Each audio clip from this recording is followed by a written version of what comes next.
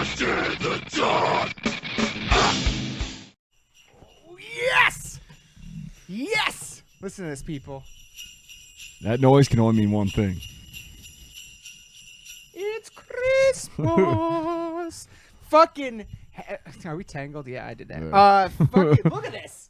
Look at this. Pretty we excited. got a Christmas fucking special You on Christmas. We're killing it for on the holiday. Halloween. on top of Christmas it. now. This is phenomenal, dude. This is this is an amazing set. We got Jack. We got the fucking zero on top of the Christmas tree. We even have Jesus. The Buddy Christ. We got the Buddy Christ. Hey. We got it all. We got it all. We got the fucking drinks. We got the fucking. This is how this. You know, one of my favorite Christmas movies is the Trailer Park Boys Christmas movie. Because in that movie, they promote the sentiment of, you know what? Holidays aren't about presents. They're about getting fucking drunk and high with your friends and family and the people that you love, and that is what Christmas is about. Yes. So fucking cheers, brother. Cheers. God damn it. Here we go, everybody. It's our fucking Christmas spectacular. We've got a killer set. And we're doing something a little bit different this time. Keeping with the guest tradition. We are... not so much tradition, just theme, I suppose. Well, we're setting this up much like we did the Halloween special, to where we're going to be jumping in and out. What you're going to see was recorded at a different point in time than tonight. But, you know, I was just thinking, like, in a world of fucking COVID, in a year that's been a disaster, in a world where a lot of people can't fucking be with their families on Christmas this year, or at least their extended families and stuff, you know. Yeah. Like, I'm used to massive Christmas Eve parties. Yeah. My whole life, Christmas, tons of family all day long. Like, you know, that's what I'm used to. Those are my traditions, and you don't fuck with tradition. Right. You don't fuck with tradition. So Kind of the same. Yeah, I mean, especially like, you know, my dad's side of the family is like big Italian family, so we always do like a big family Christmas to the point where like we got to rent out places to. Seriously? Yeah, like it's usually at the same place every year just because it's easy to kind of run out. I want to be in your family. That sounds fucking awesome. Oh my god, you gotta rent a place out. Okay, does anyone get wasted? It's not really one of those. Really, yeah. No. Yeah. It's not. I just make a fool. of There is, myself. well, there is, you know, I mean, you can, like, it's not, like, anyone's going to stop you, but I'm just saying, like. I mean, like, back when I was, not anymore, obviously, because we're all older and everything, but when I was a kid, oh my god, at my grandma's house on Christmas Eve, it was a fucking block party rager, bro. And I just always remembered wanting to, like, get bigger and party with everybody, but now. Yeah. Well. Didn't really work out that way. So. Gotta bring it back, though. But that's what I'm trying to do. That's what I'm trying to do every year. But then, I don't want to drink so much. Well, the ones that do, and be here. And the other ones can do something else. Yeah, exactly. Well,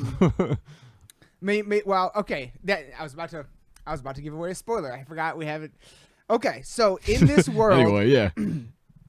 And also, you know, like I've said many times, I essentially started this podcast, Preston and I, to get conversations with our best friends and each other, and just to have it kind of for ourselves. We don't care if anybody ever watches these things. We just want them for ourselves.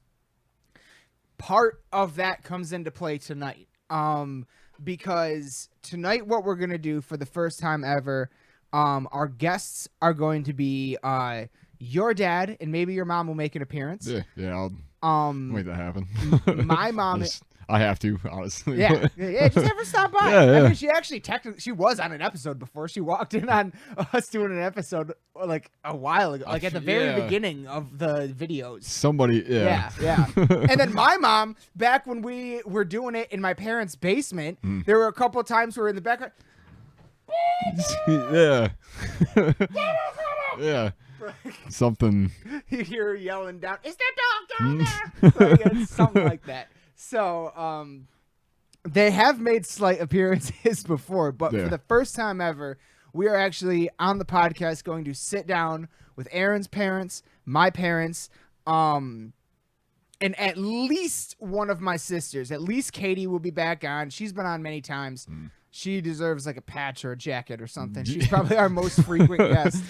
I think so. Yeah, three or four times at this point. At least Seems four like, times. yeah. At least four, because everybody always forgets about the airport episode. That was the one I was thinking. That was one of my favorites. That was I can't believe. I sat there and recorded it on my iPhone. Yeah. I was like, what am I doing right now? And then it worked. I was like, holy shit. But so we're gonna have our family on tonight for Christmas.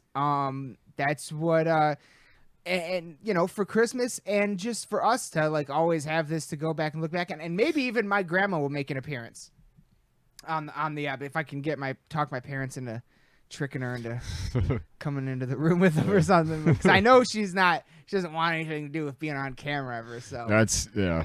like even the pictures, like on my Facebook, I go back and look at the pictures from fucking Scotland a couple years ago, and like almost every picture where it's like we're not all like standing together posing or whatever. Almost every other picture she's got like a menu in her face so you can't see her. Yeah. Like, she doesn't like being on camera. So Well, but I'd love to have her on at least for a minute. At least for a minute. Grandma, tell me your thin pancake recipe real quick on the podcast. yeah, that's kind of what I'm looking for, and I'm sure you kind of the same. Is like, you know, just like hearing the conversation and just like, you know, because it's not often you get to, you know, I mean, I'm sure like if, you know, you'd ask them anything like if you're around and stuff. Yeah. Like for me, I'm, you know, living situation right now, like I see them every day or whatever, but like it's not often that we get into like bigger conversations and stuff like this. So you know, especially like you said, like Christmas time and stuff, like it just, I don't know, with the year it's been, especially like the last couple of years for us, it's been, you know, it's been like, there's a lot of times, you know, I get pretty reflective this time of year because I tend to think about a lot of I tend to look back on things quite a bit, just the year and like, you know, I guess the last couple for us specifically, yeah, I mean, we even do album of the, you know, so we always look, you know, this time of year we kind of like the things that we do kind of force us to look back in some ways. Yeah. And I remember like when we were first talking about this, it was kind of one of those things that was like, I'm surprised we haven't done this yet. Like, surprised we, you know, but I guess like it's to, you know, I feel at least like, you know, this to look back, I suppose, like, you know, this year we've, you know, especially made quite a bit of strides as far as like getting on video and stuff and doing that whole thing. And I feel like this year kind of like, well, this year and last year really, like there was, you know, it was kind of more like starting and then figuring out kind of where to go, and then, you know, to end up kind of in the spot that we're at. I feel like it makes sense to do this now instead of like, you know, because I don't know, it just like as soon as we started talking about it and you said it, I was like, you know, for one, I was like, yeah, like I'm surprised we haven't, but also like it just, you know, I think it'd be fitting. Like it feels right. It feels like the right time, and it's something that I want to do. Because quite frankly, yeah, like you said, like I can go. I'm because of my situation and with the COVID and everything. Because of who I live with now, and because of the fact that I want to see them, I have actually been on a harder lockdown than they have this whole time. You know what I mean? I've taken more intense precautions than even my grandmother has during this time. So I know it's like I can go and see them. It's okay. I know it's safe. You know what I mean? But yeah, it's not very often that you're locked into a conversation with them for like a half hour, an hour, or whatever. Yeah. Especially in this format, because this is kind of like you and I have kind of like figured, at least I feel like we're really getting close to figuring this thing out. And so it's just going to be interesting to me because this sitting down to a podcast, we both lock in. We lock in mentally. You know what I'm saying? Yeah.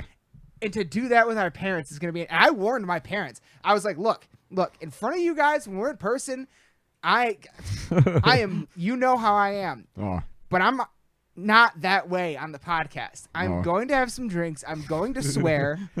I know you guys don't like it when I swear, but I say fuck a lot. So...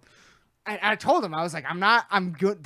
I'm going to be that way on the podcast. So this will be interesting. You know what I should do? I should see how long. I should just start swearing and see how long it takes before my mom goes, PJ. I'm gonna like. Oh, Do a fuck we'll have to talk about something after this. I'm gonna see like. Because I got a little bit of an idea for like just something subtle to do. Because like I imagine like we'll both. I mean, you know, like we'll both be there as part of like the. Yeah. Could like turn it into like some kind. I don't know. Well, I got an idea. I got an idea. We'll talk about. See, we haven't 'Cause done I don't these wanna- interviews yeah. yet. You guys don't know Yeah. that. We haven't done what you're about to see. Hasn't happened for us yet in this timeline. Yeah. I just watched Tenet last night, so I'm just obsessed with like time travel. But yeah, it is. What day is it right now? It's Wednesday? No, Tuesday. What's the date? The 23rd. 23rd. So So it's 2 days before Christmas Yeah. right now that we're doing this, and then it's after midnight. So technically, It's- 22nd for us right now. On the 23rd is when we'll be doing these interviews, Yeah. and then they'll be released on Christmas Day for all of you.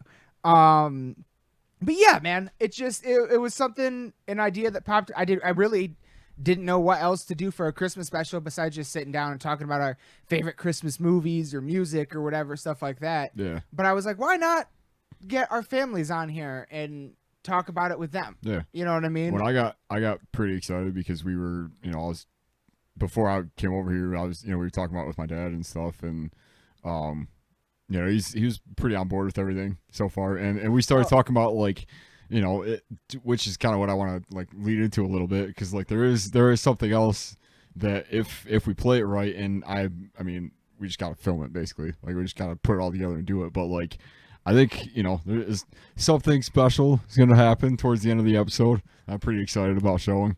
Hell yeah. Like I said, right now I don't know what it is or what it's gonna look like, but you know, I think we're gonna be able to put something pretty cool together. Because we had originally planned on doing the interviews today, but we decided to move it till tomorrow. And earlier tonight, I got a text from my mom that she said, "Did we get bumped for a more famous guest?"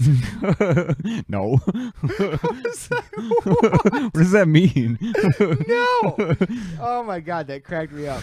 What do you think this is? How many like? And you know what? God damn it! I actually just had another idea. There's no way I'll be able to. Is there? No, probably. No. I don't want to. Stop it. Biting off more than I can chew. I should have fucking reached out to Preston's dad, though, and had him on, because without him, my Uncle Dave, I never get introduced to Trans-Siberian Orchestra in the way that I did. They would always, my Uncle Jason and Uncle Dave always liked to play the old the Christmas Attic DVD. Oh, yeah. We would watch that sometimes on Christmas Eve at Grandma's house, way back in the day, back when they lived in Taylor, but then I was 18 years and 7 days old. 18 years and 7 days old. It was 1 week after my 18th birthday, when Uncle Dave took Preston and I and his buddy Rick, Preston's old guitar teacher, actually, to Trans-Siberian Orchestra at the Palace of Auburn Hills. Wow. First time we ever saw them. I ended up seeing them like 10 or 15 more times since then. Many, many, many different places. But the first time was Palace, and that shit blew me away so hard, man. Trans-Siberian Orchestra is the best Christmas. Like, yeah. Oh, I was so happy I got to see him. Like, 'cause when I did it was like the year that like just after their guitarist passed away and all that stuff. the guitarist or Paul O'Neill, the creator? I think Paul O'Neill actually. Okay, yeah. That did I go with you? Yeah. That was Where? the only time I'd went. It Where? was at Little Caesars Arena. No shit. Yeah. You don't remember that? No. Well, I mean, I've Yeah. seen him so many times. Yeah. It's really hard for me to remember every time. But Yeah, it was the first time seeing him. was it just us, or was Yeah. we somebody? Really? Yeah, we were like Fuck close, yeah. like super close up to it. Oh my god. You remember? Oh my We god. were like dude. right next to the Yes. stage and shit. Dude, those were the best seats I've ever had. Yes, dude. That shit was, dude. The fucking the guitarist and the fucking violinist were pointing at us, headbanging and shit. Yeah. Dude. That stuff, that was awesome. That was probably the best time I've ever seen him. That was amazing. Yeah, that was my first time at Little Caesars Arena too, since they'd opened it. Yeah, I've been there I think twice only to see TSO. Yeah. I was hoping like this year. Now I'm hoping like next year. I so badly want to see Iron Maiden play there. Yeah. Oh, so badly want to see Iron Yeah. Maiden in that venue. I would, but I have to be on the floor for that. There's no fucking way. Yeah. There was no fucking way I'm Yeah. sitting down for Iron Maiden. What? Doesn't even make sense. It's not even logical. It's not even. It's not even- like it's hard to stay seated while you're driving and they come on. Yeah. Like, I don't know how we got off on this Iron Maiden. Oh yeah. About Palace, Little everything. Caesars Palace. Yeah. And remember, it was oh dude, I remember it now. I remember everything about that night now. Like it's just started like snowing when we were Yeah. walking in and shit. Like, dude, and wasn't it like right? I could be mixing it up. There was one year where I saw him on December 23rd, the day before Christmas Eve. So it was like Trans-Siberian Orchestra, Christmas Eve, Christmas Day. It was like a boom. It was like a block of just fuck yeah. Like I don't remember. I feel like it was after. Well, no. No, maybe. I don't know. It was either like just before or just after Christmas. we can check the records. Yeah. I've got a record book of this. All my I tickets. think I got mine somewhere too. But anyway, In any case, we love Trans-Siberian Orchestra. I just wanted to, in the intro, I wanted to like talk about one of the things. Maybe in the next one we'll talk about movies or something. yeah. Check it out. What do you have any like outside of TSO? Do you have any favorite like Christmas music or seasonal Christmas listening? Yeah, big Italian family, a rigatone, a pizza sauce. I'm gonna ask your mom about pizza sauce. Oh, dude, both of them, man. Your Both dad? yeah, dude. My He dad's cooks? bomb cook. Yeah. They both Oh are. my god, My dad's all like he's the Italian. I love. Like my mom is like I feel like she's also part. I'm not sure how much, but my dad is like like you said His family's actually from Italy. yeah. Okay. Do you know how many generations back? I'm not sure. Okay. I feel like that'd be That's a good question to ask him. yeah, we could also get into the heritage Yeah. question, which I feel like we've had a few different conversations about, but And that's something that we need to do in the new year. yeah, The ancestry Yeah. shit. We should both do our ancestry shit and find out what the fuck we are. yeah, because it's different. But I mean, even if you're part of like something by like blood or whatever, I mean, obviously like everybody's different. Yeah, I'll be different. Both of my sisters have done it. I'll be different. They're both different. Yeah. They're different from my parents. I'll be different from all of them. But we have way more fucking Irish in us than I ever knew. Any of us ever knew. But I've been wanting to make some. I've never made a homemade pizza that I liked. And I really want to make one that I like, but I don't want to use some bullshit sauce. And you told me your family's Italian cooks. I'm like, hello. Yeah, man. Oh, dude. Let's get some recipes. Like when I moved out and I tried to make like spaghetti or something or like pizza, it was like it just wasn't the same. I was like, man, like what's Using the store shit? yeah, like or like just making like variants of it and stuff because like it gave me the recipe and stuff, but like there's something about like just the homemade like from the source, you know what I mean, from like the that. source. Yeah. From the golden sauce. Yes. So Yes. So, without further ado, let's dive into this episode. Our first guests up tonight, your family. Your family is about to be in the crypt. yeah. So, very excited about this. Yeah. We don't know what we're going to talk about, but I thought I thought yours were going first. That's all right. Keep it rolling. We'll just cut it out. no, we're not cutting anything. Okay. I just forgot because we were talking about your family. Yeah, no, you're right. Yeah. Mine are up first. Cheers, everybody. Probably. Cheers. A rigatone. Yeah. It's a Christmas time, Mario. I'm sorry, I can't stop. I just can't stop doing bits tonight. I don't know what's wrong with me. It's Christmas. Hey. We got the Christmas fucking cheer. That's all it is. We got the Christmas cheer. There's no snow outside. No, but hopefully we'll get some. Yeah. Hopefully we will have. I don't like no snow on Christmas. I Yeah. don't like that. Like this time of year, usually like the last week of December and like into like first part of January. I I usually like a little bit, but yeah, like I'm a summer person. Yeah. I do not like the cold. I do not like the snow. Mm. But having said that, we can have we can have fall, and then we can have winter, as long as it leaves and goes back to 70 degrees on January 2nd every year. Like, that would be my perfect. Yeah. Like, let's go through the fall winter season, but let's cut the bullshit after January 2nd. All right. Like, I mean, come on. All right. We don't need 4 months of slush and Yeah. just cold and disgusting depression. Like, come so on. what now. did like?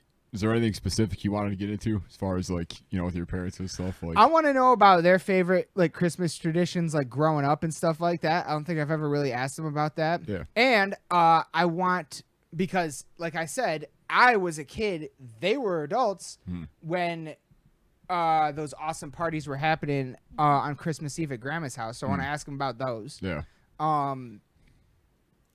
But also, a couple other things probably. Like, what? I mean, I kind of, I don't know. Part of me wants to get, maybe I'll get into it just with one question with everybody. But like, none of our parents, none of our grandparents have ever lived through anything like what we are all experiencing right now. And so to kind of actually like, how does this make you feel that we can't do our tradition on Christmas? Like, you know what I mean? Like, take away, scrape back the fact that you're talking to your kid, even though they probably won't be able to. Like, just answer me honestly. You know what I mean? Like, yeah. Because, I feel like a lot of parents, my parents, I feel like your parents, it's probably affecting them in certain ways that they're not showing us. Because I know it's affecting me in weird ways that I didn't expect. Yeah. And you. We've talked about it.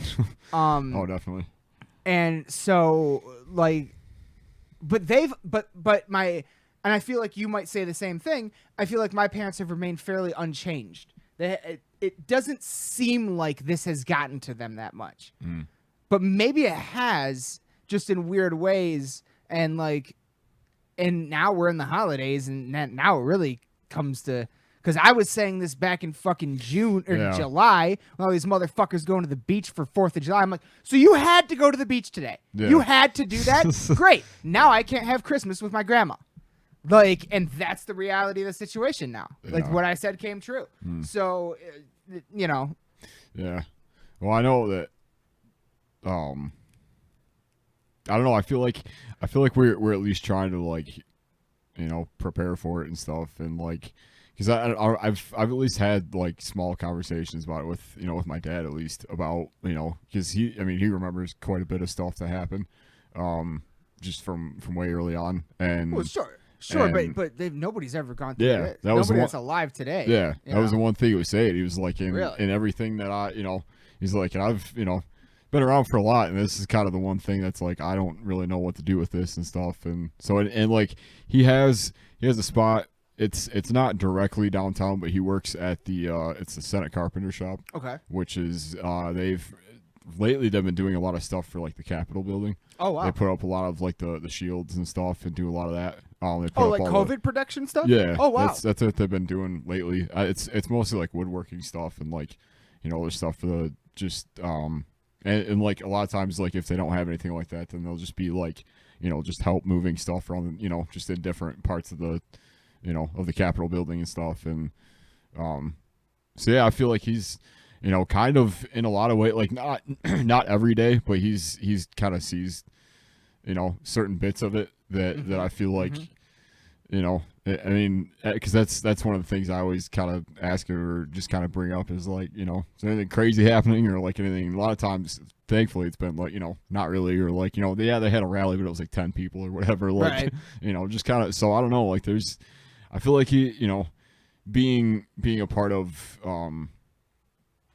just a part of that like section and just like having to help out and stuff. I feel like maybe maybe you see a little bit more. I don't know, maybe kind of like the behind the scenes stuff. I'm not really sure. So that'd be Yeah, I'm hoping, and we don't know if this is going to happen yet, but I'm hoping to get my sister Grace on for the special tomorrow because she's traveling right now, so I don't know if she'll be free. We're gonna find out tomorrow, but she is actually about to. I don't know if I told you this yet or not, but she's actually about to be stationed in Los Angeles. And she will be working at Dodger Stadium with the testing. Wow. She's going to be at Dodger Stadium helping the frontline workers with the testing and stuff. Dude. So she's getting back to California tomorrow. And so I know she's traveling. That's why I don't know if she'll be able to be on or not. Yeah. Because I know she'll be busy. But then she's going to stay there for down in Sacramento, I believe, for like a week or two for Christmas break, and then Los Angeles. Wow. Yeah. Dude, that's like kind of intense. Yeah. Because that is the hot zone. Yeah. That is the hot zone. Of any of them. But even though I don't think she's technically considered a frontline worker. I think because she's helping them, she might actually end up getting the vaccine. Oh. Or something like that sooner. That makes sense. Yeah. But now I don't even want to get into now. It's a whole big thing. There's there's a new strain that's even more again that's in England, and I don't know. Yeah. We're not. Hey, it's Christmas. It's Christmas. A Christmas time. I love holidays. Man. I love holidays. Yeah. I love seeing family. Now that I'm an adult. Well. An adult. I still feel like I'm 18 sometimes. Yeah, I'm only really 25 because I'm a child. It's all a mindset, man. Yes, it is absolutely. Age is just a number. It's see, time. We're not gonna get into that. We're not gonna get into that. So this is just the intro. Are we? No, yeah, we're just having fun. Yeah, we're fucking. This is gonna be a long episode. Yeah. This is gonna be a long Christmas special. We're having fun. And that's what it's all about. I just want to have fun. And I just didn't know if you were like just wanted to go I don't like give a fuck. Bop, bop, bop. Nope. Yeah, I don't care either. Fuck it. Yeah. Fuck, what was I about to say? Shit. Yeah, no, Christmas time. Yeah, there we go. I love the holidays. I love getting into the holidays. And thanks to this podcast, I got more into Halloween this year than I have in the past like 5 or 10 years. Oh yeah. Because we kept doing all the episodes leading up to it. We didn't do that with Christmas, but doing this right here and knowing what we're gonna do tomorrow, like really makes me excited. Like it is getting me there. It's getting me there. Yeah. It's getting me there. I've been kind of the last like week or so. Yeah. I love Christmas lights. You know? Aren't they fucking awesome? That's dude? like who doesn't?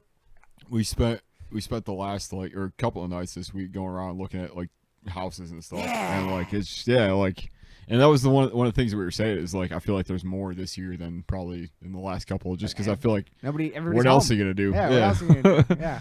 I had to, but I really wanted to go to Peacock Farms and get a tree, but we didn't end up doing it. But so I had to put Christmas lights in the house. So I did put some upstairs in the living room and stuff, and just for me. Yeah. So I can make myself like, yeah. You know. And you know what my favorite thing is? It's kind of weird. I like to leave because nowadays these things never they're fine. They never get hot or anything. Yeah. So I like to leave them on at night. Yeah. So when I wake up in the middle of the night and the whole house is dark, but just the Christmas lights are on, I fucking love that. Dude. Oh my god. That's why. Especially when you look outside and there's just a little snow. Yeah. Oh, I love that. That's why I got these because these are like I use these all the time and like I've been leaving them on and stuff and just like I don't know. It's just there's something about like there's another thing about it is like certain like colors of lighting is like. Yeah. Fucks with your mood or whatever. So if that's true. Actually, yeah. They say that's why like all the fucking fast food restaurants use red because red makes you hungry. I guess I don't know. Huh. That's what I heard. Huh. I know green is like creativity or like And it's also probably like I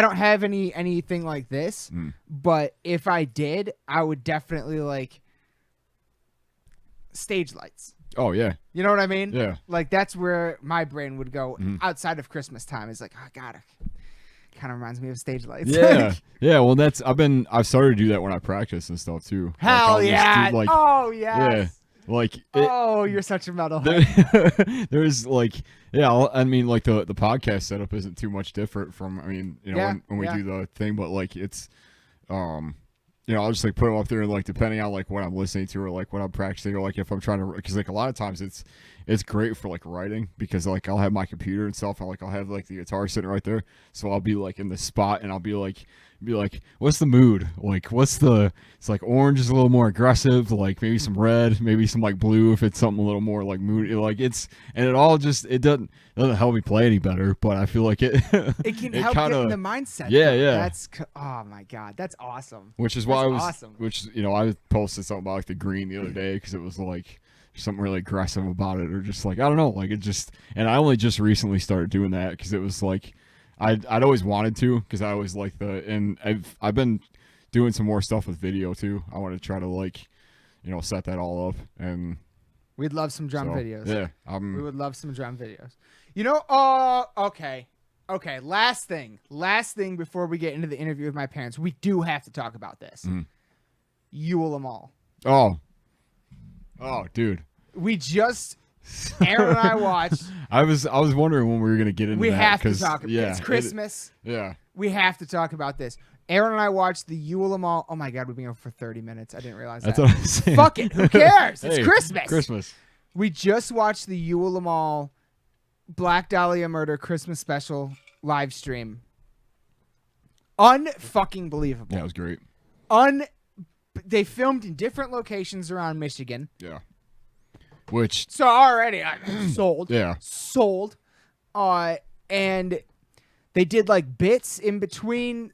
Like they did the whole. It was an hour and 28 minutes long. Mm-hmm. The last 28 minutes was them going to the final location, a church in Detroit, and playing all the songs. Not all the songs, but a bunch of the songs off Verminous. Yeah. So, oh my God! Like in within the last few weeks, I think that might have solidified one of my places for the album of the year. Like in seeing that, and in like, I mean, that was the other cool thing about it is like, yeah, you see it.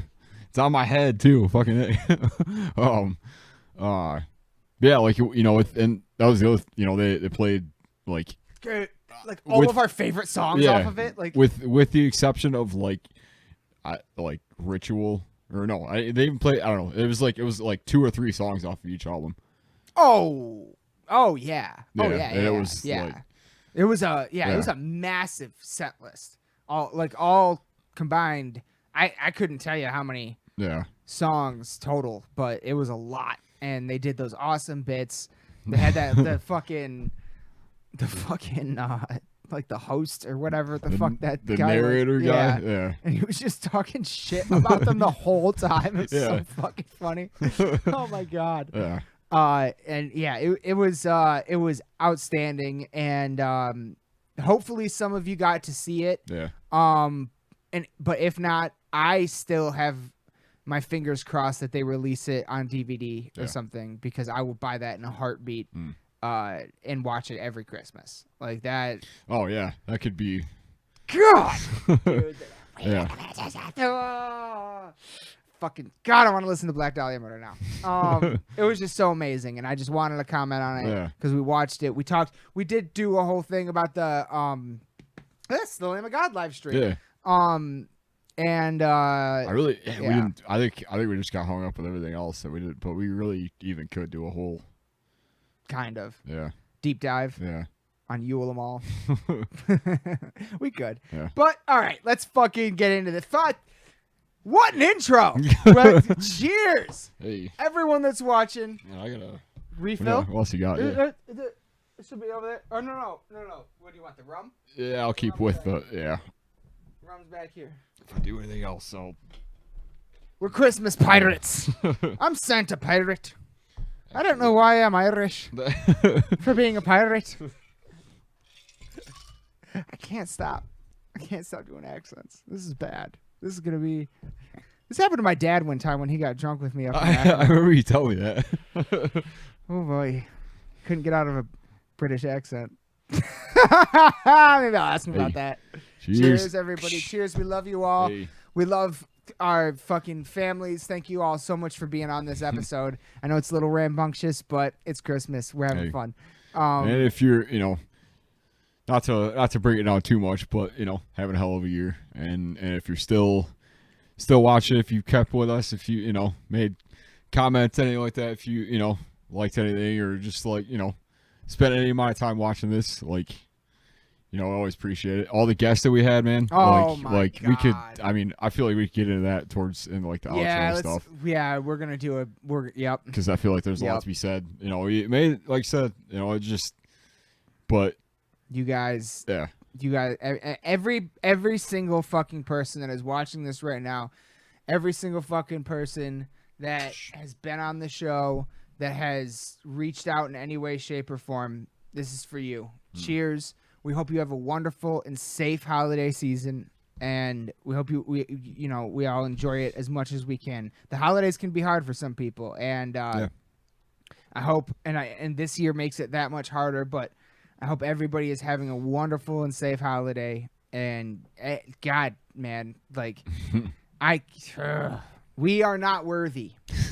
We are not worthy of any of you. So you mean the fucking world to us, and you are in our minds and in our hearts during this holiday season. 100%. Cheers to all of you.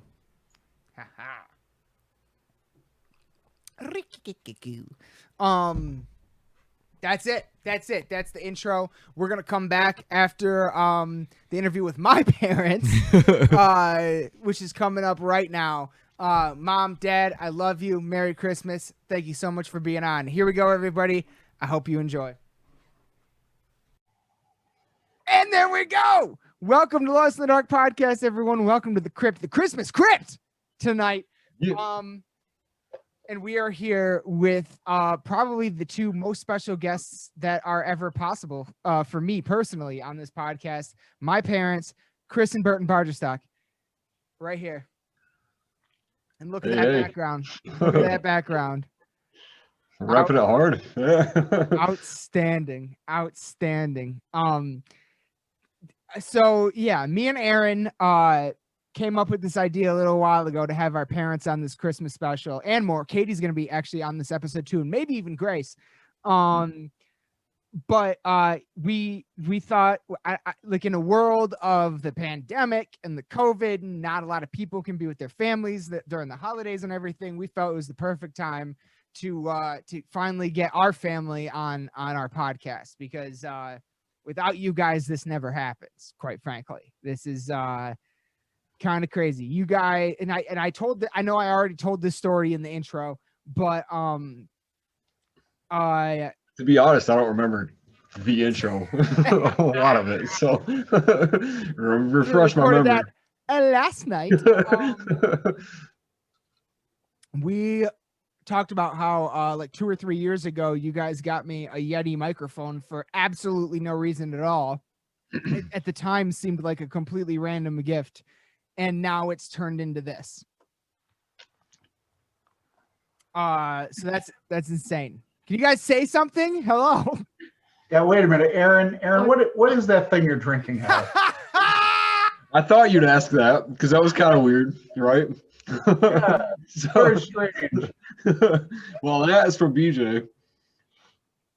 Drinking horn. That was his Christmas present. Drinking horn. Very nice. It's got all like stand and stuff with it too. This whole thing, so it like sits up. It's too full right now to do it, but yeah. Oh my goodness. Very good. So where I want to get started is I mean, this is the Christmas special. We got our parents on. So like growing up, what were your as kids, what were your guys like some of your favorite like Christmas traditions and stuff like that?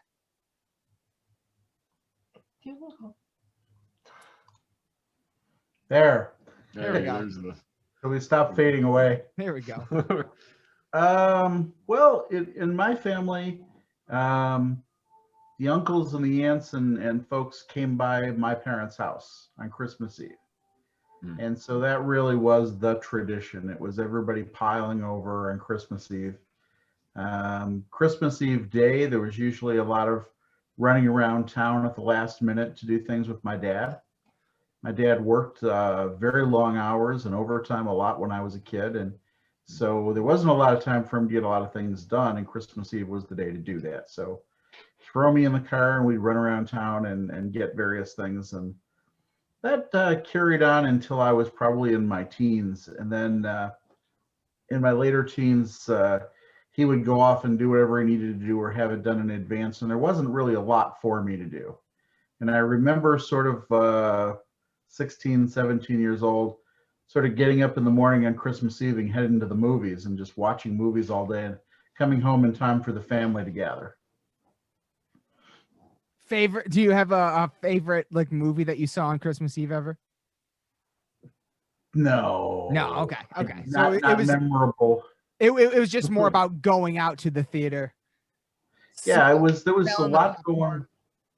Yeah, there was a lot going on at the house. There was a lot of getting everything ready, and if I'd already done my part or I wasn't needed, I'd just go find something else to do. Fair enough. But Christmas Eve night was great. I mean, everybody would be around and The best. really good times. Everybody was in a great mood. There was always tons and tons of food. Yeah, it was a lot of fun. How about you? Yeah, there was nothing extraordinary, traditional, or special. It was always special. And you know how small Grandma's house is, and everyone came to our house on Christmas, and we all gathered there and got together, and it was just a house full of people and always tons and tons of presents. Well, for the record, when I was little, Grandma's house felt a lot bigger than it does now. So that was like a couple of places we used to have it at, like we were kind of talking about, like when I was little, we used to like rent out full places to have, because like big Italian family stuff. So like we always used to like rent out, like just different places, and just like and when I was a kid, like all of it used to just seem like so much more massive, and just like wherever we were at, it's like but now I'm just kind of looking at it, it's a little different. Yeah, it Sure. is. It is. Maja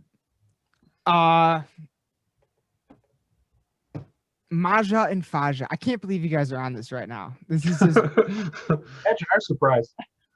this is blowing my mind. Great. This is Great. It is great. It is great. And it just blows my mind that this is we've gotten to the point where we're like, let's have our family out. Like this is it's so obvious now thinking back on it, but man, this is crazy. So all right. What about like do you have like okay. So Mom, you had everybody come over on Christmas Day. Dad, you have everybody come over on Christmas Eve. Now, I love, as a kid, I remember loving the Christmas Eve parties at Grandma Bargerstock's house. But I remember it being so much of an actual party, and all the kids would just go downstairs and the adults would stay upstairs. Do you have any like favorite memories from any of those? Like anything that like when I was downstairs as a kid, I wouldn't have been able to see or anything like that? no, your grandma and I had Christmas toast a lot. What is Christmas toast? What is that? A toast. You take bread and you put it in the toast. Because when you say toast to me, I think of the drink of alcohol. Yeah, that's correct. I don't think of buttered bread. Buttered bread. So you guys would have a drink, you and Grandma? Well, yes, Grandma and I had some nice times having some drinks when I joined the Bargerstock family Christmas Eve tradition. What was your favorite Christmas Eve drink? Oh, what's my favorite drink? Margarita? Yeah. Okay. Of course, you're the first one to bring up alcohol. No, Aaron already talked about his alcohol. Well, I kind of broke the mold on that a little. Oh bit. yeah, that's right. Surprised I was. Special blessing to Saint Margarita of Chi-Chi's. That is hilarious, actually, because just so everybody knows, you saw it. Oh, no. This is the first one, I think, and I don't know what order these are all going to go in yet, but this right now, for everybody watching, this is Christmas Eve's Eve. This is the day before Christmas. So my mom doesn't know what I got her for Christmas yet, and it may or may not have something to do with Chi-Chi's. Oh. God, an old Mexican restaurant that doesn't exist anymore. I actually talked with somebody about that earlier tonight. It's crazy you bring that up. That's wild. What? Were you about to say something? I was just gonna say their food was average, but their margaritas and their happy hour was great. And the memories are forever. And the memories of all my friends and I going there. Well, that's what's important, though. Like, you know, something to remember it by. That is the best. So okay. Another thing I wanted to ask you guys. Hold on one second. Yeah. Do you guys have any, like, I know I'm kind of, do you guys have any favorite like Christmas, like, is there like a movie or music that you guys listen to every year to get you outside, you know, besides the Christmas Story, which of course we watch, you'll shut your eye out every year. But like, besides that, do you guys have your own personal stuff that, I don't know, gets you into the Christmas spirit? I think I don't have any particular movie, but your dad and I were usually up very, very late Christmas Eve. Usually we could get everything done except for the wrapping. And so your dad and I would spend Christmas Eve night to the wee hours of the morning, and we'd have the television on. Usually it was A Wonderful Life, but sometimes it was other Christmas, old time Christmas movies we would watch on Turner Classic Channel, I think. And we would be watching those movies and wrapping presents. Your presents. And for me, what so when I was younger, you know, it was sort of a lot of the traditional standard Christmas music and stuff. But when I got older, I really, really, really, really loved the Bare Naked Ladies, Bare Naked for the Holidays album. In fact, I was playing it here tonight 2 or 3 times. I just have a great spirit in that record, and I enjoy it. And the Darlene Love song. And oh gosh, how could I forget that? So David Letterman used to have Darlene Love on his show, the last show he would do before Christmas each year. And he would end the show with her singing her pop sensation hit, Merry Christmas, Baby Come Home. And if you don't know the song, it's worth looking up. Mariah Carey covered it a few years ago. Due respect to Mariah, listen to Darlene Love's version. Yeah. Fair enough. I don't know that one. That's actually one. You guys know me. I just trance to be an orchestra. Every time. I always kind of like what we were talking about this earlier. I was kind of preferred like the more like classic Christmas songs anyway, because any of the other like remakes, it's like a cover of the original kind of a thing, and it's just like, I don't know, it's just kind of cool to hear like just some the old school. You know. Yeah, that song is great, and so the story, you know, Darlene Love recorded this thing probably originally in the '60s or something. And a long time ago, and I don't know what it was about that song for David Letterman, but he absolutely loved it, and he had her on every year to do that song. And the last year, you can look it up on YouTube, but if you look up the last year that he was on the air, they recorded it, and it is a showstopper. She's up on top of the organ singing. They've got snow coming down in the studio. It's fantastic. Everybody, I'm definitely gonna check that one out. That sounds awesome. I don't think I've seen that. Speaking, I haven't either. Speaking of music, let's get into this a little bit. Now neither of you are into what I would describe as hard rock or heavy metal. Yet you had a son that it's everything to me. However, there are two things. Specific, like, Dad, you got me into two bands in particular: Tom Petty and the Heartbreakers and Kiss. Those were some of my. What? Didn't Kiss do a Christmas album at one point? We don't talk about that. We don't talk about that. Oh, okay. No. They did a. I think they did a Christmas special, like on TV or something like that. Yeah, I don't think it was an album. That's right. But you got me into both of them. But also, I will never forget this. I have no idea when it was. But you once said something. You probably don't even remember this. You once said something that, like, I will never forget. And it was my mom had said something about, like, she does, like, you had said something about, like, you don't understand why I listen to that crazy music or something like that. And so you made some kind of comment. I don't know what it was. But then Dad goes, well, he hears it differently. Like, he hears it differently than you do. And I'll never forget. It was just so casual and so, like, nonchalant over, like, the dinner table or something, some random night. I don't know. But I will never forget you saying that, because I was like, oh, he gets it. He actually gets it. Like, I do hear it differently than you guys do. And so I wanted to ask about, and you know, of course I already know this, but I wanted to ask you guys about both of your, like, musical backgrounds. Like, what kind of music were you into early on? I know, Dad, you saw Kiss play Detroit Rock City in Detroit. You saw that show, actually. And that's one of the most, they made a movie about that. Like, that's one of the most legendary shows in history. So I wanted to ask you guys, like, what kind of music did you listen to growing up? Oh, this is good. You really want to go there? Oh, yeah. We went there earlier, so I'm curious too. That's what this show is about. Yeah. What you got? I'll start because mine will be brief. BJ, the only commonality we have about music is that we're both loyal.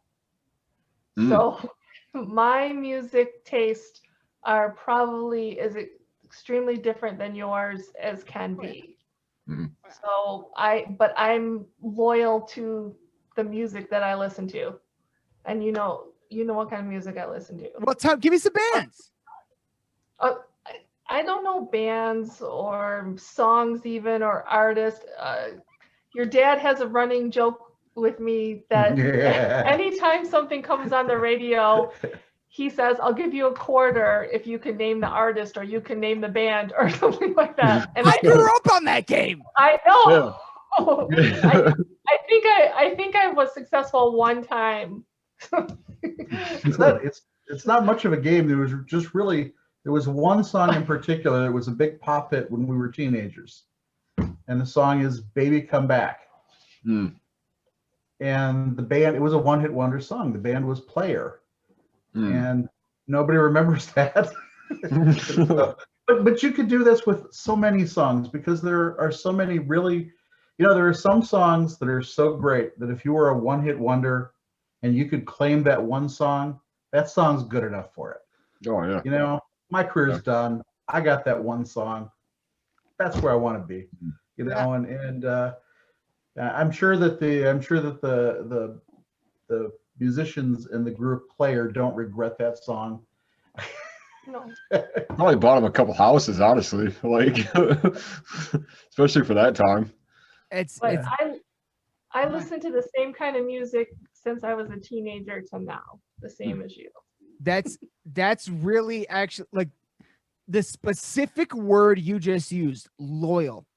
That's really interesting that you say that, because that's there have been a lot of studies recently on music, and especially heavy music and stuff like that. It's probably just because it's the pages I follow on social media, but they found that, like, hard rock and heavy metal people that are fans of that are the most loyal fan base that exists. We will go back and listen to the stuff over and over and over and over, we will buy the albums and all that stuff, and all, you know, fans of most other genres aren't nearly as loyal as we are. So that is, while we might not like the same kind of music, that it, maybe I never knew that. I never knew that about you. So maybe that's where I get it from. That's crazy. What about you, Pops? He knows a lot about music. No, I not about heavy metal. Yeah. Wow. So I grew up. I liked pop music when I was a kid, and then rock. It was very popular in Detroit in the 70s. It was very popular to be on record as hating disco.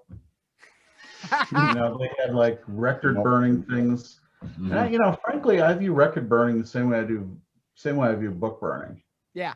That doesn't make any sense. What are you trying to accomplish with that? Yeah. I agree with that. But I like a lot of different kinds of music. You mentioned Kiss. It was one of the first concerts I ever went to.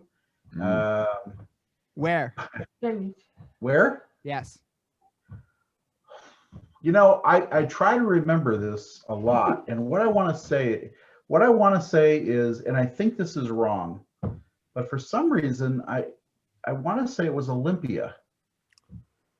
Now you don't remember Olympia? No. Olympia is where the Red Wings played back in the day. Oh, before the Joe. Dang. But I could be wrong. It was either Olympia or Cobo. It was one or the other. I was gonna say, I remember you telling me it was Cobo. Might have been Cobo. Might have been. Getting old, memories going.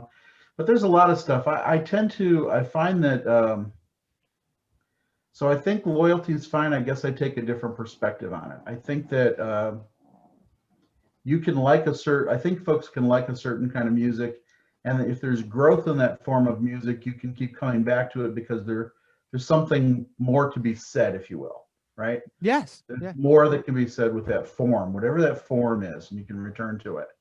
I'm much less loyal to forms than I am to both lyrics that catch my attention, and sometimes there's just nostalgic things. So I'll give you an example. You mentioned Tom Petty. I love Tom Petty. You'll remember as a child, if there was one rule we had in the car, if you're flipping through the stations looking for something to listen to and Tom Petty came on, the hand comes off the radio. We listen to Tom Petty. Oh, yes. That's awesome.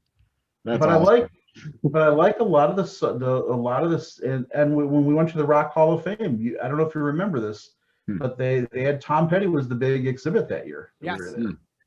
But I like a lot of the songwriters. I love listening to Bob Dylan. His lyrics are incredible. I'm a huge fan of Leonard Cohen. Everybody knows the song Hallelujah. Leonard Cohen wrote so much really good stuff. If you want to hear a really good song right now, you look up on YouTube his song Democracy. Okay. Really, really good stuff. Just really kind of strong material. I really enjoyed that. But then, I don't want to make it sound like I'm that guy, the one who's like, oh, it's all got to be sort of this intellectual poetry stuff, because there's some music that I just like because I love the sound of it. There's a song by a 60s group called The Association. The title of the song is Windy. It's a total bubblegum pop song. But when that song comes on, I'm transported to the backseat of my dad's car. It's like I'm instantly there. That song just brings back so much memory and feeling. And it's not, no one's going to be giving the association the Nobel Prize in Literature. But the song was good. Then there's a bunch of stuff that's weird that I liked. I liked Meatloaf when Meatloaf came out. Jim Steinman is the songwriter. He wrote so many songs that are heavy, thick orchestration, like you like Trans-Siberian Orchestra. It's that kind of really thick, heavy orchestral rock music. I like that. It's heavy though, and so I can't listen to too much of it before I need something lighter to sort of shift to. But that's, the very first concert, by the way, that I ever went to with your mother, we were kids. How old do you suppose? I was 13 or 14. She was like 13 or 14. I lived around the corner.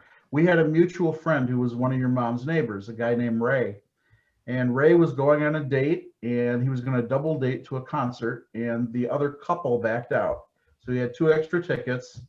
Your mom lived across the street from Ray, and he knew me. I bought a car from him years later, but at that point he just knew me. And we didn't, we knew each other a little bit. We didn't know each other very much, but we went to this concert together. And so it was one of the first experiences we were at. What was the concert? Well, you'd think people who, listen to Bob Dylan and the concert was the Village Spice People. Girls. We got Village People. What? YMCA. Hey. That's awesome. YMCA. Are you It was kidding so- me?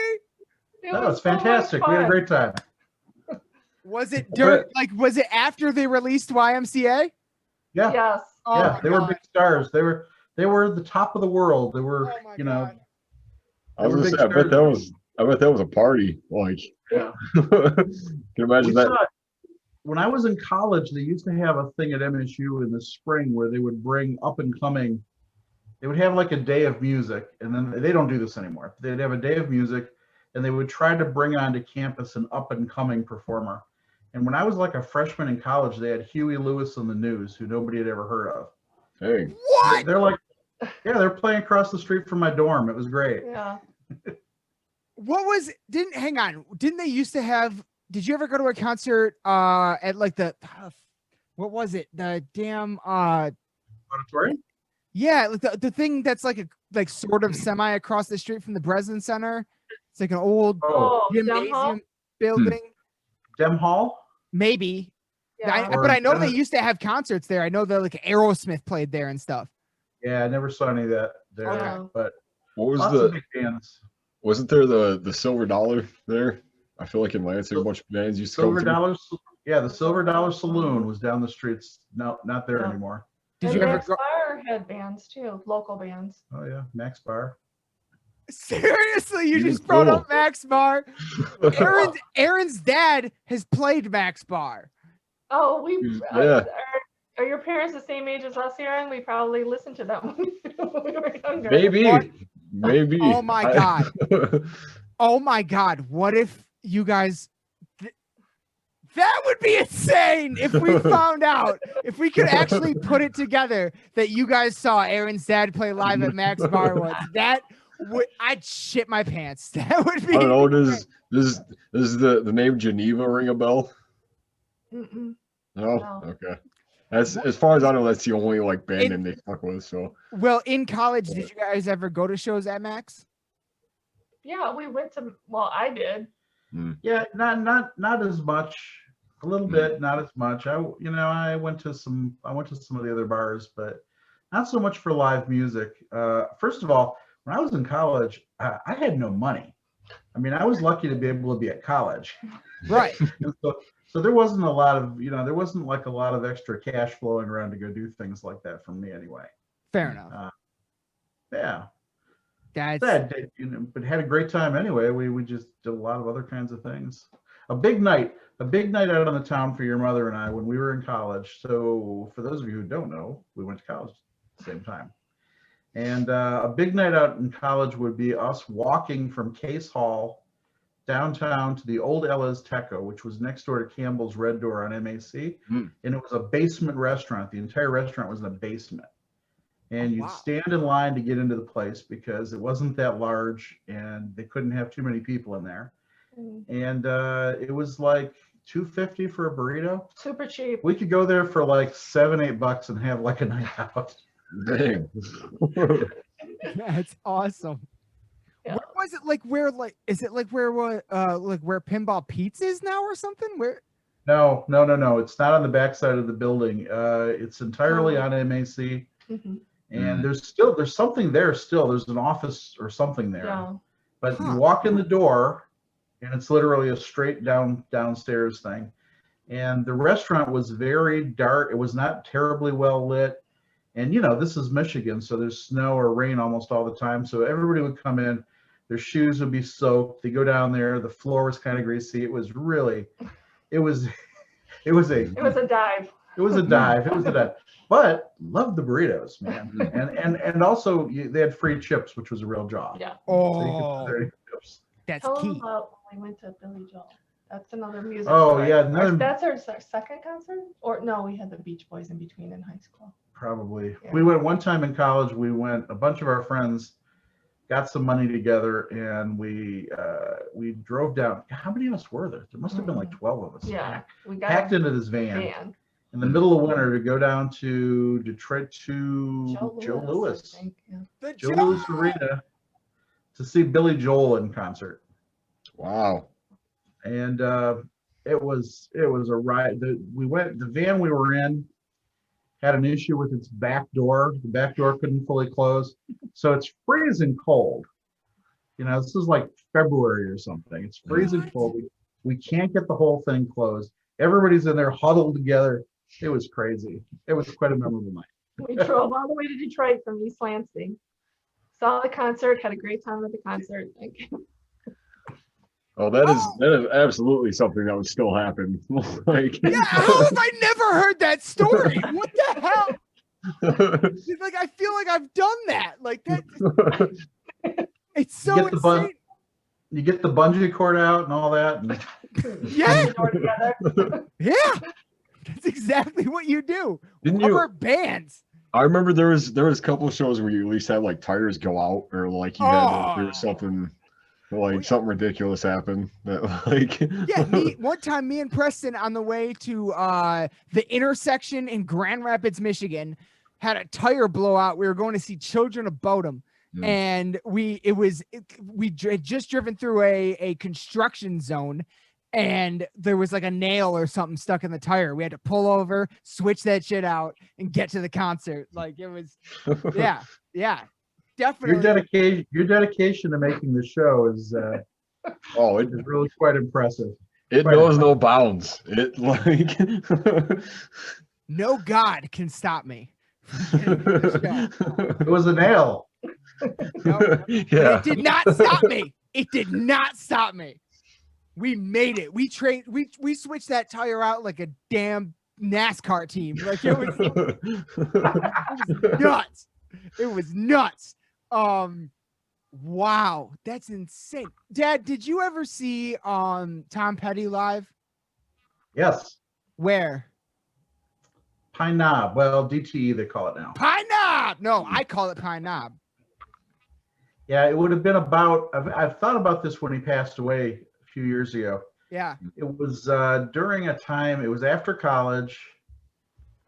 It was probably around 1988 or 87, something like that. No, it would have been 87. Or later. Yeah, because I was so after college I went to law school, and I met up with a friend from college who had moved from Iron Mountain, Michigan to Metro Detroit with a buddy of his who grew up in Inkster. And then a couple of us, we got together and we would go do nonsense. And the friend, his name was Mike, and Mike said, hey, I want to go see this concert. You want to go?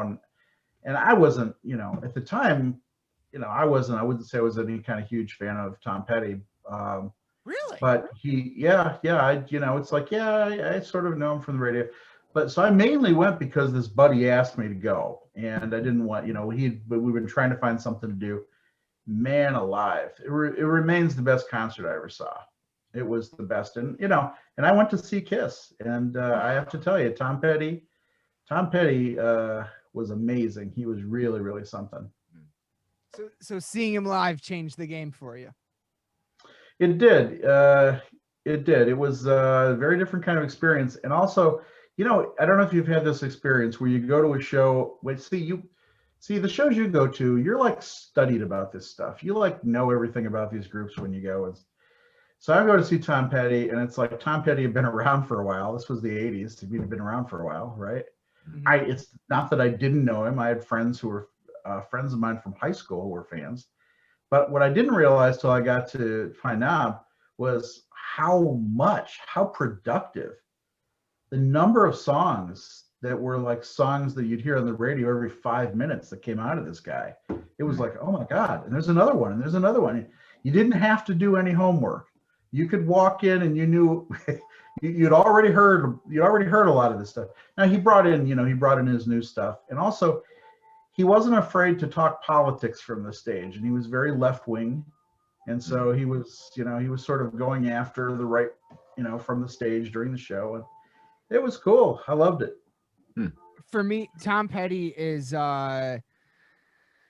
one of the ones on the list that I will, of course, at this point never get to see. But he played Pine Knob just a couple months before his passing, I believe, and I should have gone to that show. That's one of the biggest shows I regret never going to. But don't get it twisted, Pops. I do have many experiences where, because yes, a lot of these bands I'm super into, I'm super studied about, I know everything about them.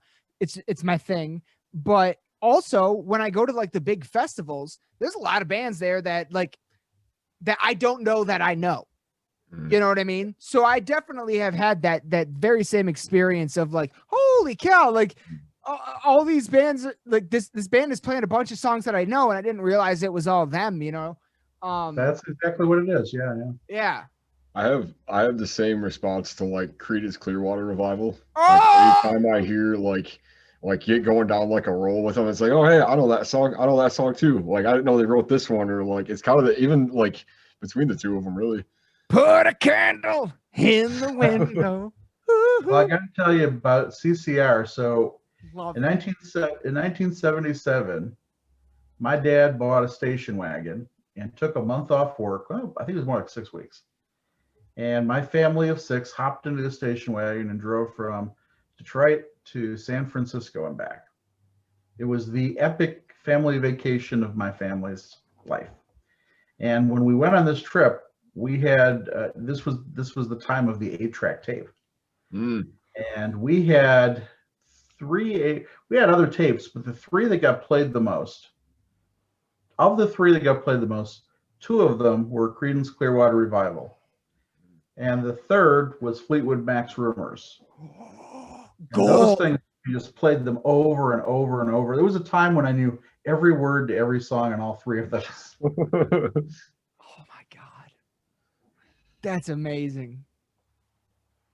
Okay, well, since you brought it up, what's your favorite memory from that trip? Like, cause okay, real quick, just so everybody knows, I of course known about this trip my whole life, and at one point in time, it was halfway.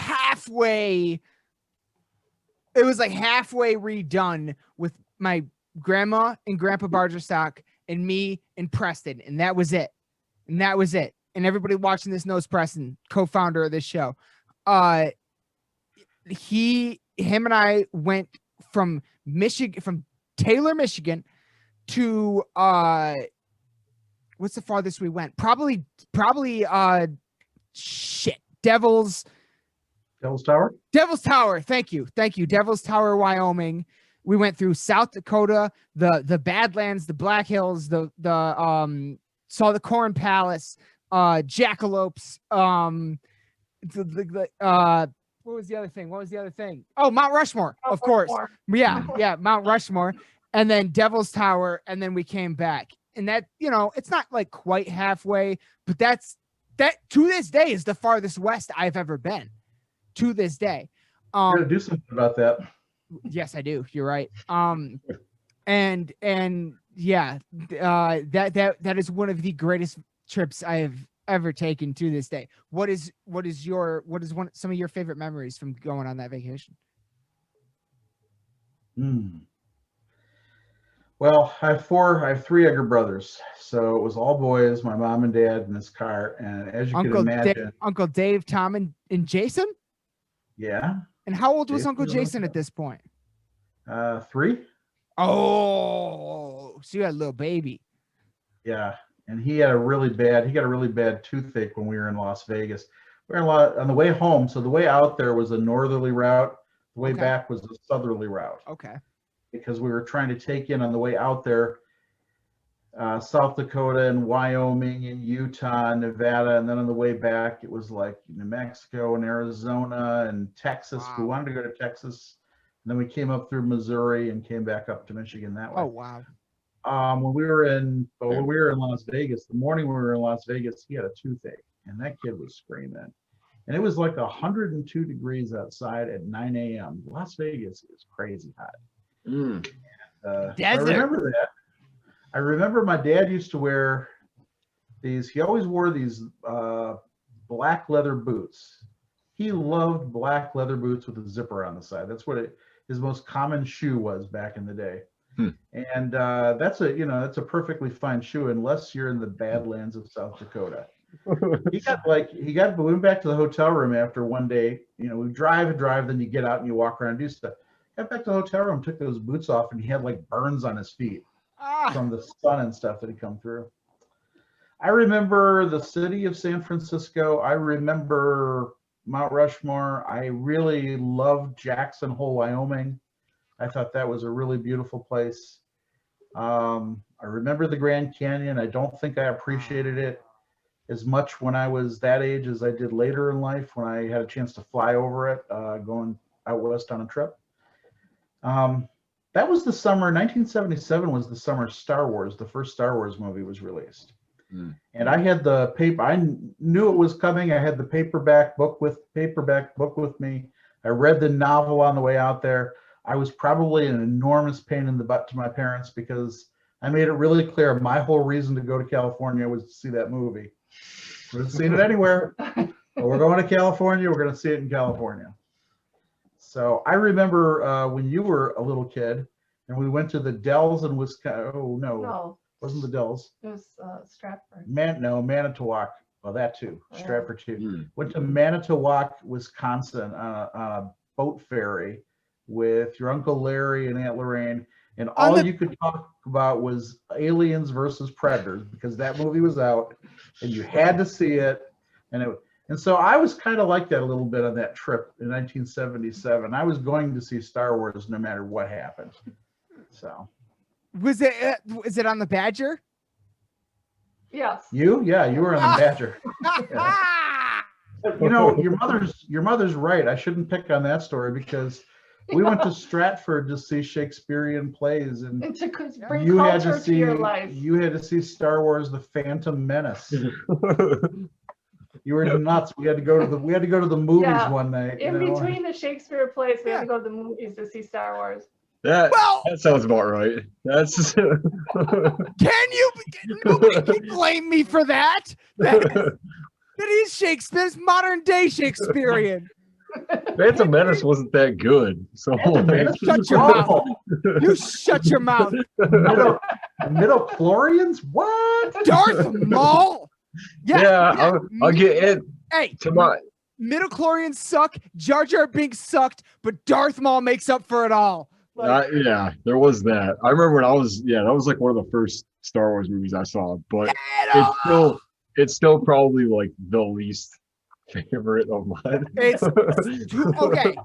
Okay. No. I can still say this. I can actually still say this to this day. Still the greatest lightsaber battle of all time. Is Darth Maul versus Obi-Wan and Qui-Gon. What's your favorite?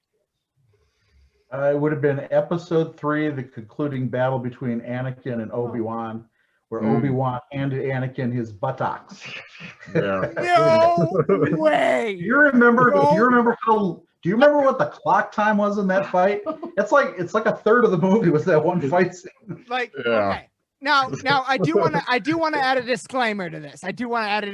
Because while I do think the Phantom Menace has the greatest lightsaber battle of all time, it is not the greatest lightsaber scene of all time. There's a difference between a lightsaber battle because there's people fighting with lightsabers and then someone with a lightsaber just mowing through people. We got Rogue One with Darth Vader at the end. Yeah. To this one of the most amazing things I've ever seen. And then because I know nobody else on this screen has seen it yet. The ending of season 2 of Mandalorian has one of the greatest lightsaber scenes in the history of lightsabers. Yeah, I haven't seen any of Mandalorian. I'm gonna get Disney Plus going here. You just have binge to. both You seasons. absolutely it is so worth it for the 2 seasons, the 16 episodes. That's all there is of that show. Nothing but genius, beautiful gold. And the way it ends, I was screaming. I was actually screaming at the TV, and I watched it twice. And the second time, when I knew what was going to happen, I was still screaming. Like, Sounds about right. Yeah. un- But wait a minute. Before we leave it though, we shouldn't forget, and it was one it was a stunning moment. I can't remember which film it was, but it was the first time we'd seen Yoda in a lightsaber fight. Revenge of That the was Sith, in- episode That 3. was, When yeah. he's leaping up and spinning in the air and all this stuff. Genius Yeah. against, what was it? Sidious. Yeah. That Yeah. was absolutely wonderful. Yeah, that is a great one too. That is one that's not talked about enough. That's a very good point. So you bring up, so did you see Star Wars in California? Yes. Oh my God. Do you remember what the theater was called or what city it was in or anything? No, it would have been near San Francisco. I don't think we were in the city proper. Okay. We were in whatever town my aunt and uncle lived in, and I can't remember the name of it right now. Hang But yeah, on. we got a chance to see it. Hang on. You had relatives out there? Yeah. Uncle Steve. Yeah. What? Yeah, my mom's brother, Uncle Steve, and his wife, Aunt Chris, they Yeah. lived in San. That was the whole reason we were going there, was to see them. I had no idea about that because my whole life they lived in Ohio or something? West Virginia. West Virginia. Yeah. All right. Wow. Yeah, they had a big life out there. They never had kids, and they both worked, and he was an auto mechanic.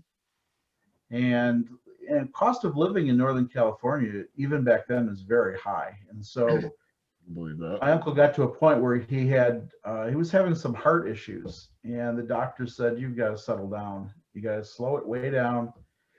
And so they basically cashed out everything they had in California and relocated in Parkersburg, West Virginia.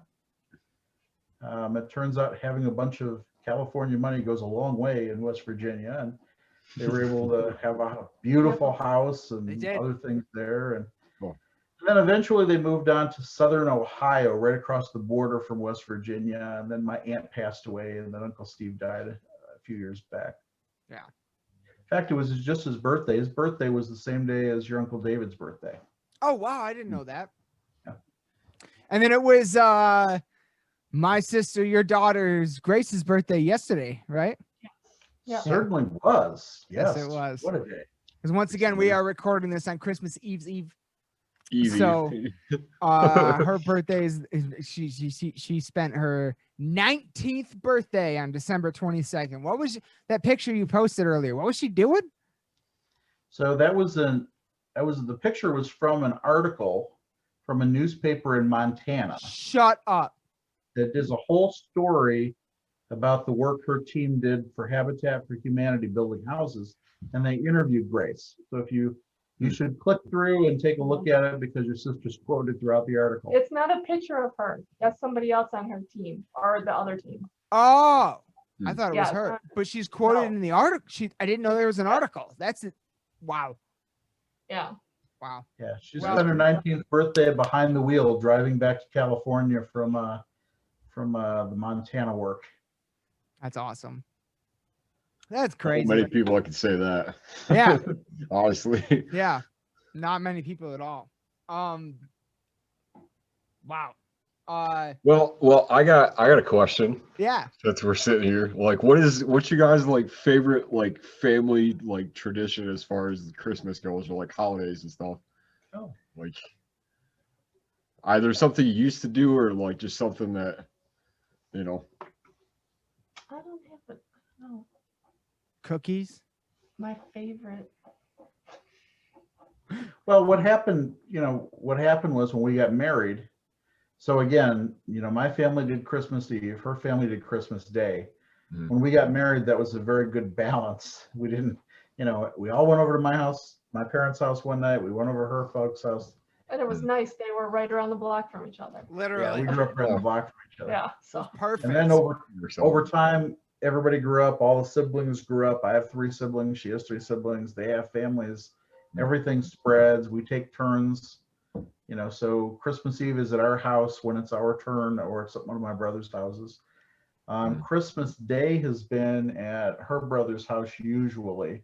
Since Grandpa Megacy passed, at least. Yeah. Yes, Yeah. since your grandfather passed. It was about This year, about of 12 course, years ago now, yeah. roughly. This year with the pandemic, we're not doing that. Everybody's going to stay in place and be safe, and We're zooming. we will emerge out of this thing in July and have a huge barbecue or something.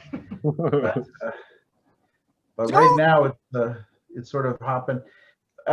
In terms of tradition, though, I mean, I think that the idea of still doing a big thing on Christmas Eve is still important to us. We're feeling a certain amount of pain not being able to gather. It doesn't feel right not being able to gather this year. That is something I wanted to ask you about specifically, is because I know this whole year has been insane. And I know you guys are you're my parents, so you only there's a certain relationship there, and you guys only show me a certain side of things. But I wanted to ask for real, for you guys, what does it feel like not being able to do the normal big gathering? Because I know how it feels for me. I've expressed it to you. I hate it. you hate it. Yeah, you're right. So there's no one in the world who hates change like you do, son. I know. But I want to know, how has the pandemic coming into the holidays, how's it affected you guys? How you guys feeling? Seriously.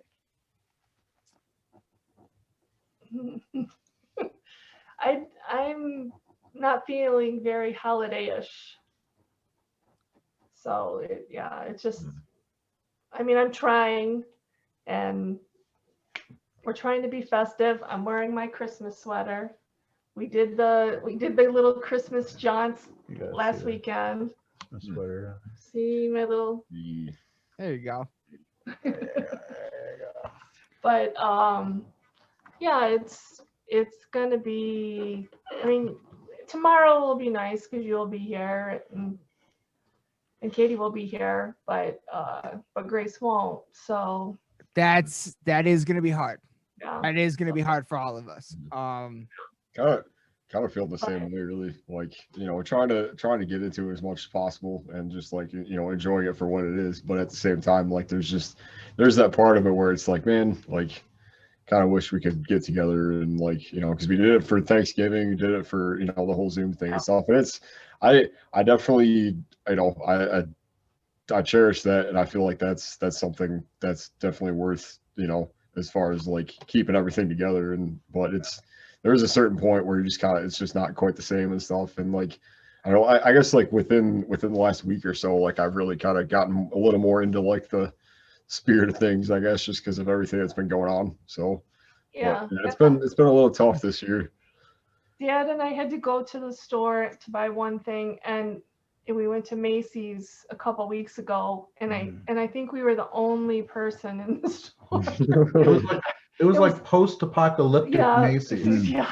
It was it looked like they maybe a quarter of the products weren't there. Yeah. Wow. They were a handful of people milling about. I don't even think they had all the lights on inside the place. It was weird. And then so that kind of sets your mood, and you're used to first of all, when you're in the hustle and bustle all those years, you're like, oh my God, this hustle and bustle is crazy. It's crazy. But it was part of the tradition. It's part of Christmas. And so you get used to it, and you see everybody else being happy about the holidays. And so that isn't there this year. I had to go to Meijer tonight, and there was quite a few people there, more people there than I've seen since March. Oh, wow. So that was kind of nice that people were buying. I just had to buy a few things, but they were, there was a lot of people there buying a lot of Christmas stuff, and a little bit of the hustle and bustle. So that kind of made me think about that. and and everybody was being nice to each other and helping each other out, and everybody was wearing masks. I'll tell you what I think is going to be harder. I actually think New Year's Eve is going to be really hard this year. Really?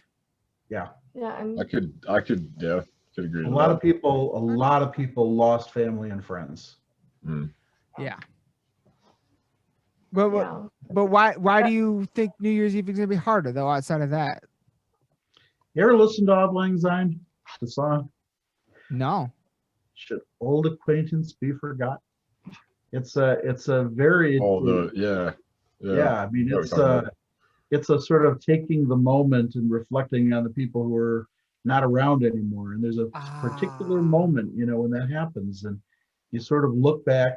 Now, I think the thing that will, I hope, make that night palatable is the hopefulness, right? So we've got some stuff coming in this coming year that maybe is going to help. And so that's the thing I think you have to take away from it. But I do think I have a lot of friends who've lost family to this thing. Me too. Yeah. And, I think Christmas is hard on them, but, we're all sort of trying to figure out how to make the best of it. There's something different about New Year's too. I was also.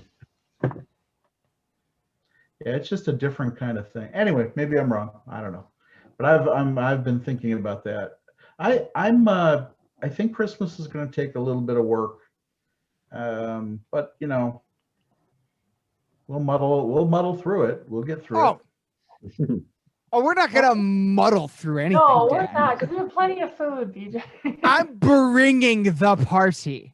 Okay, I'm gonna be so gigantic tomorrow. You guys aren't even gonna notice nobody else is there. It's gonna be nuts. So buckle up. Buckle up. I've heard some stories about some family parties and stuff, as far as the one year we put it together and everybody else is like, nah, we'll just do something else or whatever. I don't know if that's true or not, but I have heard it sounds like you guys We know how to party, bro. I'm sitting here with Ozzy right now. It's Ozzy Osbourne, just in case you guys didn't know. We know. I wish he had a Santa. I wish he had a Not Santa. that old. I wish he had a Santa hat on. But I promise, Catie and I are gonna be there with bells on, and it's going to be amazing. And I'm gonna get everybody on Zoom. We're gonna make this the best COVID Christmas anybody's ever had. So that's 100%. We're bringing the thunder. I promise. By the way, before I leave this, because I'll forget it in a second. I was thinking about your band. Yeah. Wait, whose band? Whose band? I was thinking about your band, son. Your old Mine? band. Your old Vaccination? band. And I was thinking 2021 would be a good year for vaccination. I mean, Not wrong, man. That's pretty fitting, honestly. I mean, we could, Aaron is now in vaccination, so I was recruited somehow. Yeah. We could record a COVID song. Oh my God, Aaron, a COVID Christmas song. That that kind of. Who else has done that? Nobody else has done that. Not the band. Yeah, there might be a reason for that. Yeah, because no one's creative enough. We could. Wheels are already turning. Wheels are turning. That's brilliant. But God, believe it or not, I've already kept you guys for we've been on for almost an hour. It does not feel like that to me at all. And I know it's getting close to your bedtimes. It is not. I have to wrap somebody's gifts. Maybe I'll return them instead. Hey, take that. Close to my bedtime. What?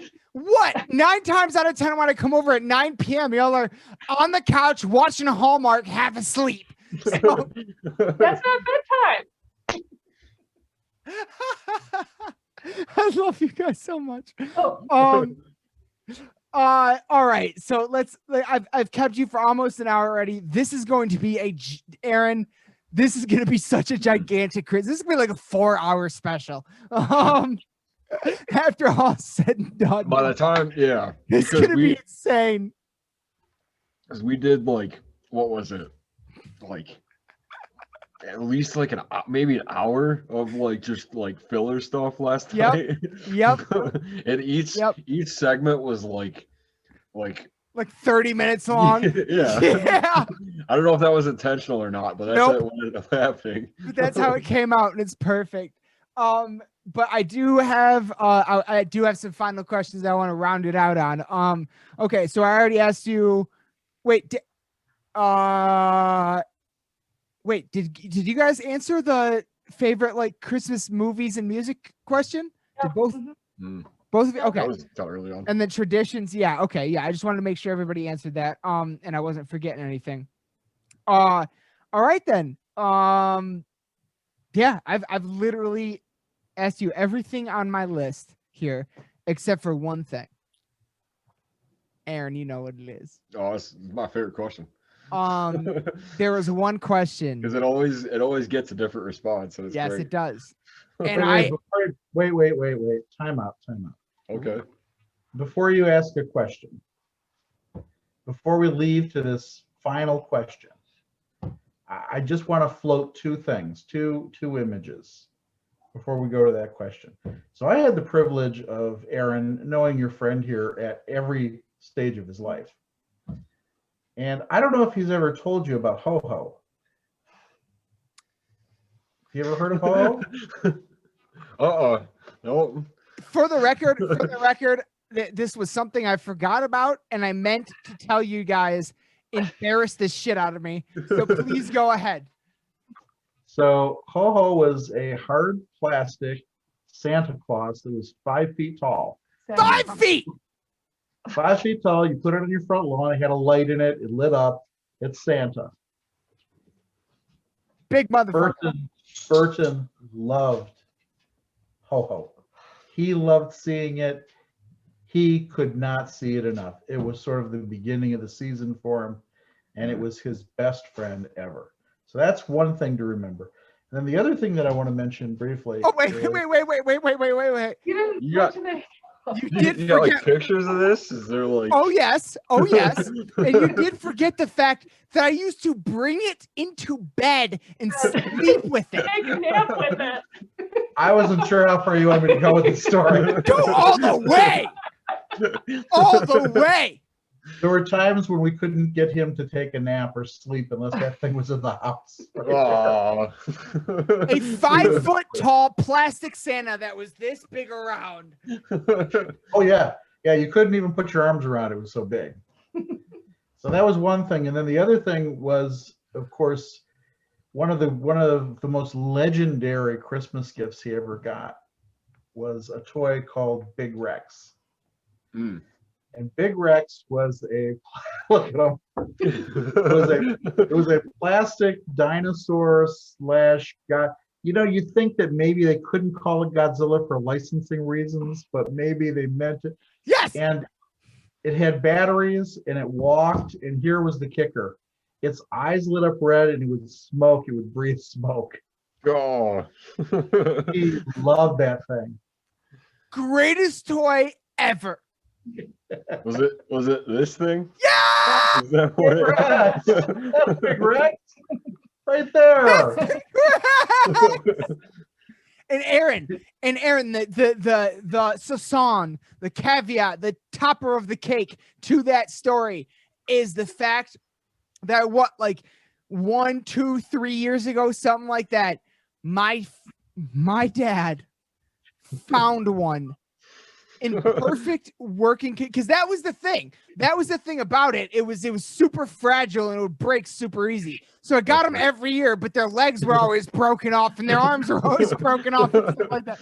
I swear to God, my father found one for me like just a few years ago, brand new in the box. I have it, perfect working condition to this day. Just That's a few awesome. years ago, as an adult, he got me a Big Rex, and it's possibly the greatest Christmas present I've ever gotten in my life. means everything to me. That is my entire childhood. That is the best. Swear See, to when God. DJ, you gotta ask a question because I gotta take Mia out.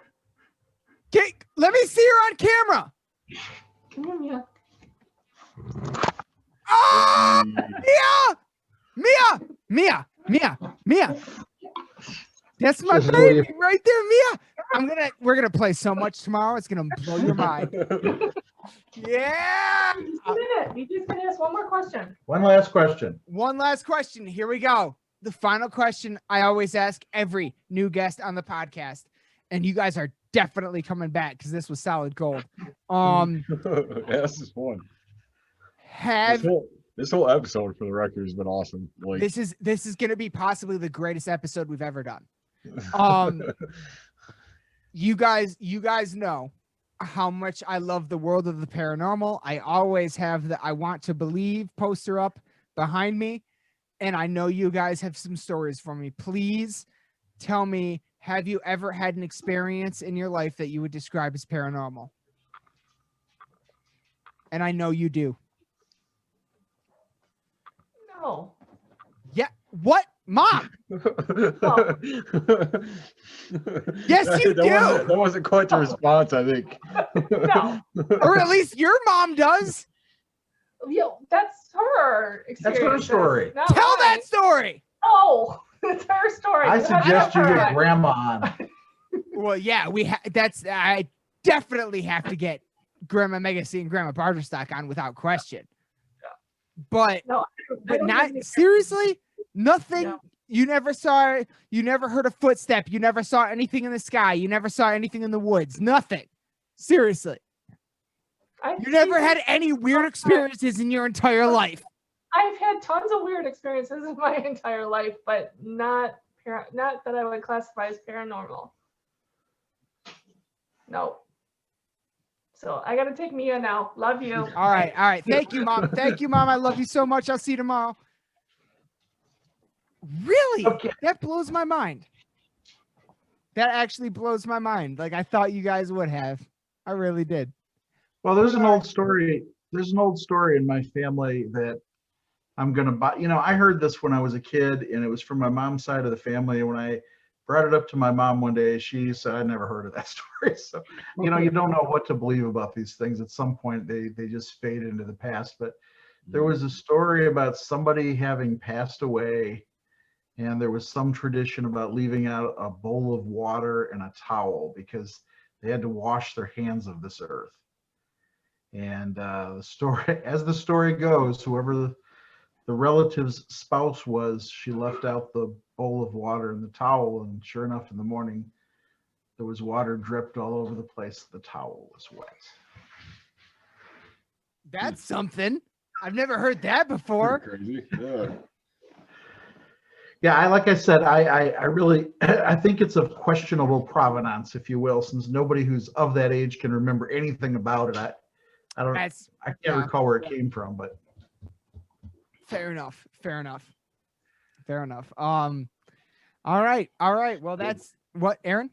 I guess to kind of round it out, like I haven't, like, and that's what's always kind of interesting to me is like, because I've never really had anything either, like anything like crazy happen, but like I feel like I'm always kind of like a little bit receptive to it, and I feel like there's that point of like that, just like genuine curiosity about it, but nothing that I can relate to as anything other than like like coincidence or whatever. Like, and there's been a few stories about like even like the house we live in now that like there's just certain things that like I don't know if it's fully true, and for two, like it's I guess it hasn't really been something I've like investigated because I still live here and like it's just there's just that element to it of like I don't know how much I want to figure out. Yeah. Yeah, the last place I want to do a paranormal investigation is the place I live. Yes, yeah. So some things you don't want to know, huh? Yeah, I don't want to find something here. And there's been a couple times where I was like, was that something? Nah, we're just gonna ignore that. Yeah. There was something. What? I was going to ask a question. Did you? I'm noticing that we're just past the solstice. Yes. And the solstice is, of course, the darkest day of the year. Yes. And your show is Lost in the Dark. That must be like your big holiday each year. You know, not until now. Not until it's about to be. Now that you pointed out. Yeah, that's good. Yeah. It's gonna be a yearly thing now. Dad just gave us a new bit. That's brilliant. There was though, I will say, I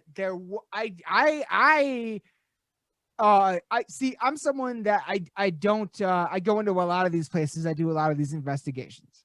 I've been to a lot of places, locked in overnight and stuff. I'm someone that I do not feel like I am extra sensitive to anything on that level in any way. I really don't. But I look for it, and I will say my first two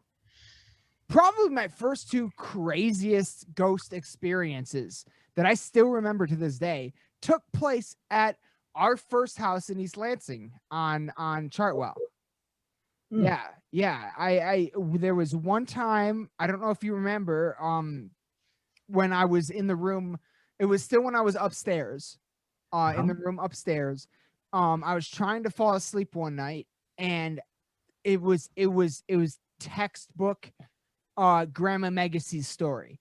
I heard, and if you remember, Dad, that upstairs was entirely, every room in the hallway everything was carpeted. Yes. Everything was carpeted. Yeah. One night I'm in my room, and in the hallway, I hear a cowboy boot hitting a wooden floor in the hallway. I hear that kind of footstep. I swear to God. I swear to God. That is 100%. I heard that. Cowboy boots hit. I was frozen in fear. And after it stopped, I ran into your guys' room. So you probably don't even remember it. But I swear to God, I heard cowboy boot style boots hitting a wooden floor in that upstairs hallway. Swear to God. And then at one point, when I was in high school and I was in the room in the basement, you'll remember how we how the whole basement was set up and where like the cat stuff was. Yeah. And how we had like that, there was that one dresser along the left wall with the mirror on it. Yeah. So we always kept the light on over the cat stuff, and it was kind of a U-turn into my room from there. And so that light would bounce off of that mirror that was on the left side and cast a light shadow into my room. There was one day where I got up for high school, 7 o'clock in the morning, dark outside still. And forgiven them for making you go to school that early. Right. Yeah. Oh, I'm still angry every day. And I swear to God, there was like a shadow like that. Okay. So the light being on by the cats bounced off the mirror, cast a little sliver of light into my bedroom on the wall. One morning, I come back downstairs to get dressed after taking a shower. I'm putting my clothes on, getting ready for school, and I see a shadow pass by that mirror. And I'm like, what the hell was that? And I test it. I look at it and I test it. The only possible way a shadow passes by that mirror is if someone almost exactly my height walks by it. There's no way a cat could have done it. There's nothing they could have stood on. There's no way like a shadow passed by that. The only way light is being blocked by that is if a figure my size is passing by that doorway. And yeah, those are the two experiences I had in that house that I will never forget. I don't think there was anything crazy in that house, but there was something. There was something, I think. All But right. anyway, yeah. I don't know if I've ever told you those stories before, but I want to. No. Oh. Yeah. Well, now you're probably glad that you moved out of that house. So. Yeah. And for the record, in the new house, nothing. There's nothing there. 100%. So That's excellent news. yeah, there's not. You got nothing to worry about there. So. For right. the record, I always like, even if it's like the new house or the old house, like I never really. It was. I never got any vibes of any weird shit going on. Yeah, so. not yeah. The old house, whatever was in the old house, I don't think it was anything like weird or negative or bad or anything like that. It was just I spotted it a couple times. That's all. It was something. All right. So yeah, those are two of the crazy experiences I've ever had, honestly. But all right, we've kept you for more than an hour. That's way too much. I will let you go. But Dad and Mom, of course, Mom's not here now. But Dad and Mom, this was one of the coolest things, one of the coolest episodes we've ever done, and it means the world to us that you guys support us in this podcast in the way you do, and support us just as people in what we do. Aaron and I are lucky enough to have some of the best parents in the world, and yeah, I love you guys so much. And it means the world to me that you guys are finally on the podcast. Well, it's been a delight. And anytime, we're happy to do this. And we will definitely be having you back on in the future. Absolutely. We'll be coming from the newly restored East Lansing studio. There we go. Your arm just disappears. I just wanted to say, like, from even when we just started like hanging out or whatever, like any time I've always been over, it's been like, super like just you guys are super welcoming and stuff, and like, I just want to say, like, I just I always appreciate that, and just we've packed your house a few times with some people that like you didn't really know, and like I don't know, like, just thank you, really, like. No worries. And Aaron, your family, you're always welcome. Thank you. Yeah, I always feel like it. So. And that's Merry Christmas, fellas.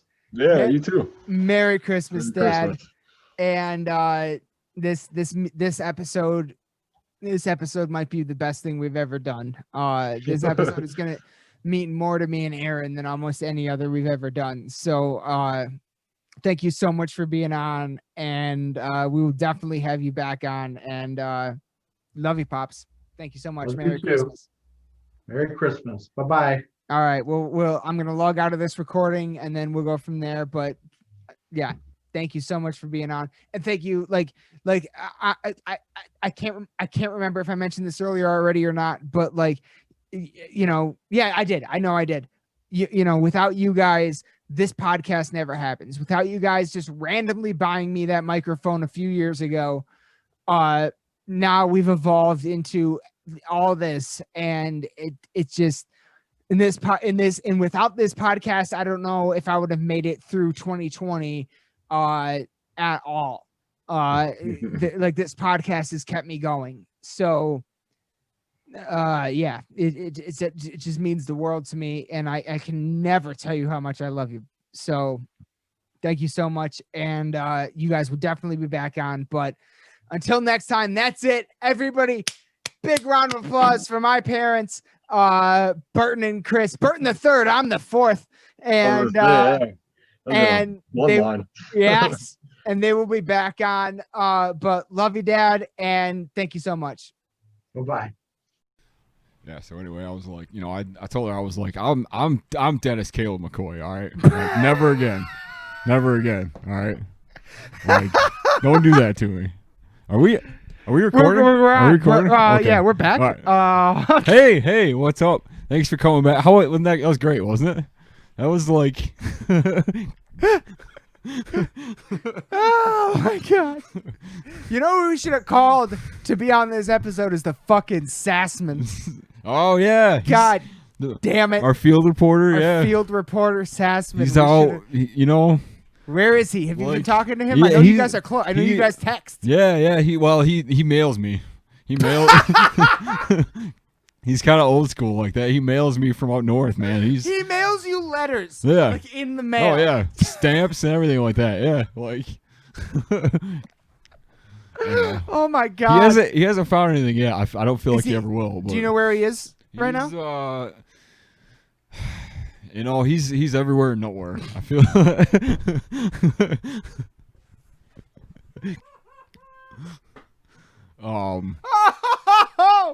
I've never had rum in my mouth for that long. Last I knew, he was up in just some trails. I don't know. Trails in northern Michigan. Yeah, just up north with his hunting buddies. You know, I don't know. North Michigan. You even see? I do have headphones on, everybody. Yeah, you see it. Yeah. All right. But yeah. I don't know. That was my parents. Yeah. We just had my parents on. Thank you so much, Mom and Dad. Seriously, like, yeah, like, it's kind of crazy. Like, we started this thing, and now we're having our parents on it. Like, it just means the world. Really means a lot to us that our parents, like, are interested enough to actually, like, be on. You know what I mean? Like, they, yeah. And quite frankly, I owe them a lot for the creation of this podcast. I was super into podcasts.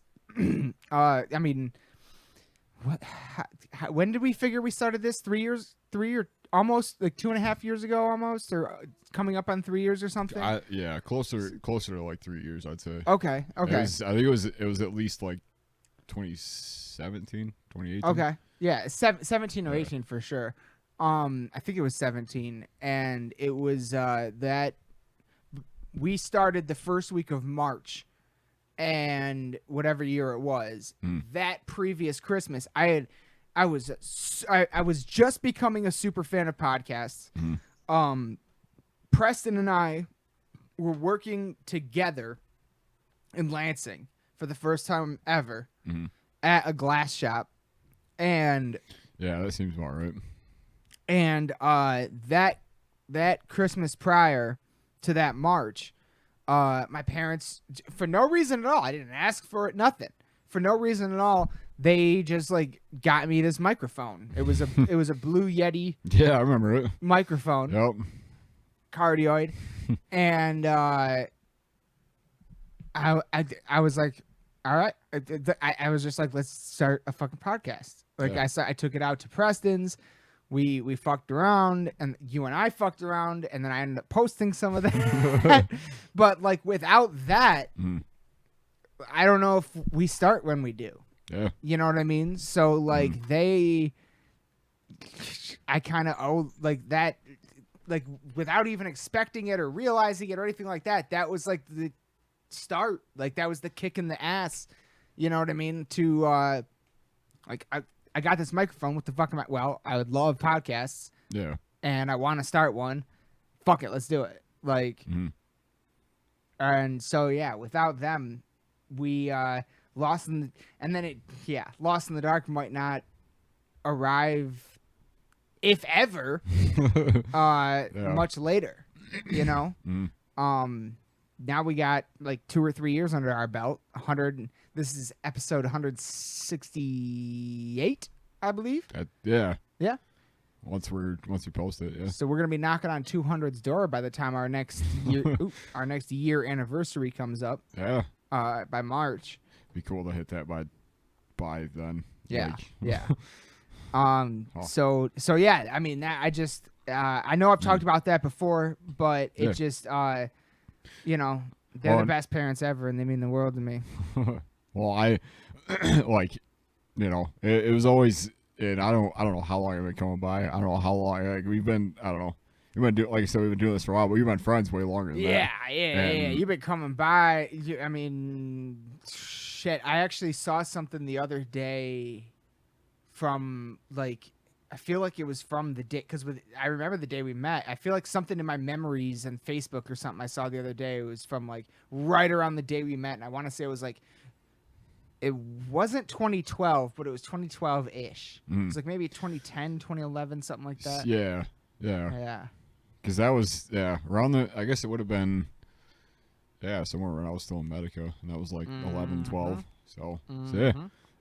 But yeah, I mean, what I was getting at was that, like, you know, anytime over, like, you know, at this point it's like your family's my family kind of a thing. Like, they're always super welcoming. They're always like, you know, like, hey, like, you want food? You want so like you made food, made like, you know, drink. You want something to, like, you know, like, it's always super welcoming and just, you know. Yeah, they've always been that way. They made me that way. To like, because that's the example they always set. Every time I saw friends come over, it's just go anywhere, do anything. Like, and that's you know what I try to do too. Like, they definitely, like, if you talk to Jordan, who's God damn it, he needs to get back on this fucking podcast. Yeah, he does. He should be on like Christmas special, this dick. But I love him. But like, yeah, like he straight up fucking back in high school pretty much. And then there was actually one point in time where my parents did let one of my friends live with us. They've always been like that, and it's an old. I feel like it's a very old school Southern Midwestern sort of mentality. They're not Southern at all, but like, I feel like that's something that Southerners and Midwesterns have in common. Yeah, you know what I mean. And many parts of Europe and stuff that I've heard. That's you know, and I feel like they were my grandparents were always that way too. So you know, I feel like they got it from them, and yeah, it's that's something that anyone that's ever been really close with me and come over a lot and stuff like that when I lived there, that's something they've always said. And it, yeah, it's rare. I didn't know it was rare for a long time because I was just raised in it, you know. But it is a rare thing. And it is a special thing, and yeah, I will always, man. Yeah, talking about my parents. I mean, like, I always fucking love them and everything. Like, it's yeah, and they're great parents, and very welcoming and accepting of everyone. Yeah, no matter what. And oh man, there's like I said, there's never been a time where I've come over and it's been like it's always like just like, oh hey, how are you? Like, dogs jumping out. Yeah. Like, you're home now. Woo! You know. Yeah. Like it just.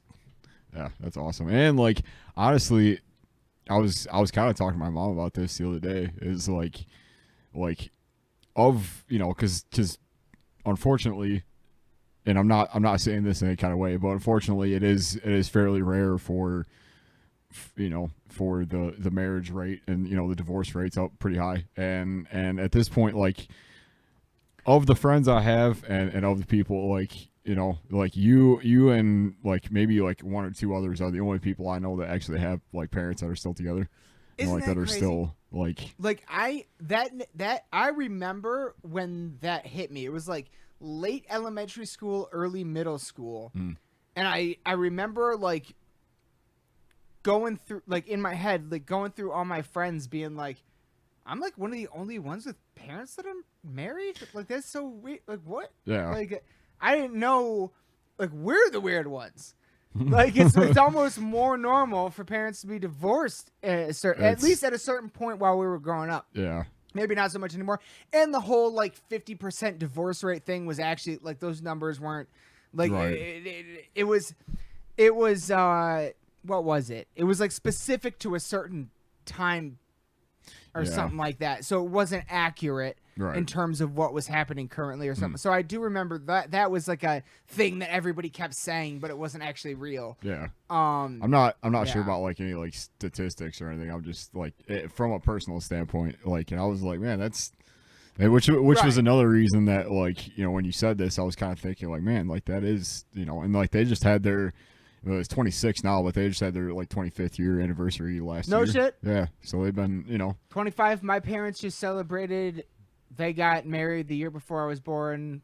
How old am I? I just turned 30. I don't know. 25. 30, yeah. So they've been married for 31 years. Oh, so very much kind of Almost the same. like Almost amount the of time. same. Yeah. Yeah. So I don't know. That's I just awesome. yeah. That was even more of a reason. I was like, damn. And I mean, you I've know. never and, you know, it's not for you know, it's not for any like reason or anything, but I've never really like been over to your parents' place.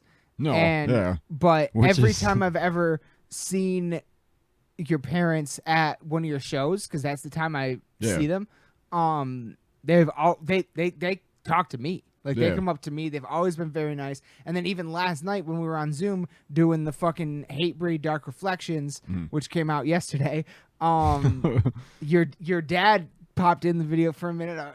It was great. It was great. It's great stuff. It was It's awesome. good stuff. It was so awesome. Yeah.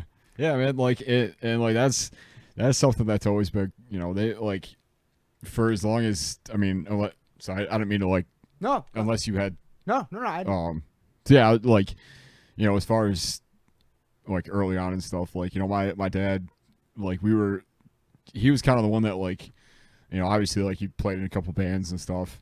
He's always been a drummer, and so like he always kind of like put that in me to like, you know, music and stuff was always like, you know, keep your, you know, just be receptive to it and stuff, and like, you know, this is kind of what it is and everything. And I remember like, you know, got my first drum kit. Like we went to the music store or whatever, got the whole thing, like set it all up. I was like 8 or 9 or whatever. Like I don't think we have parts of it anymore, but like there's still, you know, it's just little things like that. Like they've always been super like just cool with like, it's like more so, I'd say more so like high school, like, you know, kind of after that, as far as like having practice over at my place.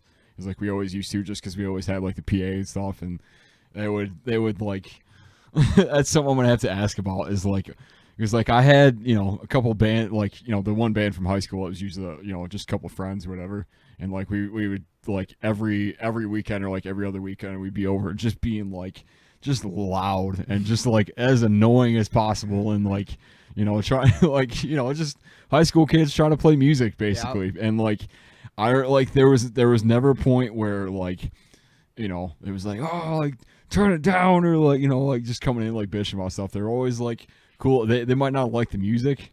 They might not have like, there was a couple of friends that I had that, or like people that came by that they were like, who is this person? Like, like, you know, like when we were like, it was always super hard trying to like find like different vocalists or different people to come and play. So it was like, oh yeah, come to like, it was my parents' place, but like, you know, we just have like this back garage and stuff. And like, yeah, it was like, you know, it was like textbook kind of story about like, you know, just trying to, you know, start bands in high school and practicing at parents' place or whatever. And like, you know, it just, like, yeah, they're always, I don't know, they're always cool about it. They always, you know, like my dad is always like super, I mean, they both were like, you know, about like talent show stuff, and, you know, they were always the ones that kind of like pushed me to do that. And like, and let's plug that. Yeah. Is that on your channel on YouTube? What? Yeah, I think it might be. It's just your name, Aaron Gray? Yeah. I gotta look. Yeah. Let's post to it. Yeah. We should post that on, send that to me. I'll post it on Lost in the Dark's channel. Yeah. And the clips. It'd be cool. Because this motherfucker was in a talent show in high school on the drums. Yeah. Slaying. Playing blast beats at talent shows for kids that didn't like, I had no business going that hard. No, you didn't. But it was fucking dope. Like people went nuts. So yeah, man. Like, I feel something in my loins. People went nuts. So yeah, man. Like it was, you know, I want to, like, I mean, like, given, like, we were talking about doing this in the future, like, you know, that was one of the things I want to ask him about, like, you know, just all of, like, the you know, like, and especially, like, my dad, because, you know, like, he grew up, like, you know, playing shows and playing in bands and stuff. See, I didn't know that. Yeah. Like, I knew he had a musical background, but I didn't know what it was. Yeah. It's mostly drums, but, like, But I didn't know he was, like, in bands and stuff. Yeah. Yeah, we'll get into that. Yeah. We're about to yeah. get into that, actually. That's the next segment. So, it's crazy. Like, that's the thing. Like, ultimately, like, it is crazy that we are two people. We are very fortunate to have not only a strong core family, you know, situation. Yeah.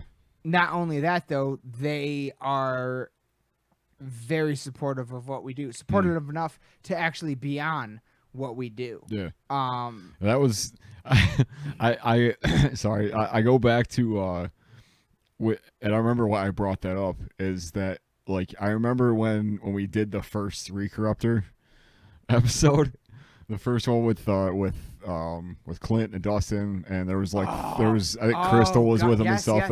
Yes. There was like they rolled pretty deep. There was like 4 or 5 of them and stuff, and like we all like walked. It was I think at the point like between with aside from like you, I was like 6 or 7 people that like walked through the living room. It was like oh hey like what it was like. It just like in that moment it took me back. I was like I remember what it was like bringing people through and like like you're like having friends over and like going through and like going into like the music room wherever you're gonna be and stuff and like just like having it be a whole thing. It's like oh hey how are you like I'm gonna just slip through the slide on through here and go to the basement. And like they were just that was exactly how my parents were. That they were just cool. They were just like oh hey like you need something to drink, you need something to eat, how's it going? The best. It just made me so happy. I was like, that was exactly so. that was a long time ago. I do remember that. Though. Yeah, I do vividly because that was the first one we did. That was like I mean like first. I can't remember. That wasn't on video. That was no. Yeah. This was way old. Before we ever went to video. Yeah. And that was it might have been like the first time, like. Did we have anybody from Bargerstock on before them? I don't think so. I have no idea. They might have been like the first guests we ever had on this show. And now they're our buddies. Yeah. Fucking love you guys. Shout out to Recorruptor. If any of you guys are watching this right now, it's fucking time. Yeah. We got to get you guys back on. We got to get them back on. First thing in the new year. We got to do that, and we got to do the fucking Ancestry.com shit. You know what else? If you're someone that's into that sort of thing, like going, Ancestry, discovering all that stuff, Preston is really into that. And he found this website called, it's like findyourgrave.com or something like that. And if you like search your last name, everybody with your last name grave comes up and you can like find them all and like shit. Like, and he found crazy stuff on there about our family. I can't remember it all right now, but it was actually pretty wild. I never heard of that one. Yeah, it's something like Find Your Grave or something like that.com. I can't remember. I'm pretty sure that's it. But yeah, before we hop out of here, though, I have one more topic I wanted to go into before we introduce the Greys. Favorite fucking Christmas movies, bro? So I got, and you're lucky because I've been watching a shit ton of them. Hell yeah. Normally I don't because normally I'm like, whatever. But like this year, like, you got nothing else to do and they're always on. So it's like, fuck it. So I have a couple. The first one is, we were just watching it tonight. It was Jingle All the Way. I haven't seen that since like came out. Dude. In the 90s. Yeah. Arnold Schwarzenegger, Sinbad. God damn. Like, bunch of like just classic time, and it's like it's story of like Jingle bell. Story, it's very like I feel like they could make a variation of the same movie, and like right now, and it would probably be similar. Like it's it's the story of dad going to get his kid what he wants for Christmas for the last like the last day on Christmas Eve, but they're all sold out of it. And then towards the end of it, he ends up like... Well, that doesn't fucking... You could make a variation of it, yeah. But now we have Amazon. Yeah. Well. So yeah, there's that one. There's I always watch A Christmas Story. I always watch the usually multiple times, usually Christmas Eve and Christmas Day. Because it's on the TBS for 24 hours. Yeah. So I usually watch that one. That one's great. Like you'll shoot your yeah. The national. I feel like I credit that movie with making me prejudiced against gingers. Oh, the bully, bully kid. Yeah.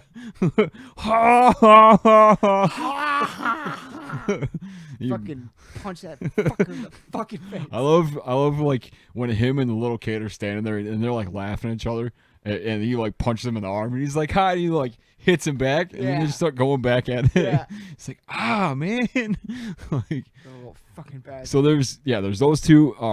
There's Elf. Elf is a new one, and there was one. Yeah. Yeah. I love that scene. There was something I wanted to talk about too, because there was on Netflix they put out something that's like the movies that made us or whatever. And I love those. There's a Christmas one that's about Nightmare Before Christmas, which is another one I want to talk about. And there's one about Elf too. There's like 2 different episodes. Nutcracker. Never cracked a single nut. I don't know anybody that actually uses them for anything other than like novelties. Nightmare is Yeah. one of my favorite movies ever. Yeah. We got multiple Jacks in the room. Hold up that one. Hold up that one. No, that one. And this is a Nightmare Before Christmas tree with 0 on top. All of these decorations purchased at Walgreens. Go check out your local Walgreens during Christmas time. You might find some cool Nightmare shit. Yeah. And then the last Christmas movie I always watch is National Lampoon's Christmas Vacation. You know what? I'm sure I saw that once when I was real little. 0 recollection. Dude, it's on all the time. You should I need to watch it. I need to watch it this year. Yeah, by Christmas you gotta watch it. Because that's the one that Josh brought up. I love Elf. Yeah. I love Nightmare. Mm. The one you didn't mention that I love, The Grinch. Oh yeah, Jim Carrey's though. The Grinch. Yeah. If you utter so much as one syllable on this answering machine, I will hunt you down and gut you like a fish. That is my favorite fucking line from any Christmas movie ever. And the other one you didn't mention, Krampus. Oh yeah, I have. Krampus. It's been a while since I've seen that. I love Krampus. I gotta watch that. You gotta watch Yeah. that. It is a horrifying Christmas movie, and I love every second of it. I love Krampus. I feel like there's Christmas a couple Story, Grinch. What's the one with the house, with Danny DeVito's and Danny DeVito's though? Danny DeVito's? I don't. And Matthew Broderick. He's trying to make sure his house is like seen from space. So he puts all the Christmas lights on it. You never seen that one? I don't think I've ever seen that. Huh. Maybe. I gotta remember what the name of it is. I do. I have 0 recollection of that movie. And then I always get it confused with like Christmas with the Cranks. With Jamie Lee Curtis and Tim Allen. I've probably seen that one, but I don't remember. Where they want to like cancel Christmas and everybody's like freaking out at them and stuff because their kids going away and stuff, and they're like, let's just not do Christmas, and everybody's like, cancel like, you know what I mean? I don't know. I don't remember. Yeah. One thing's for sure though, and I want to make this clear because there's a difference between, and not to cut off your list because I know you're probably thinking of some. No, I can't think of any more. I mean, because I feel like we pretty much talk about the same. Would you consider Escanaba Christmas movie? No, that's more of like a winter kind of like seasonal. No, I would say fall. Fall, I like to watch that one in November. Yeah. That it's not so Christmas. I feel like there's another one I'm forgetting about. I always watch. But the other thing that I do though, outside of just movies, is I like to watch the Christmas episodes of my favorite shows. Oh yeah. Like The Office. Yeah. I love the Office Christmas episodes. Those are some of my favorites. Yeah. I like to do that, and Trailer Park Boys, and fuck, I feel like there's another one that I'm forgetting. It's the Office episode that I will never like. I'll never get over how fun. Like I just watch it all the time. At least like I even have to watch it this year because I haven't yet. It's the Yankee Swap episode. Oh, that's actually, I believe that is the first Christmas Office episode. It's the same one with the party, right? Where they throw the whole party and stuff. Or is that? I feel like there's a couple different ones. Yeah, there's a bunch of them. Yeah. But yeah, the Yankee Swap one where like Yankee Swap. Yeah, he gives out the iPod Yeah. and like he's trying to get it back from him and stuff. Yeah. And he's like, "Oh, does anyone want this oven mitt?" He's just kind of like looking at it and stuff. He's like, You gave me a fucking "Yeah, like I knitted it." yeah, And that's the thing. That's one of the things about that show is I love the character Phyllis. yeah." Like she. Oh, they like, just shit on her. She reminds me of my grandma on my mom's side. Yeah. So much Oh, that like she just pulls at my heart. So every time they're mean to her, I feel so bad. Like it's just. yeah. I love that actor so much. But my favorite Office Christmas episode is the one where this is Christmas. And they're playing Trans-Siberian Orchestra, air guitar, and shit, dude.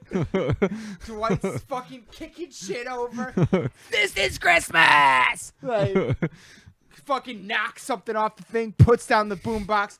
This is Christmas. Dude, that shit. Him and Creed, and I think like Gabe or something like that. I love that one. Yeah. I love that one. I think that's actually even after. I think that's after Michael left. Even. Yeah, I think that's later. Yeah, it's a later one. But yeah, So are there any like outside of? See, because like we were talking about earlier, let's get into this a little bit real quick. Real quick, because I got into it and then I stopped because I don't want to interrupt you. Go But ahead. I was gonna say that when I said Christmas movies, we want like actual legitimate. I'm not talking about Hallmark movies. I'm not talking about Hallmark Christmas those aren't movies. I would say, those yeah. are like it's like some kind of weird. I don't even know. Fuck that shit. Like, it's some weird fetish that people have for fucking big city guy, small town girl, or reverse. Yeah. Like fuck that. They're all the same. Yeah. I love it when Saturday Night Live makes fun of them. Yeah. Because it's always spot on and hilarious. Because my fucking parents and my grandmother. Dude, constantly have the Hallmark Channel yeah. on. I'm like, you buying into this. You used to say, watching these, back in the 90s, my parents used to say, watching these cartoons are going to melt your brain. Yeah. Watching this shit's going to melt your fucking brain. It's the same. Ren and Stimpy didn't do dick to me. Like, come on. Yeah. It's the same fucking thing. Yeah. I hate that channel so much. They got like 3 channels now. You know what I actually want to do? You know what we should actually try to do? Why don't we try to become actors on the Hallmark Channel? Do you honestly like it makes some bank? Like I if don't you even can care about that. I just want to fucking experience I just want to experience what it's like to rip on it on the podcast. Like yeah. like oh man, like just be like do a legitimate. Let the Hallmark Channel make a movie making fun of itself and let us be in it. Like, do a comedy. That's like I feel like that's like Kevin Smith movie almost. Like Kinda do some Inception, some fucking what's that word? Like it means modern. I can't remember. Never mind. Yeah. Anyway, yeah, I was just saying, like that's what kind of we're that'd be like traditional. What if you and I just made like a made for YouTube Hallmark movie? Oh, dude. We're just ripped on it.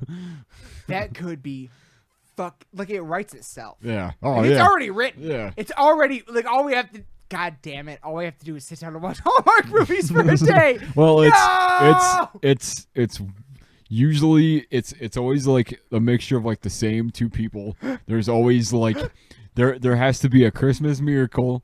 There has to be every time. there has to be like can't find love. Big city girl moves to like business something like big like new like corporate building whatever trying to meet. They go into like a Christmas party or whatever and like, oh, I don't believe in Christmas miracles, and then he's all, well, let me help you out and make it, and then the whole like 45 minutes of it is like, man, he blah blah blah his history, but I still, because it's Christmas kind of a thing. or it's I'm married, but this small town guy is so nice, so much nicer to me. He's so much nicer. He doesn't buy me as many things, but he's so much nicer. Not real Irish there for me. I keep doing that. I don't know what that is. Maybe Christmas. Irish Christmas. Irish Christmas. God damn it. Yeah. I don't know. Where. Fucking I guess they're making a Hallmark movie. Fucking Let's do it. I mean. Let's do it. Yeah. Let's do it. I almost want to start the conversation of who do we cast, but no, no. But all right, let's get into it. How long? What does that say? Half hour. Perfect. Here we go. Let's dive into the next segment. We talked about movies. Next segment up, your fucking family. Yes. You're beautiful people. Italiano. Yeah. Yeah. Olive oil. Italiano. A noodle. What's the matter, you? A spick of the fist. You motherfucker, you. Well, motherfucker. What are we doing? Oh my God. I don't know. Yeah. You're making Anyway. fun of your culture right now. Fuck it. We got a leak though. Don't worry about it. I know. Yeah. It's Christmas. I'll say that. What I don't know, to kind of bring this around a little bit, kind of center it. Yeah. I wanted to talk to either both of them or my dad mostly. Or, well, I'm not saying it in any kind of way. Because my mom, I feel like she has a lot to say, but I also feel like she's the type of person that if it's recorded and if it's meant to be online, then it's very like. My mom is that way too. Yeah. Yeah. I don't want this to like. Don't worry. It's not. But yeah. Yeah, but my dad, like and I think I talk about him quite a bit as far as like on the episode or like on the podcast. I feel like I've talked about him, especially like, during the middle part or like the beginning of it. It's running off the table now. All right.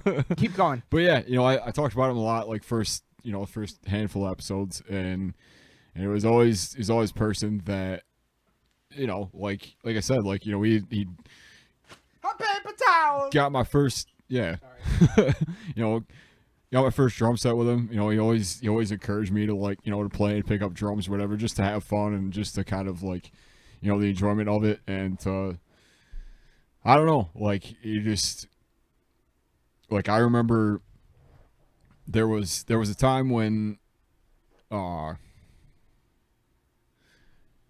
I think it was a few years ago when his band kind of like got a little bit back together for the first time in a long time, and they played this show with it was like some like birthday party with like somebody. I think it was like one of the guys, like either like wives or something. I'm not sure. It was a big like 50 year.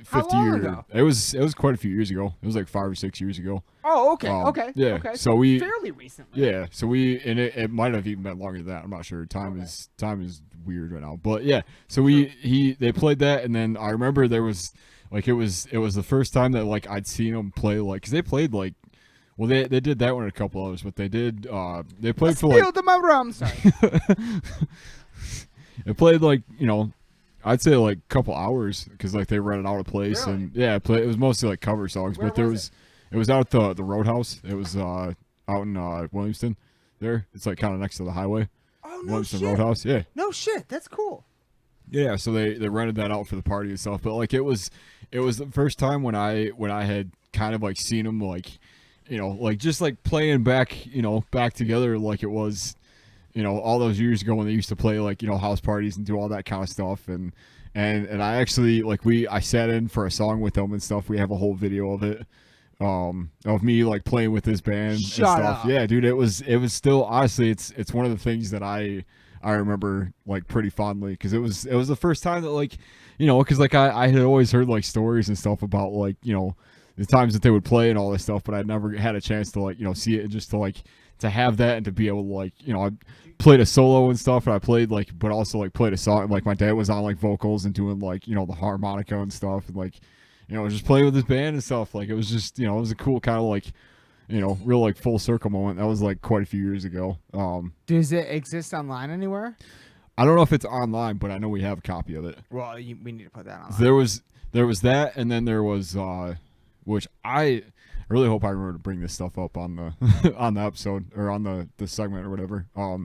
But then there was another one where for my graduation, I don't know if you remember. I don't know if I knew you well enough to invite you at the time when I was graduating. Probably I feel not, because that was probably in the first year or two. Yeah, because it was 2012 for me. Okay. So it was. Yeah, and 2012 was a weird year for me because I was like on probation most of that year. So we were friends, like we knew each other and stuff, but like it was we did know each other and we were friends. Yeah, yes, we were going to shows together at that point, yes. So but that was year I graduated. We rented out the same place. It was like the Williamston Banquet Hall for my graduation and stuff, and we. Is that where you guys have Christmas? No, it was we usually do that, and it's either out in like Holt or something else. Oh, okay. We usually rent out like the same like church every year. But yeah, for my graduation, we set up his drum kit and we set up mine, and we basically like played for like five or however. What I remember is like for the people that were in the room, it went on way too long, especially just being like a kind of like a back and forth drum solo. But like, yeah, man, like it was just it's little things like that, and we haven't been able to kind of like do anything like that quite since.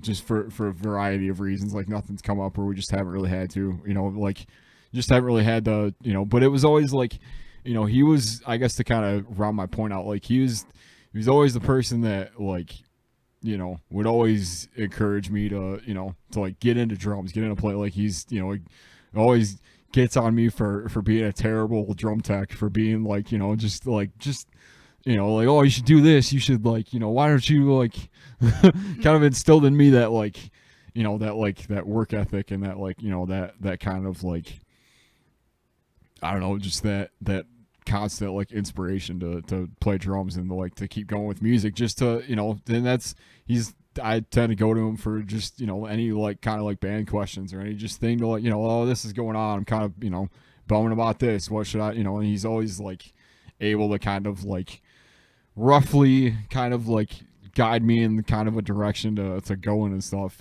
But he's always, it's just, so it's cool. Yeah. I always kind of wanted to find a way to like, either say that or like pay it forward or like, just kind of be like, there's in like just countless stuff from like, it was back when, when I was in high school and stuff, and they used to do like drum clinics at Marshall Music and stuff. We went to quite a few of those, and like that was, so that was always, it was, I remember like school nights and stuff.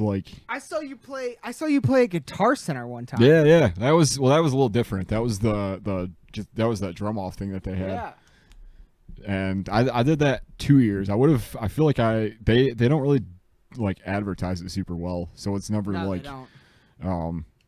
But yeah, there was that, and he took video for both of those and stuff, and like he always I don't know. Yeah, we'll get into it, but yeah, that was kind of the main reason that I was started thinking about like maybe like feel like if any point in time it was possible to say that and to like. And also just to kind of just get into some stuff that like doesn't always come up. Like I said, like It's just, I don't know. I'm pretty excited about it. And honestly, even something like my favorite podcast, I'm like, and that was a bit, yeah. It'd be cool if they had their parents on. Yeah. Like, you know what I mean? Like, what's that perspective like?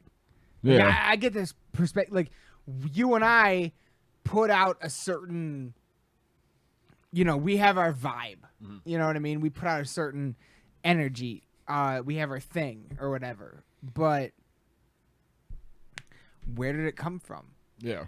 You know what I mean? Oh, and it comes from them in a lot of ways, way more ways than we probably even realize. So, I'm finding ways that I'm more like both of them every day than I realize. Yeah, absolutely. That's and the only reason that I'm, like I said, like I've asked, I've thrown it out there. I'm like, hey, if you want to, it's fine. Like if you don't, like I understand.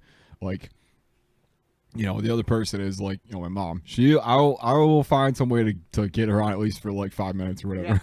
Yeah. But like, yeah, man, like you know, specifically, I mean, not to get too into it because, you know, trying to keep it festive or whatever, trying to keep like, you know, I'll say within the last few years, well, like our relationship has been a lot, you know, more like with both of them really, but, you know, like more so like just, you know, it's gotten a lot stronger, and it's gotten, you know, because of things that have happened and because of just a lot of, you know, it's pretty tumultuous within the last like 2 years or so, a year and a half. And thankfully everything's all good right now, and that's another big reason why I was, you know, I mean, I guess, I don't know, we mentioned it before, so, you know, my mom just getting over, you know, cancer, breast cancer, which is like, trooper, man, like such a fighter, like I'm, you know, so proud of her and stuff, and yeah, so like, I don't know, just to be able to, you know, just to have, you know, that was a big you know, something that I definitely thought about, you know, when we were talking, you were like, you know, wouldn't you want to have this like sometime down the road, or wouldn't you want to, like, you know, be able to call back to this and stuff, and it's like, at this point in my life, at this time, it's like, you know, that just, it makes sense. I'm like, let's, you know, that's what I'm saying. The fucking that component of it is playing in tonight, of like whether anybody even watches this or not, and we hope you do. But even if you don't, it's ultimately kind of for us. Yeah. Like, to always have this to go back to. We at least have this. You know what I mean? Yeah. Like, it's that's definitely a motivating factor in doing this. Yeah. I think we both I know this year specifically, because we, you know, in doing this, we talk a lot, you know, spend a lot of time together and stuff, and I think this year we definitely both kind of hit a point where we kind of realized, like, you know, how much, or just how important it is to kind of, like, you know, keep with these relationships, and, you know, just like, you know, just cherish the people that are around you and stuff, and really, like, you know, even if it's just something dumb that you're doing, you know, during the day, or even if it's like, it's always those smaller things that you end up kind of, and we were talking about this the other night too, it broke me quite a bit, which is, I'll keep it a little light. We're at Jordan's. Yeah, but, you know, it's just like, it's just one of those things, it's like, you don't think about it until it's like, you don't know what you got till it's gone. Yeah. So it's, like, that was, you know, and so to kind of get back, it was like, you know, going through all of that and kind of seeing everything, and like, you know, it's like, since I, like we'll get into it, but, like, you know, just with how much has changed, and with, like, you know, within, like, you know, moving back in with them and stuff, and just everything, like, I just want to find a way to just say thank you for some, you know, in more ways than just like I guess just a gift, you know what I mean? Right. Like something I can just buy, because, like, that's, like, I like Christmas in that sense that, like, you can give back and you can, like, you know, but it's like, I always wanted to kind of, like, you know, I could buy something, or I could, like, you know, we could, like, find a way to have it. Yeah. Have an experience together that we'll never forget. Like, that's, which is honestly why I'm, you know, I don't know if we, well, yeah, because you'll obviously want to be on the one with, you know, with my parents and stuff. Oh yeah, like, yes. So, like, I'm that's the one thing I'm looking for, and I feel like I touched on this earlier. That's the one thing I'm looking forward to most, is, like, just, like, hearing these conversations, just hearing, like, you know, because I feel like there's gonna be things in both that we're gonna be like, what, like, like old, like, stories, and like, that's the, you know. That's the gold. That's the shit, yeah. That's the gold that we're mining. That's the gold that we're mining right now. That is the gold we're mining. We're definitely beautifully said. Oh, thank you. That was beautifully said. Again, and that is 100%. You just described the sentiment of this evening in this episode. Is like, we, you know, we're excited to have our family on, but it's also like, you know, we get to have this forever. Yeah. And it means the world to us. So, like, and at the end of the road, you know what I mean? You know, how many fucking people who who exists right now that when are doing something that when they're 90 they can look back on and just enjoy. Yeah. You know what I mean? Yeah, like yeah. it's I mean, yeah, everybody that's doing a podcast, but we're doing a podcast in a different way because we're doing it like we're not doing it for views, likes, and comments or anything like that. We're doing it to capture moments between our friends and now our families. Yeah. That just we want to have forever. Yeah. So like ultimately it's kind of home video shit on a certain level. Yeah. But yeah, that's that definitely what you just said captures the perfect sentiment of what we're trying to go for tonight. Because I always like, I don't know, like Christmas to me is kind of changed as far as like the meaning of it. It's like, you know, when you're younger a little bit, it's like, you know, gifts and all this stuff. Yeah, when you're younger, it's gifts and religion. Yeah. And now, you know, neither of us are religious, and it's about getting drunk and high with your family and friends. Well. Yep. Yeah. Yep. In a lot of ways, but Yep. but also like, you know, I guess to me, maybe that's what it means to you, and I'm sure That is what it means to me. to some extent it does to me as well. I can't lie. But it's also about giving them gifts. But yeah, and like, you know, I especially like within the last couple of years, I'm like, well, you know, like what can I give you that you don't already have? And which is why like, and it was, you know, it was kind of the reason that we saw fucking like Deep Purple and Priest that year is because it was for my dad's birthday and stuff.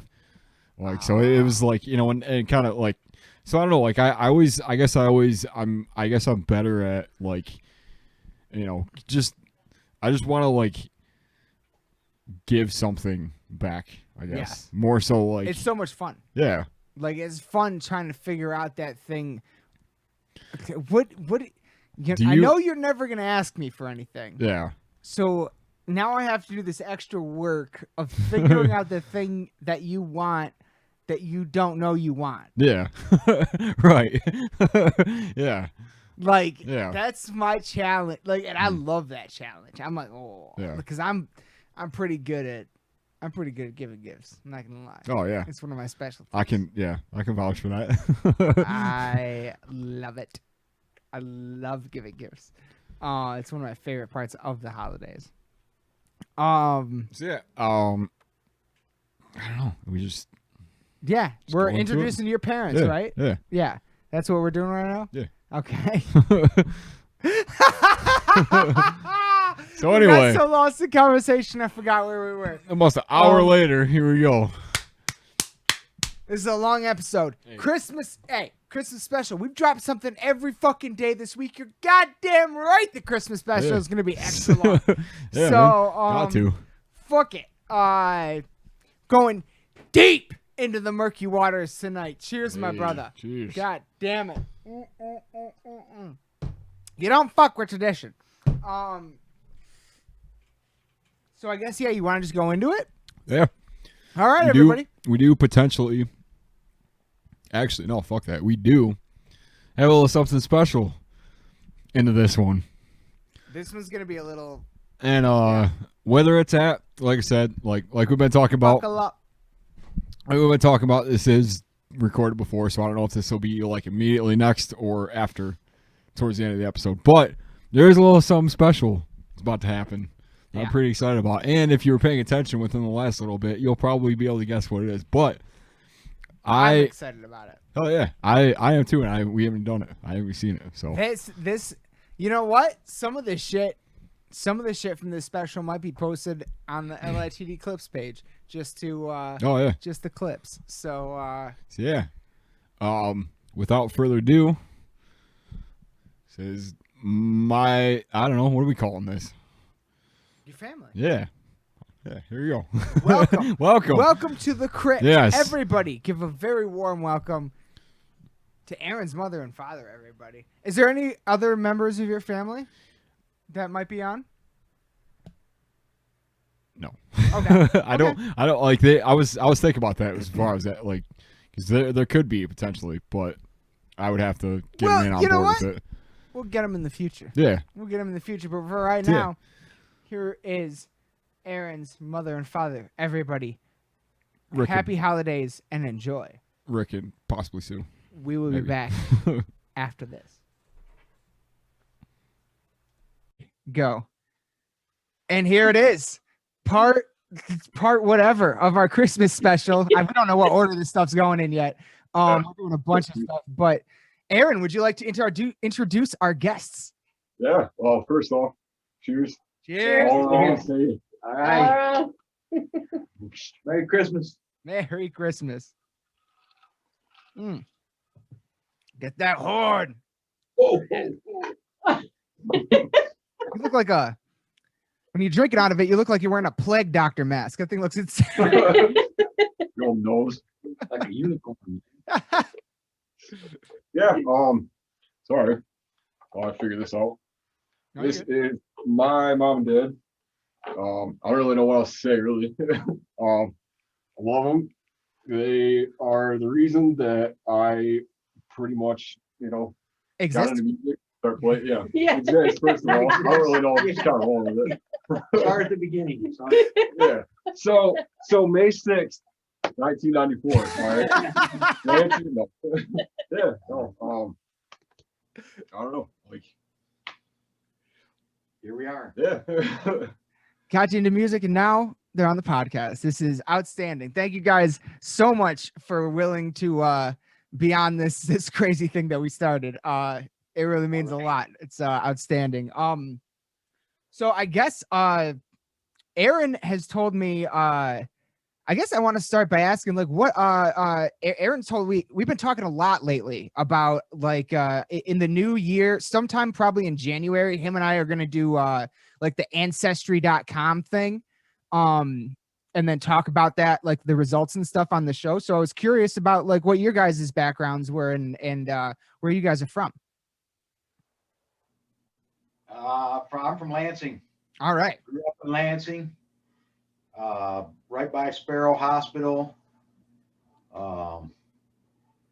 Mom's from Lansing.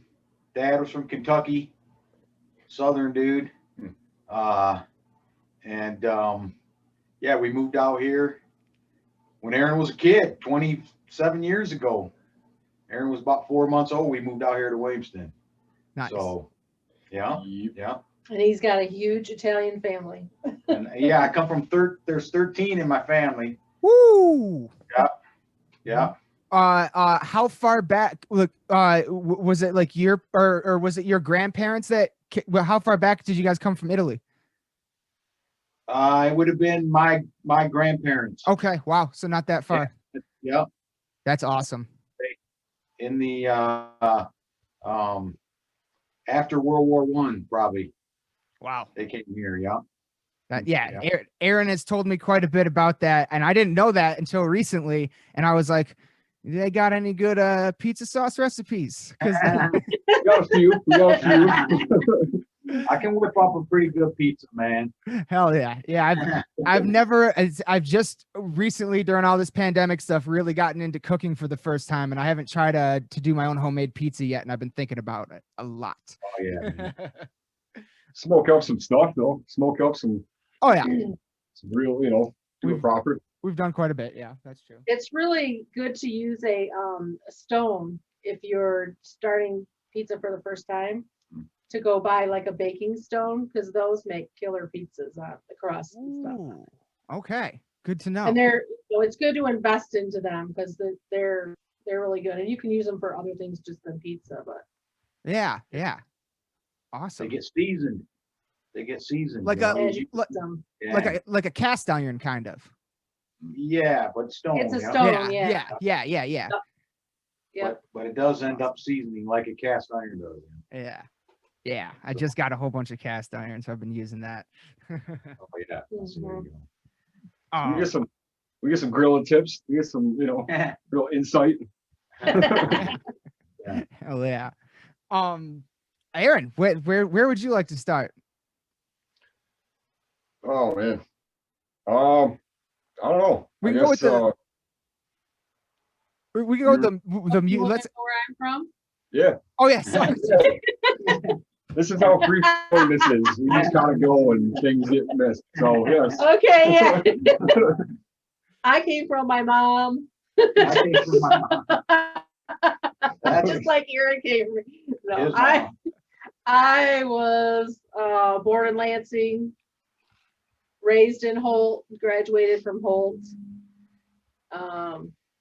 I'm the youngest of four children, so we had a very small family compared to his. Yeah. And fun fact for you, my oldest brother is the same age as my husband. Yeah. So we're 10 years apart in age. So Oh, wow. my oldest brother is 10 Yeah. years apart from me. So I'm 13 years separated from my youngest sister. Yeah. oh, okay. Yeah. And she's out there tearing it up right now. She's working in the AmeriCorps program, doing like it's like basically Peace Corps but for America. Oh, sweet. Yeah. Nice. Cool. And she actually just turned 19 yesterday. Oh man. Yeah. In there. Crazy. Be asking you for drinks before you know it. Oh, she already has. I've already hooked her up. Don't worry. Well, I guess to kind of get into it, the whole Christmas episode, like the main reason we wanted to do this was that, with the kind of year that it's been, and with, everything kind of being all over the place and family being kind of far away and stuff, we just kind of figured, the two people or the, people that we haven't had on yet are the most important. So just wanted to, take the time to kind of get into some stories and maybe, some Christmas stories. Oh, please do. Well, that's already happened. So. Well, yeah, too though. Aaron tells me, I want to know about these. What was that story you were mentioning last night about Max Bar? Something like that. All up your Max Bar. Yeah, I would love to know about like what your musical background and stuff like that. And Aaron told me a story about someone getting kicked out of Max Bar. I'd love to hear. Yeah. Well, that's been around a long time. That was the first place that I got served as a minor at like 18 years old down there at Max Bar. But what was the drinking age then? It was 21, and then when I hit 18, the drinking age switched to 18, and then when I turned 21, it switched back to 21. So I never really missed out type deal. I was able to, but I kind of drinking shortly after 21. So a long night at the Green Door. That sort of ended my drinking career. But yeah, we used to, Max Bar, we used to hang out there. But I started playing in bands in like high school, and then hooked up with some friends out in DeWitt. We played around quite a bit. We had a good repertoire. We played in Lansing, Flint, Jackson. We did quite a bit for a few years, and but now we're we only get together once every blue moon and play oldies, man. But So who got kicked out of Max Bar? that was a buddy of mine that the bouncer tossed him out of Max Bar, and because he thought he could like fight him or something. he I think that's what he told me. because he's my buddy's 6'4", and so he thought that the bouncer was booting everybody out, and he thought he was going to come up there and give the bouncer a hard time. Well, the bouncer was like a football player for MSU, and he like hit him twice and down he went, and everybody was just kind of that kind of ended it all. Everybody's like, oh shoot, man, I guess it's all time to go home. So, Pack up. but yeah, he thought he was going to take on the bouncer and found out that wasn't going to quite work for him. So yeah. But the funny thing about Max Bar is that a lot of the walls that are there, some of the walls that are there, the paintings and stuff, have been there since 74, 75 years old. You go in there, or 1975, you go in there and you see some of that old stuff on the wall. Well, that's like original architecture that's in there. So, Wow. so that's a bit like a museum. Right. Kinda. Yeah. I think they just recently they pulled it back and like took a whole bunch of all the stuff off the walls and tried to like, I don't know. I think it was like when it was all shut down. Yeah, right at the beginning. What if it's still like kind of in there? So Well, I wonder if they plan to reopen after all this. Aaron and I have heard plenty of rumors at this point that the loft will not be reopening. We haven't heard anything yet about Max. Oh, okay. Yeah. And I'm praying that it's because yeah, without the loft, Max is our last venue. Like that's all we have here in Lansing. So I really yes. Yeah, it's very, it's yeah, city landmark, man. Yes. To me, it's very much like Lansing's Harpo's in a lot of ways. To me. Oh yeah. Because Harpo's is very similar in a lot of ways to it. And I love both of those venues so much. What so what's your what kind of music got you to start playing? What's your favorite? You said oldies, but I mean I got Ozzy behind me. Well, I was a Deep Purple. Yes. Deep Purple, Ian Pace, Leslie West Mountain, Jimi Hendrix, Jeff Beck, Traffic, some of those guys, Spooky Tooth, Grateful Dead, Little Feet, Lowell George and Little Feet, stuff like that. So, but I'm all over, man. I listen to, the blues, Buddy Guy. Oh, dude. Yeah. John Lee Hooker, Johnny Winter, of course, was one of the greats. Elvin Lee, 10 years after, Humble Pie, stuff like that. So, but yeah, big Ian Pace fan when I was a youngster, man. I wanted to be Ian Pace, but never quite made it. Never quite made it that far. Well, you guys played Woodstock though, didn't you? Yeah, Woodstock time. we played the Woodchuck Festival.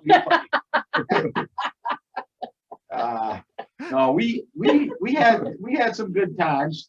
The guitar players that I played with in the one band Geneva, they had just monstrous stage gear, and so everywhere we went was, you guys are too loud, and we've been asked to leave, after the first set. You guys are too loud, you gotta leave, and we would say, well, if you pay us our money, we'll leave, but otherwise we ain't leaving, and so the one place in Jackson, yeah, they wanted us to leave, and all the people were like, if you kick them out, we're all leaving, so they let us stay, and we turned down for, about the first song of the second set, and then we cranked it up, and that was fun. Yeah, they were nuts. They always wanted to be, we had the giant PA and all that nonsense. That's awesome. Being too loud is never a bad problem. Loud, man. But we played like Eric Clapton, AC/DC, Judas Priest. We played we even played some old Muddy Waters and stuff. And wow. We played a lot of different stuff though. But it was fun. Have you listened to any of that new AC/DC album that just came out yet? No, Sure. It's fantastic.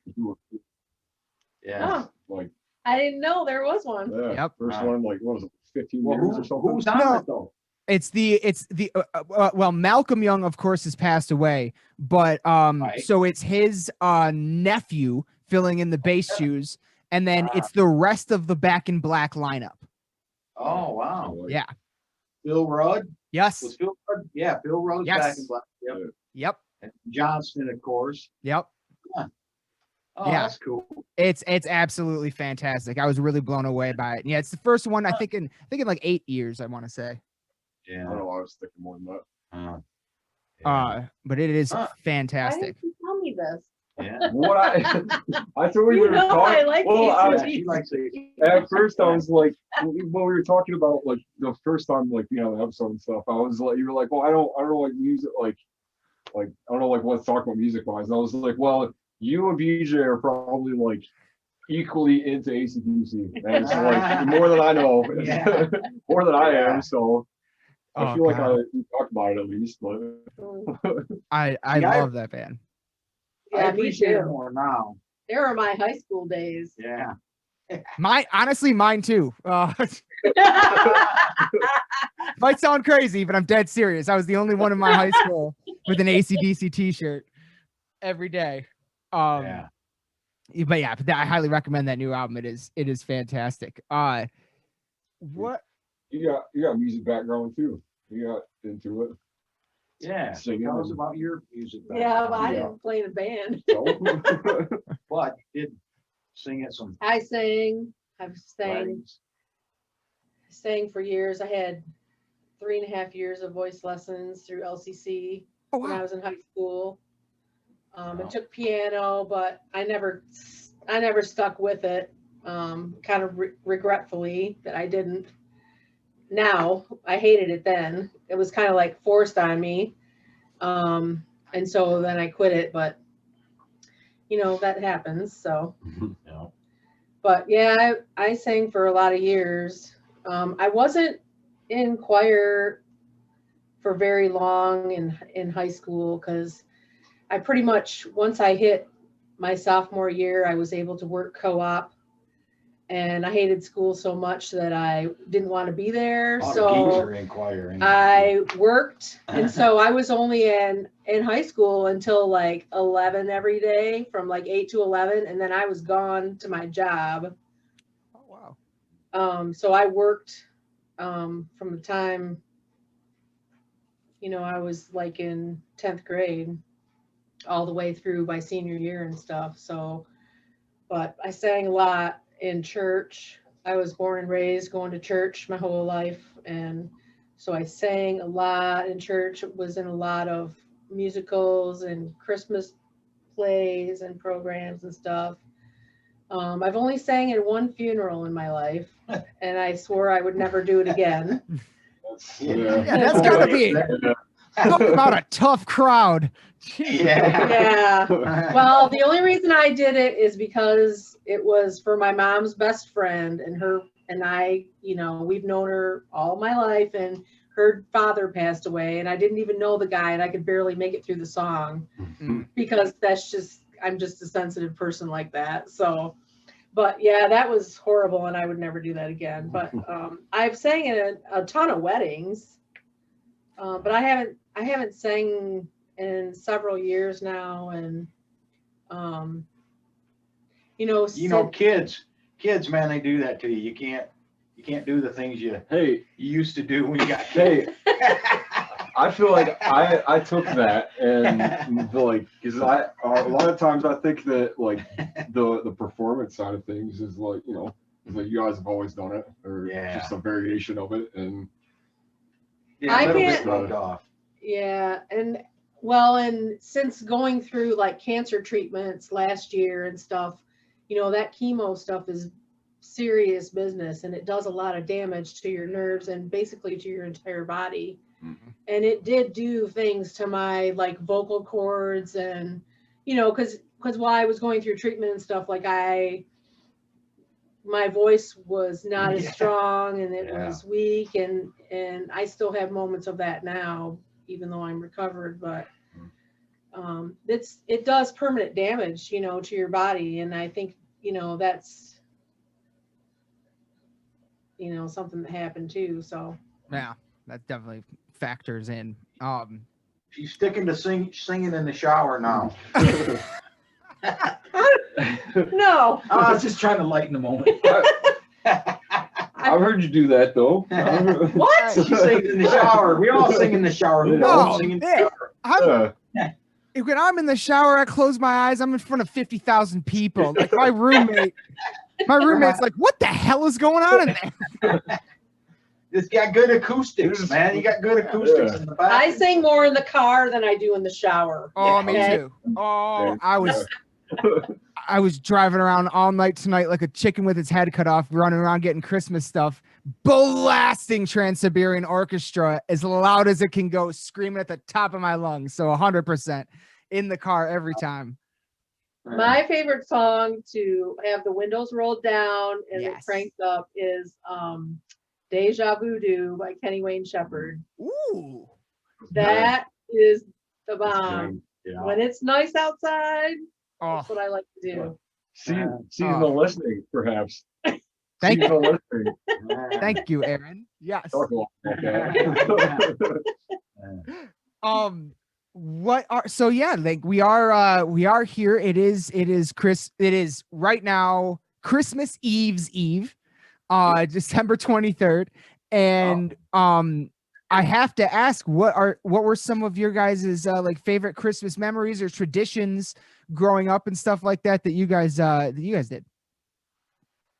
Well, when Aaron and his sister were little, you know, we really enjoyed the playing up the Santa bit. Yeah. And we did Got good at we it. did pretty good at that a few times or two.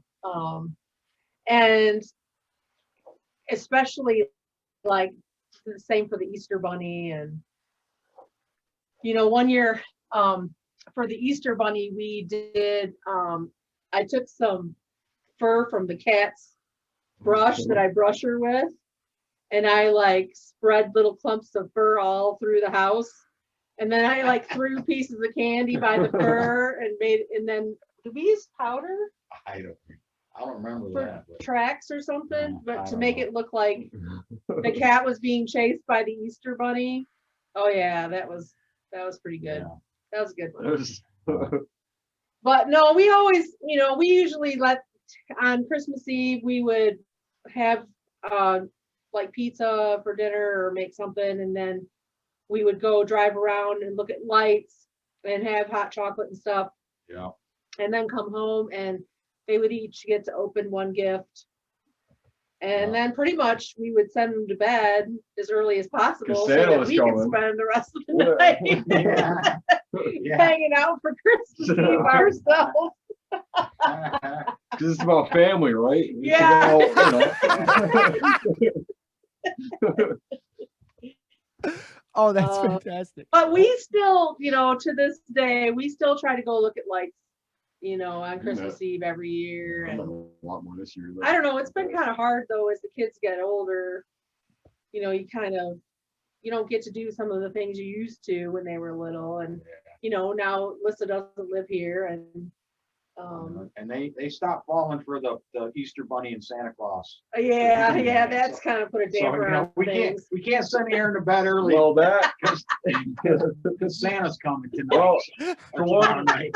because I won't do it. You know that.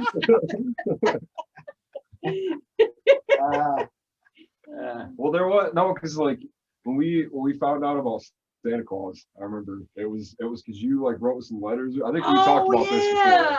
Yeah. They wrote us letters for like, cause I don't remember what happened. There was something like, Well, they would always write letters to Santa, but Yeah. we would never send them anywhere. I would just keep them. yeah. So we like one year, I don't know if it was like 1 year, it was like multiple, like they decided to write back. I think it was my sister that was looking at it and being like, why does Santa's handwriting look like Dad's?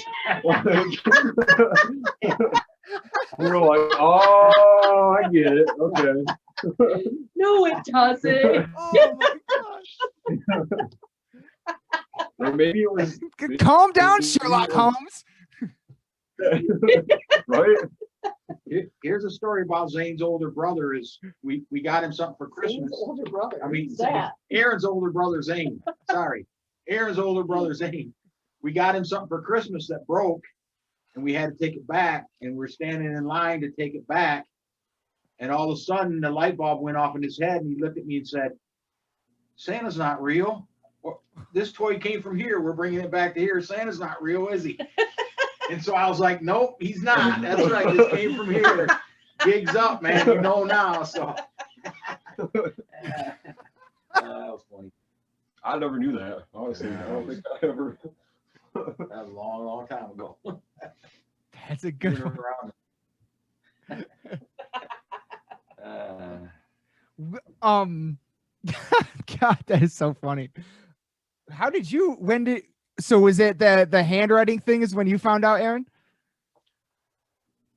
Yeah, it must have been because that's the only thing I can Okay. really remember. But like, other than like, I think there was, I think it was like a few years before it or whatever. But I remember like, I don't know, sitting somewhere and hearing like Zane say some stuff, and you're like, shh, like, stop, like he's like, oh, you didn't tell him yet? We're like, tell him what? And you're like, nothing. Don't worry about it.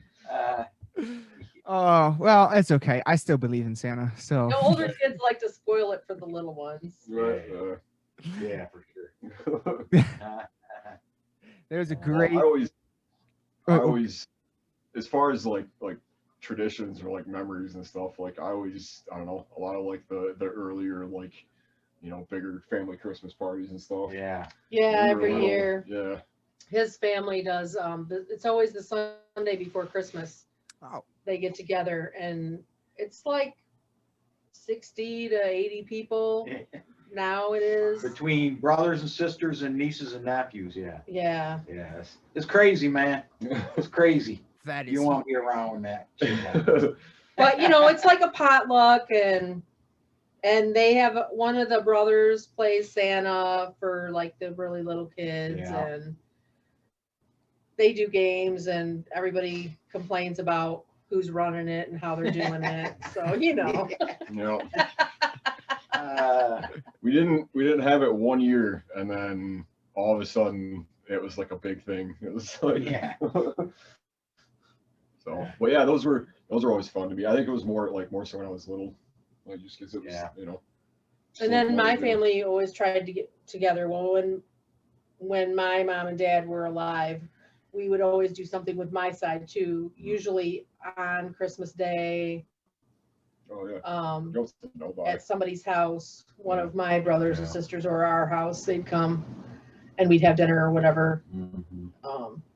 But now that my parents are gone, we have gotten together at my nephew's house, but obviously we're not this year. So, and really, you know, like other than weddings and funerals, and Christmas time is the only time we see all of his family together. Because they're scattered all Because they're over. scattered, yeah, and graduations too. Yeah. Special occasions, yeah. Well, hey, I mean, I know, this year, I'm used to large Christmas Eves and Christmases with family, because Christmas Eve is my dad's side traditionally, and then Christmas Day we go down to Detroit and visit my mom's side. But obviously this year can't happen. But Aaron, here's something.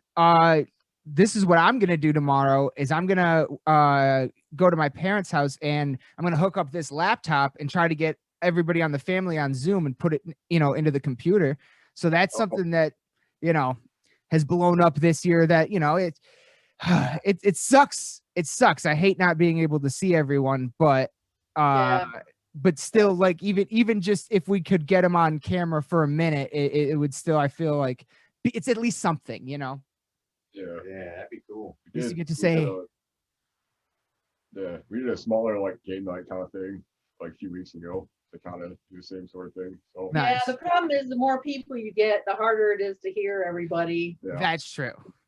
You know, It's and crazy. I like to just sit back and just listen to people, because it's just so funny sometimes. Yeah. Some of the things you hear. Yeah, especially when you have a talkative, loud ass family. Yeah. Yeah, his sisters can be quite the Yeah. They're all loud bunch. Oh, so are mine. So are mine. So all right, let's see what else. Oh yeah, so now this is something I wanted to ask. In light of this year, so wait, yeah, no, so okay, so normally you said you do the big family Christmas the Sunday before. Obviously that couldn't happen this year. So how how do I ask this? How are things different for you guys this year, considering the pandemic during the holidays and all that stuff? Like, because I know it's got to be hard for like in a different way than it is for like Aaron and I, you know what I mean? It's got to be kind of different for you guys. And I'm just wondering like how is it different for you guys this year? Well, probably more phone calls. Okay. You know, hey, how's it going? Merry Christmas. You know, send out cards to people. Yeah. Well, and we're doing a Zoom call, I think, with one of my brothers and his family on Yeah. Christmas Day. So we've done some of those. And we did one on Thanksgiving with my whole family. So Oh, that's cool. Yeah. Thank God for the Zoom technology, you know, really. At this time. Yeah. Without Zoom, this podcast is still on audio. So Yeah. Yeah. Made quite a bit of strides with that this year. That was that's definitely helped me quite a bit as far as just being able to, you know, have that constant. See some faces, you know. Yeah. Talk to some people, absolutely. Yeah, in a world where, you know, Aaron and I's main social interaction with other humans is either work or concerts, and both of those are gone. Yeah, man. Speaking of concerts, what do you guys have like a favorite like concert you've ever been to? Good question. Man.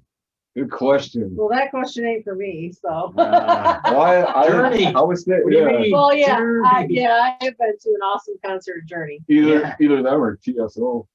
Yeah, Trans-Siberian was cool. You've seen Trans-Siberian? Yeah. We got them tickets like a For couple years Christmas. ago. Yeah, Aaron and Alyssa got us tickets a few years back. Yeah, that was awesome. Yeah. Where did you see them at? We were on the floor. Yeah, but we seen But them we at were the, like at the three Palace. At the Auburn Palace, Hills. three on the Yeah. floor, like Yeah, a third of the way back. Or Yeah. Oh, it was that killer, is- man. I've seen Yeah. them. Yeah, I've seen them. The Palace was the first place I ever saw them too. And yeah, man, that is one of the best shows ever. Like I love the Trans-Siberian Orchestra. That light show is unreal. Yeah. Well, Santana's a good show too, man. I've seen Santana about 5 times. They're awesome. Oh, Yeah. that's sweet. And you said Journey? We went to Journey. We went to Journey and Doobie Brothers and Dave Mason, wasn't it? Yeah, it was a good show, man. That was really good. Yeah, it was a great lineup, man. That was at DT. That was at DT. Yeah. Outside, on the hill, sitting on the hill. Yeah, it was good. Tell them about the. But the best part was beforehand in the parking lot, watching everybody. Watching. We can relate to this story. By the way, there was this girl. I just liked people watch, and we're sitting there, and there was this lady. She was all dressed to the nines or whatever, and she had her stilettos on and her big old blonde hair and her tight outfit or whatever, and she's walking around with a bucket of KFC chicken. She's on her cell phone trying to find the people that she was supposed to meet up with. And it was so funny because I told Rick, I was like, I swear these people, they don't want her to come to where they're at, because she walked around for a good hour just looking for her group, you know. Well, she was like 45, dressed like a 20-year-old. What was the problem? Big, heels and like Sue was saying, short skirt and just. And I was like, and just. Surely they don't want her to come. Yeah. They don't want her chicken. And the bucket of Kentucky Fried Chicken. Because they just they're probably scoping her out from a ways away, watching her laughing. Plus it matched her outfit. Remember, she was dressed in white and red, and the bucket was white and red, man. She was all color coordinated, man. It was hilarious. Yeah. That is hysterical. That was good entertainment. That's hysterical. And I know too, I know because you and Aaron went to that Deep Purple Judas Priest show a few years back, because I went to the same show, but a couple of days later when they were in in Sterling Heights, and you guys went to the Soaring Eagle. Yeah, Soaring Eagle. Yeah, that was good. What a show! Unbelievable, man. Yeah. Rob Halford can still hit those notes. It's unbelievable. Like they. Oh, no doubt. Yeah. Yeah. That was It's- like 67 that day.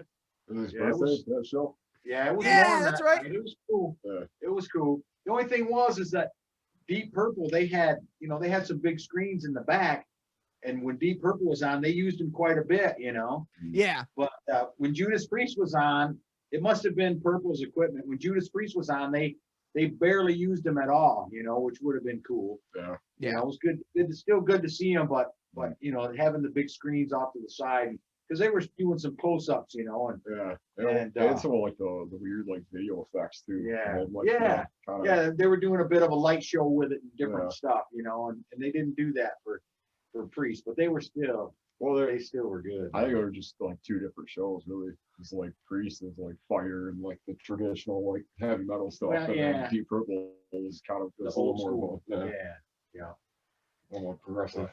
Well, and we went to a concert at the casino too. We went to see Allman Brothers The Neville or Brothers. Neville The Brothers. Neville Brothers. We saw the Allman Brothers and Little Feet way back, remember? Yeah, Yeah, at the Palace. Yeah, that was a good show. Yeah. but the Neville Brothers was, I just love that kind of music. Well, That was a really good concert. back in the day, our old bass player, he had season tickets to, it was Pine Knob at the time, but it's now DTE. And he would get season tickets like 5 years in a row. He had the same seats, about 8 rows back, right dead center on the stage. So we saw Tom Petty. I saw Chicago. I saw Stevie Winwood. I saw Stevie Ray Vaughan and Greg Allman. Saw Santana like 5 times. Gosh, who else? So this dude didn't have a Bunch of- girlfriend, did he? It was Bob Barber. No, it's Bob Barber. So He no. bought. He Oh bought no, he didn't. no, he didn't. He bought 4, but every year he would get the same seats, four tickets, 4 seats, right at the same spot for like 4 or 5 years. So we would just go see, What does something like that anytime. cost? Yeah, I don't know. Especially nowadays. Now, yeah. yeah. Oh my God. Yeah, I don't think. Yeah, Probably couldn't afford that now. yeah, they were probably like $25 a seat back then. Now Yeah. those down there down front where we were at were, they're probably $130, $50 seats now. Oh yeah. Oh, they are. They are. Yeah, yeah. No, that's well, Aaron. Unless you get scalper prices, then it's like $1,000. Yeah. Yeah. Yeah. Right. That's a whole other thing. That's Saw the Blues twice. oh Blues, that was killer, man. They were I awesome. can't stand them. that no, one of the ones one of the bands that my dad introduced me to that I love and adore to this day that I never got to see, and he actually came to Pine Knob just a few months before he passed away, and I wanted to go. I can't remember why, I just didn't, and I regret it to this day, is Tom Petty. I adore Tom Petty, and I saw wish him I'd seen way him. back. I saw them way back, back when it was Tom Petty and the Heartbreakers. Ah. Way early. Yeah, they were great. They were great because I wasn't really a big Tom Petty fan until I saw them, and then I was like, oh my gosh, these guys are awesome, man. Yep. That kid. Another one who was good that I wasn't like a huge fan of, that in concert was awesome, was James Taylor, man. James Taylor was killer to see, man. Oh, He put on a real good show. Yeah. Seeing him live can change the game, that's for sure. Oh yeah. Yeah. So all right. So I mean, we, believe it or not, we've already been going for 45 minutes. So I don't want to take up your guys' whole night or anything. Problem. But I do got a few more quick ones that I want to end on. Do you guys what's your, like, do you have a favorite like Christmas music or Christmas movies that you like to listen to or watch every year? I do. Go ahead. Go ahead. You're ready Well- for some Hallmark movies. You shouldn't have asked, man. No, I'm just. Not all of them. No. No. Okay, so Only- movies. It's only funny because we were making a joke about it last night. Yeah. Anyway. Movies. I have to watch Elf. I have to watch the Christmas Vacation. I like The Grinch with Jim Carrey. Yes! He does an awesome Grinch. Yeah. It's my favorite. Yeah. Um, What was the other one? Jim Carrey's though. Jim Carrey's though. What's the one we watched with Schwarzenegger? oh, Jingle All the Jingle Way. All the Way. Yeah, we watched that a lot when he was little, man. He was like word for word on that movie. I still am. That was- I'm gonna deck your halls, bub. He used to say that all the time when he was little. I'm gonna deck your halls, bub.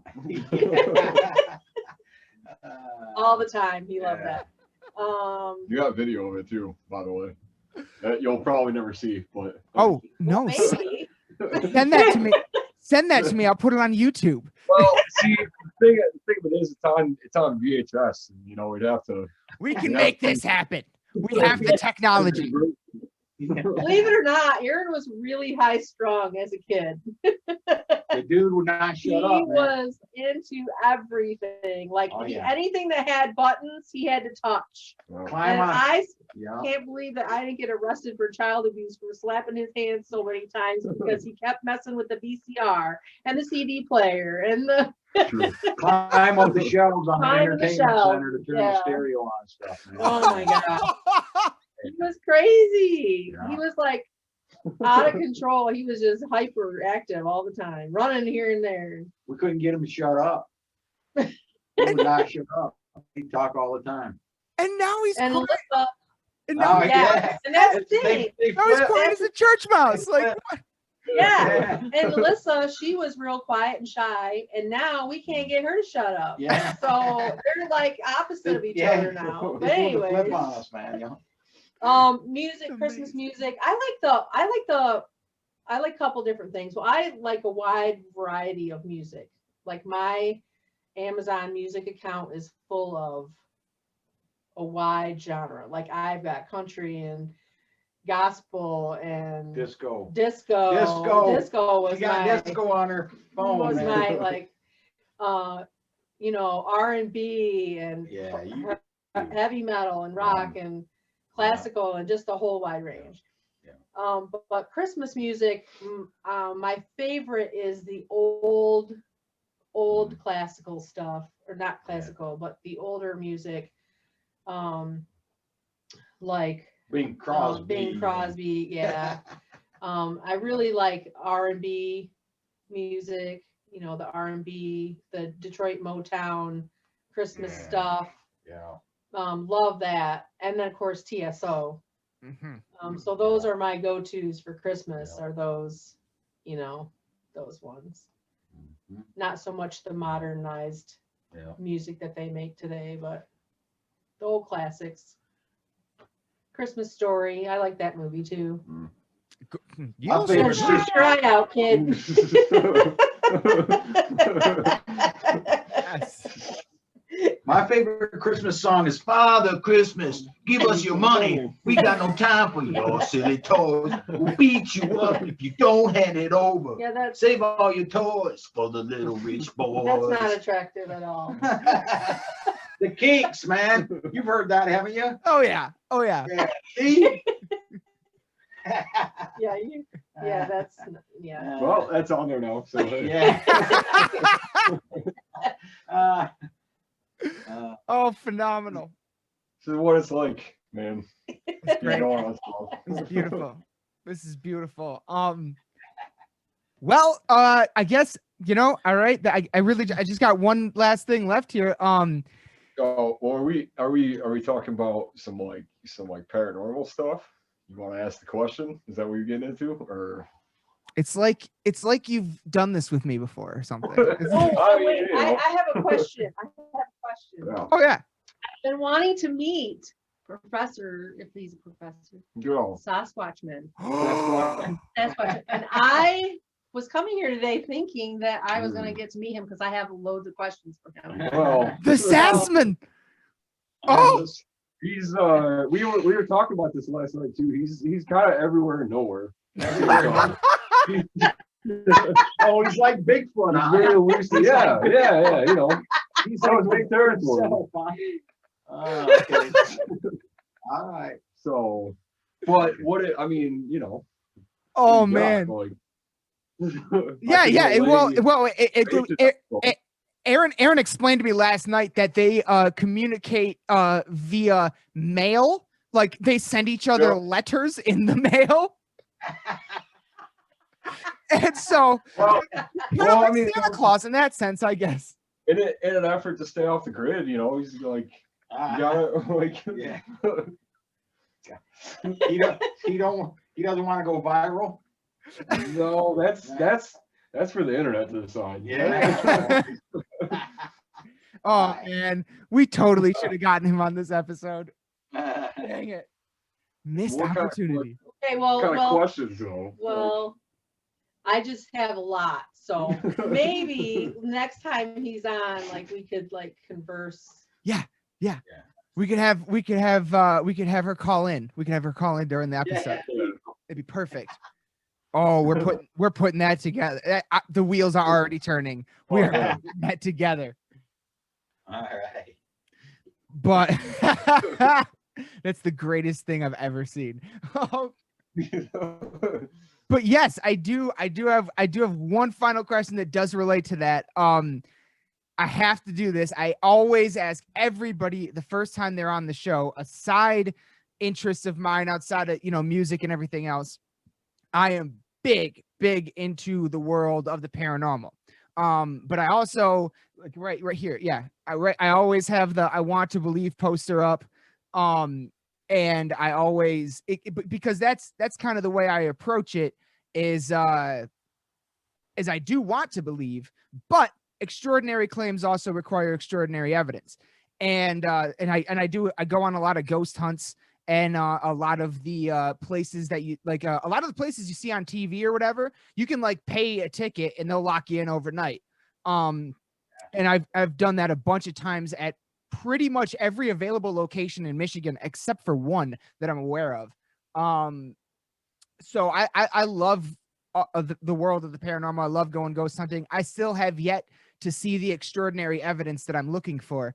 So I always like to ask everybody new on the show, have you ever had any experience that you would describe as paranormal? No. No. Dang it. Really? No. Never heard a footstep or anything? Oh, no, I don't think so. No. I worked in some I worked sketchy at the places. Capitol and That place is haunted. And I used to have to go in on Saturday mornings and on the weekends and check the air handlers, and you would hear like doors creaking and things like that around there. But there's state police people in there too. So every time I would hear something, I'd like run out and see if I could see somebody or anything. But I never actually really got the feeling where man, I just seen something out of the ordinary, but I've heard a lot of stories, there's 4, I don't know if you know about the 4 deaths that have happened at the Capitol. I am familiar. Yes. So yeah, so there's definitely, and I've heard that many times that it is, but I never, and I've been in there a lot, like I said, by myself or with just maybe a couple of state police people on the weekends and stuff, but yeah, I never really encountered anything that I thought was, too crazy and made me run out of there. Run out of there scared. But what was the one you were telling me about? Like there was like that old barn that you worked at, and there was like the dog or something. Oh, hey, like well, here's another story that I worked in a house. It was a farmer's house down by Leslie. Okay, and it was a big old farmhouse, and the electrician was there, and he was telling me about they had heard a little girl out on the porch singing and sounding like she was out there playing jacks. The game jacks? Yeah. Out there tossing the ball, throwing jacks, okay? So we were like, well, yeah, okay, sure, and so a person who used to live in the house, he stopped by and he was talking to us, and he's like, hey, we got old pictures. We used to live in this house. We've got some pictures if you're looking for something to make, if you want something to go back to the original, I can get you some pictures and stuff, And so that electrician said to him, dude, you think this place is haunted? And he said, oh yeah. He said, there's constantly a little girl that plays out on the front porch that we would always hear out there playing on the front porch. And so he looked at me and he said, I told you. He said, I don't know this guy. And he was like, do we know each other? And he was going, no, we don't know each other. Of course not, you know. But he's going, I told you, man. But when I was there, I never heard anything or felt anything there. But after that story and after the two of them guys talked, I always, you know, I had to work down there by myself a lot too, because the house was vacant stuff. So I'd always, you know, always had the radio up, and I, you know, like, man, I don't want to hear anything too freaky. So, but I never did have anything down there. But that was about the closest I came to hearing some stories where, you know, this is the place we were at. We worked there for quite a bit, you know. Yeah. But that's about it. So no, you know, even outside of the realm of ghosts, like, you know, like, have you ever seen anything in the sky or in the woods or anything like that? No. Fair enough. It's I've told, and like I said, I asked that question to every single guest that comes on for the first time. And what I've found is it's a solid 50-50. 50% never experienced anything, 50% have. So it's completely understandable. But that's Aaron. Do you have anything else? Any other topics you want to go into or anything? We got your parents on for the first time ever. Well, I was gonna like wrap it up somehow, unless you had something else. No, go ahead. Let's do this. I don't know. I guess I'll kind of make it short. You know, part of doing this was, you know, just to be able to, you know, like I said, like save these conversations and to be able to kind of call back to it after, you know, however long and forever. Yeah. So I guess, like, you know, to kind of save myself from the intro that happened where I was all off of it. I don't know. I guess I just wanted to say, you know, especially over the last couple of years, like, you know, just thank you guys for you know, just believing in me. Thank you for, you know, support, and for the, you know, just like encouraging me to keep going, and to, you know, whether it be music or whether it be, you know, anything like, you know, job related or just, you know, anything, just podcasting. You know, anything really. Like, that's what we do, yo. Absolutely. Yeah. That's what we do, yo. You know, and I know it was weird when we were talking about it first. It was like, well, you know, like trying to like explain what we do on here, which is kind of all over the place. But, you know, we were kind of like what I was saying, like we were talking about like the start of, you know, the end of the year and stuff, and just kind of, you know, it's all about family and stuff. And so I just really just wanted to say, you know, thank you, and thanks for putting up with my bullshit for for the longest time. And so you know. when are you gonna move out? Well, No. right around this time when the pandemic is over, and like, you know, there's other things going on. I'm just kidding. You can stay as long as you have to. Oh man. So, I don't know. That's really it. Like, you know. You guys, Well, this was cool, man. This was fun. I can never ever thank you guys enough for wanting to be on and supporting Aaron and I and doing this stuff. It is definitely a labor of love, and that's why you guys are on, because we just want to have everybody we love on this show. And yeah, that's all I got for you guys tonight. So on this Christmas Eve's Eve, I can never thank you guys enough for being on and putting up with our craziness and joining us. This is an episode that I know I can speak for both Aaron and I. We're gonna go back and watch a million times.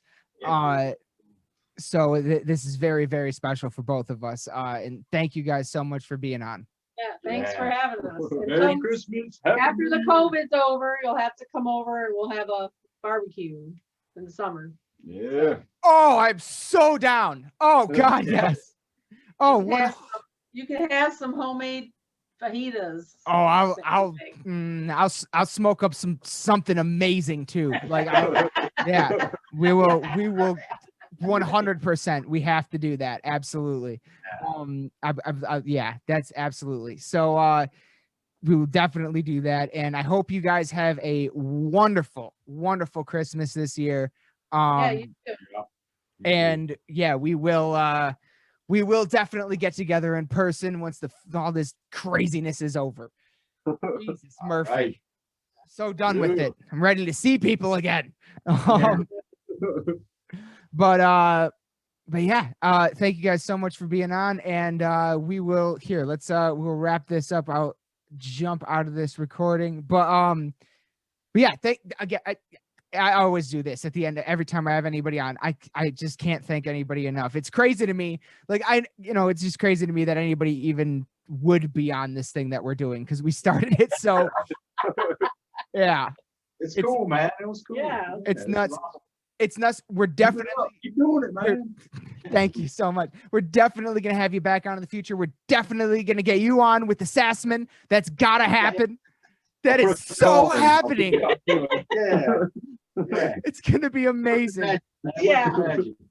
I wasn't prepared for that. Send him the telepathic. Tell us the telepathic. Yeah. It's gonna be outstanding. Yeah, wheels are already turning. So All right. but we'll hop out of this one, and thank you guys again so much for being on, and Merry Christmas. Yeah. All right. Merry Christmas. Yeah. See ya.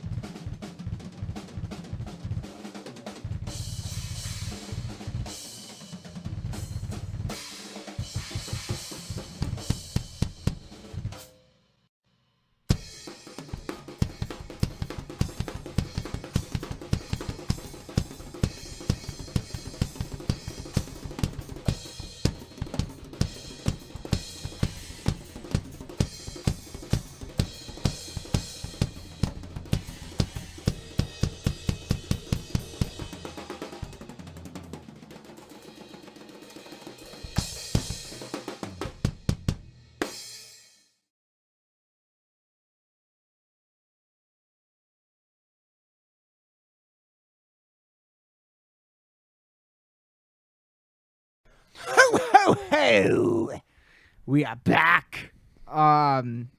That was your family Yes. on the show for the first time ever. My dad. And while we don't know what happened, it was a great time. It's probably cool. It's probably cool, I right? forgot my headphones. You guys remember that part in that time when we talked about that thing? You remember?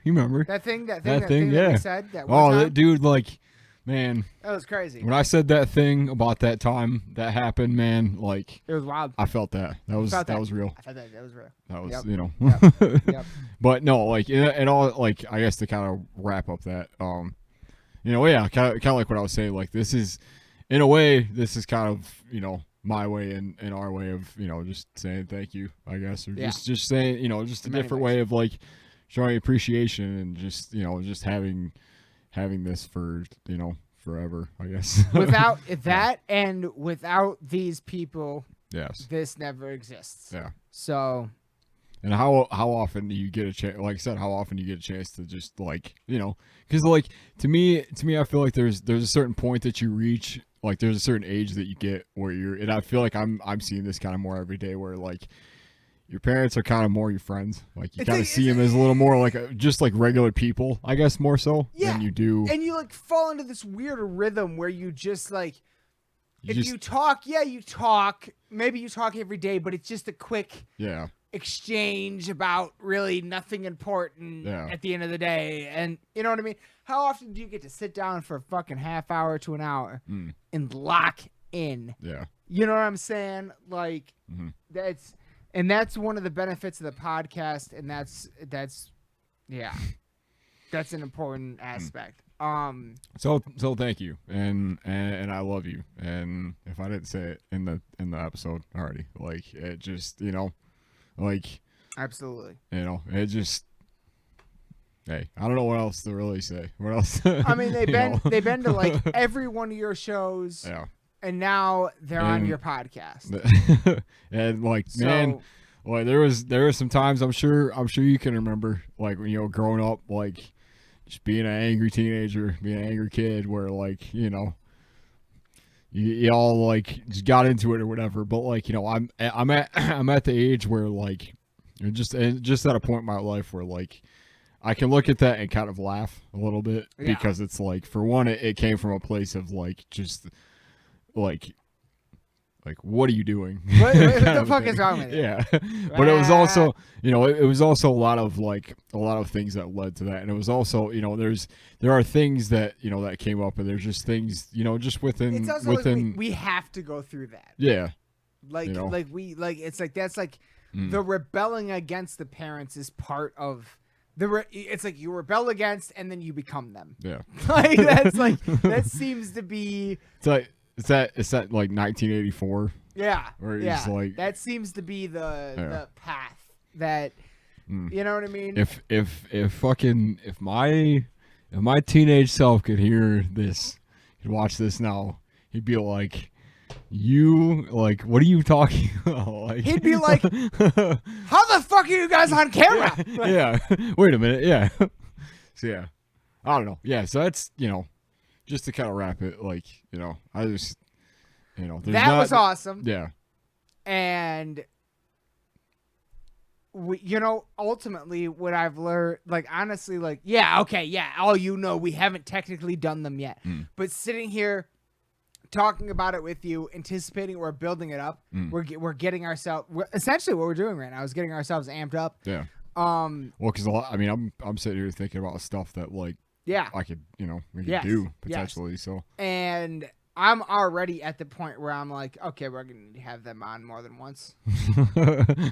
Probably, yeah. One episode is not going to be enough. Well, maybe it becomes like an annual thing. I don't know. Maybe it's like something we can work something. Yeah. In. We can work something in. But in any case, like, we can never thank, at this point now, all of our parents have been on.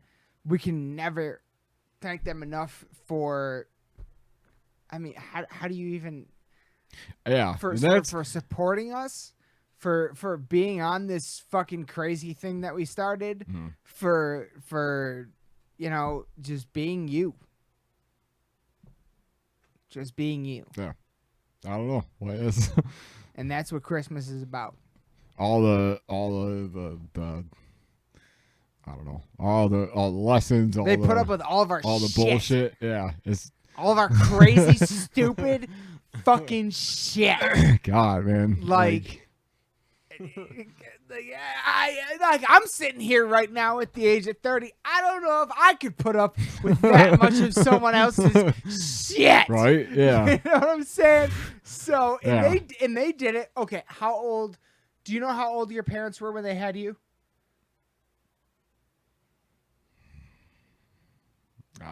No.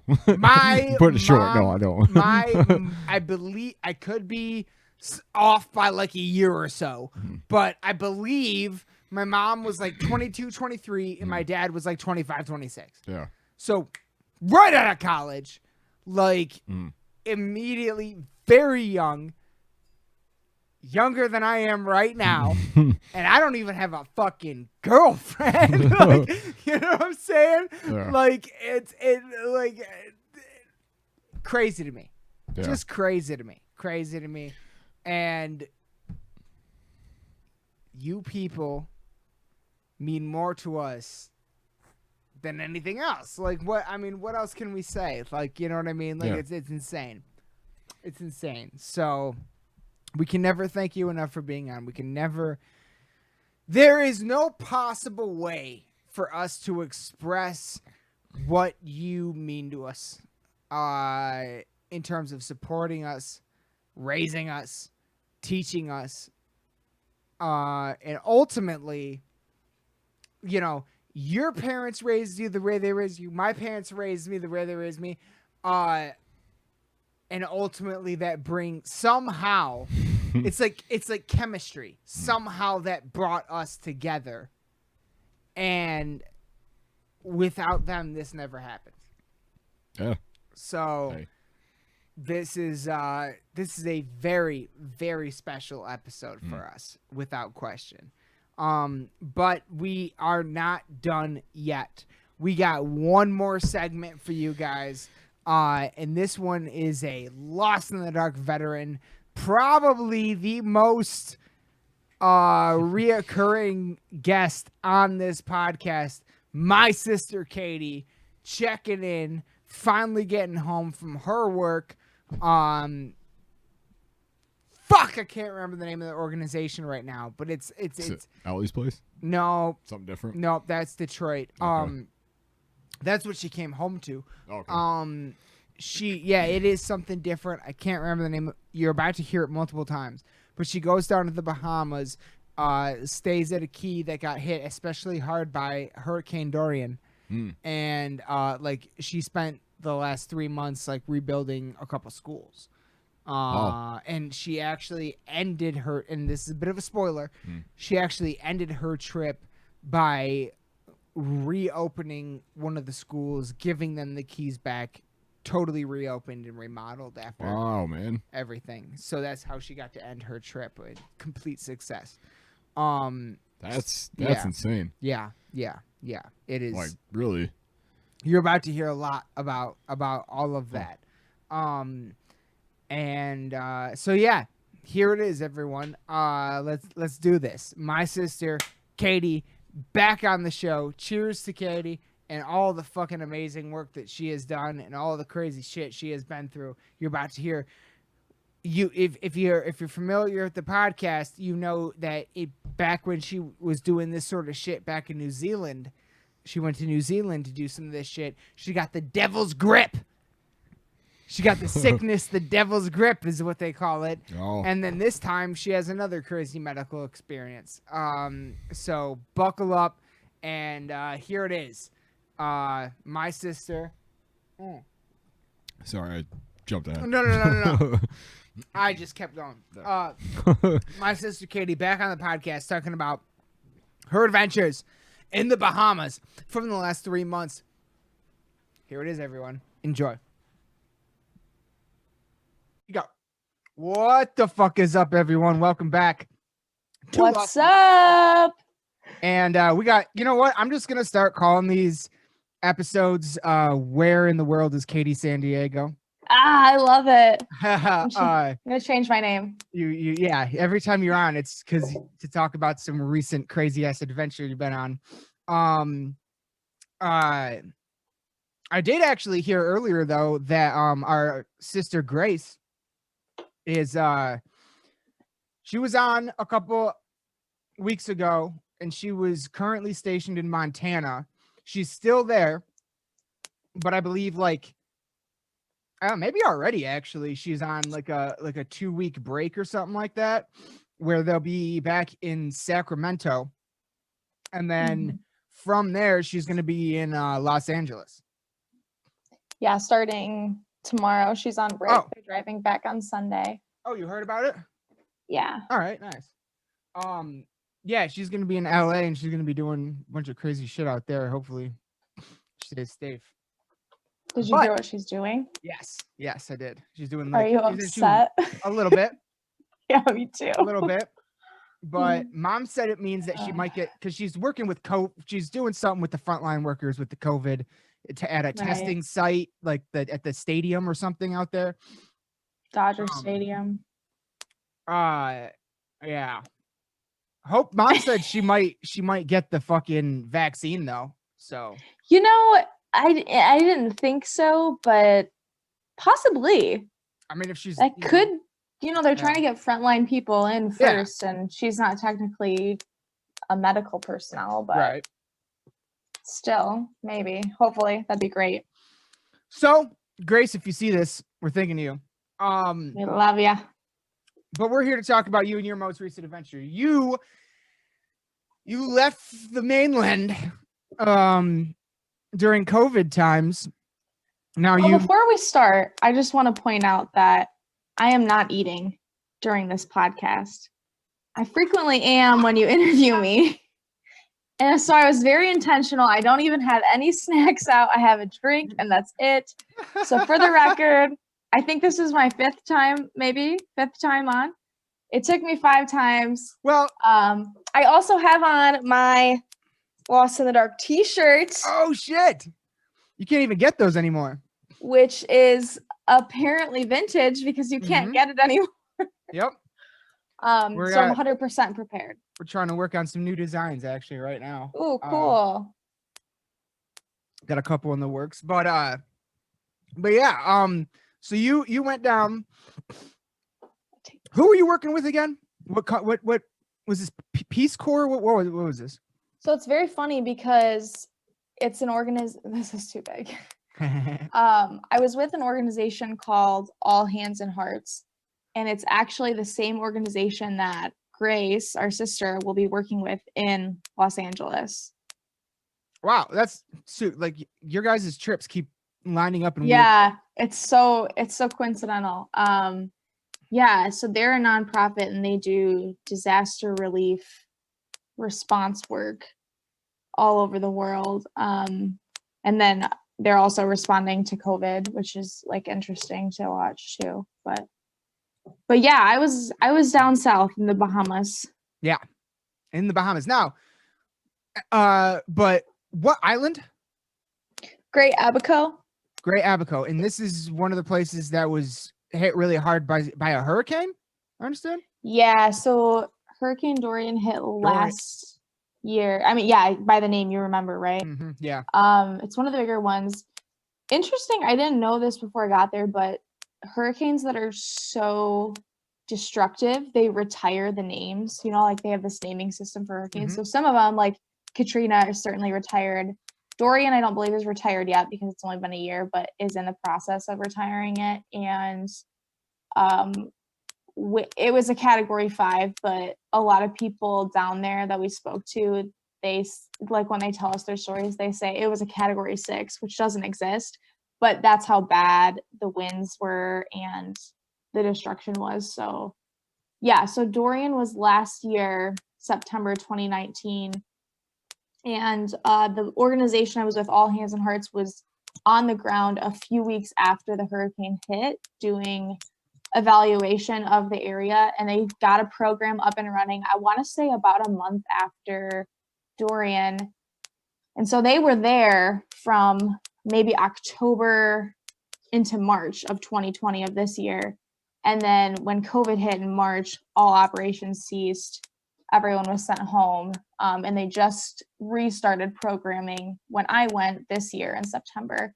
That was actually the first program they had started back up in the organization, up and running again, was this one. So I was there in September, and I just got back home last week. Last week. Okay, so what kind of like jobs did they have you guys doing down there? Originally, we were doing a couple different things. We were going to people's homes. They weren't usually there while we were there because of COVID. There was like a lot of restrictions, but we were going to residential homes and just clearing out debris. We went to one house that, I mean, it was just like full of stuff, right? Like there was stuff all out in the yard, belongings, furniture, everything else you can imagine, pieces of drywall, like pieces of roofing, right? So part of the process is just like clearing stuff out for people.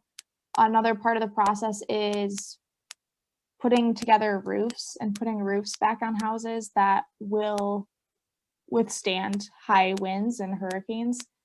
I didn't actually get a chance to work on a roof, but what we ended up doing the majority of the time was working at the school. One of the local schools there was called Every Child Counts, ECC. And it's the only school in the Abacos, which is that group of islands that offers education for children with special needs.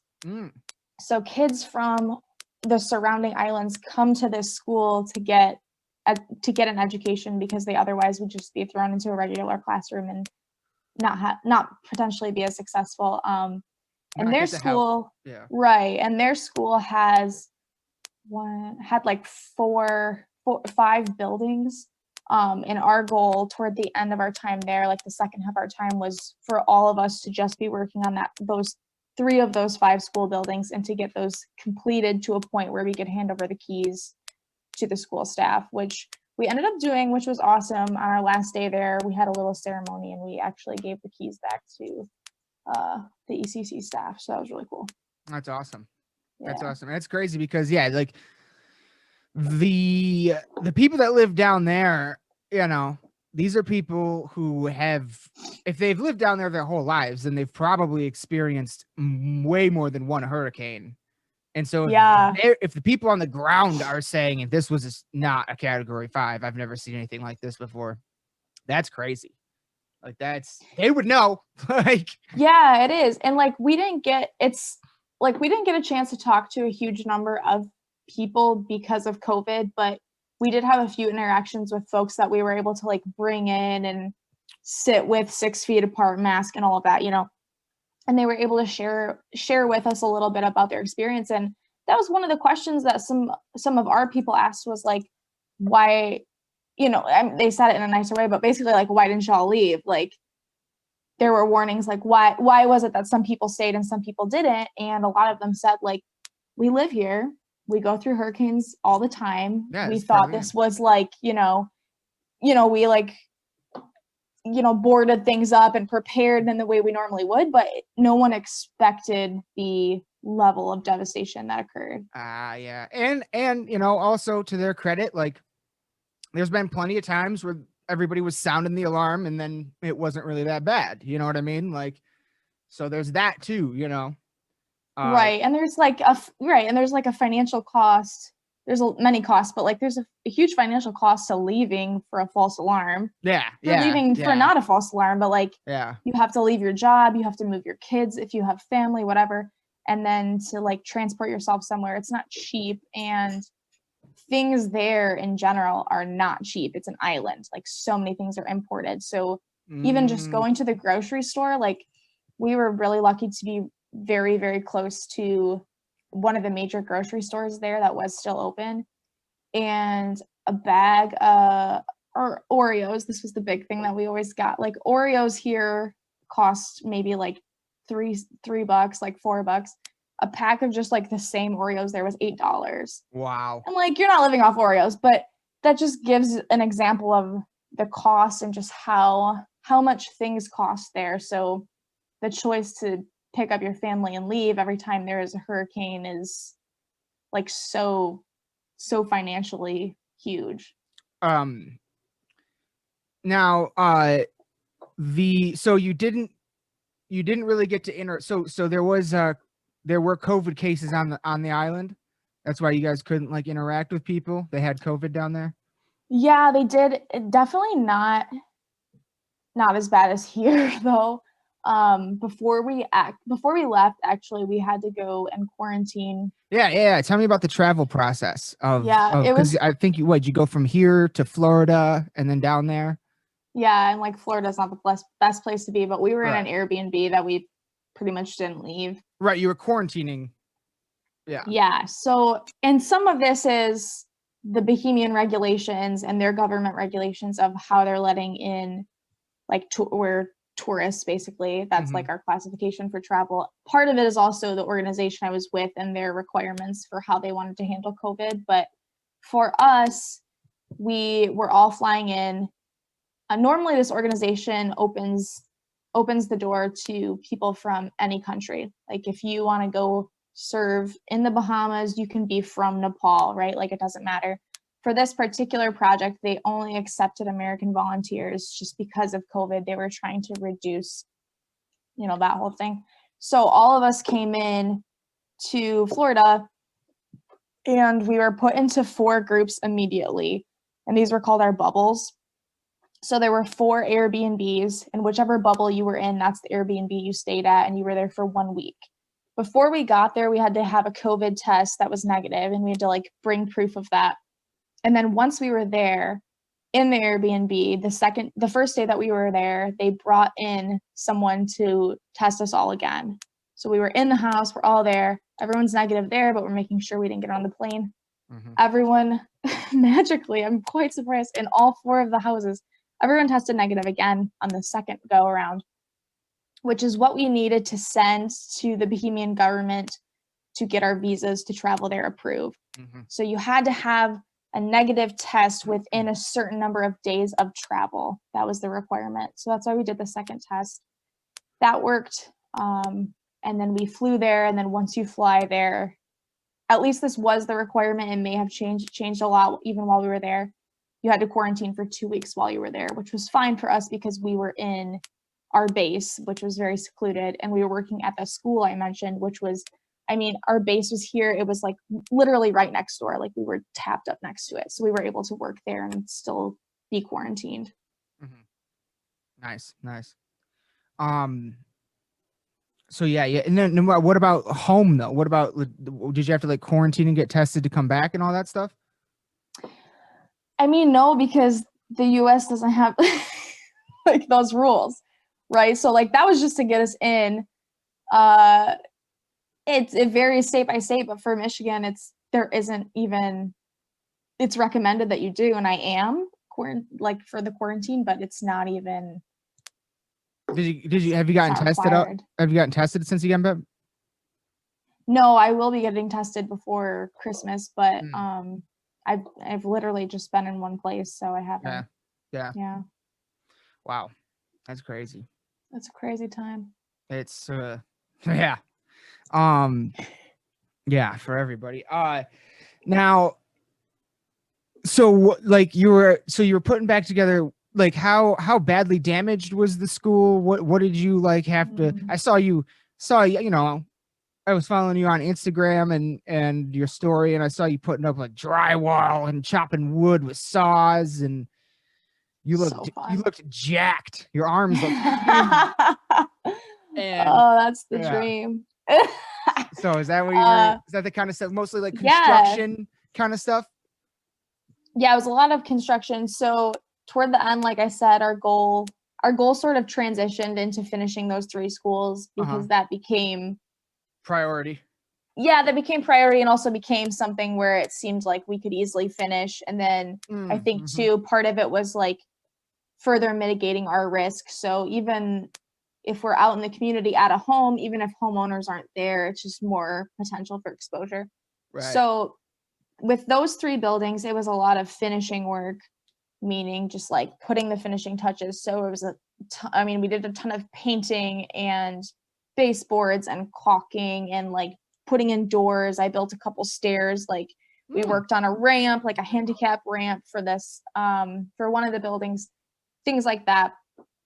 Those buildings were further along because groups prior had worked very hard on them, but other buildings, for example, like one of them, the roof was still intact, which was incredible, but the whole top floor was wrecked. So we were actually framing walls, and we were actually putting in, it's probably what you saw, like some of it. bringing the lumber in and measuring it and putting up the framing so that the next, whoever comes in next could begin the drywall after the electrician comes in and puts in all that stuff. So it was a huge variety of stuff, which was cool for me because I got to learn a bunch of different things. And then some groups did get to work on a roof. We didn't, but that's okay.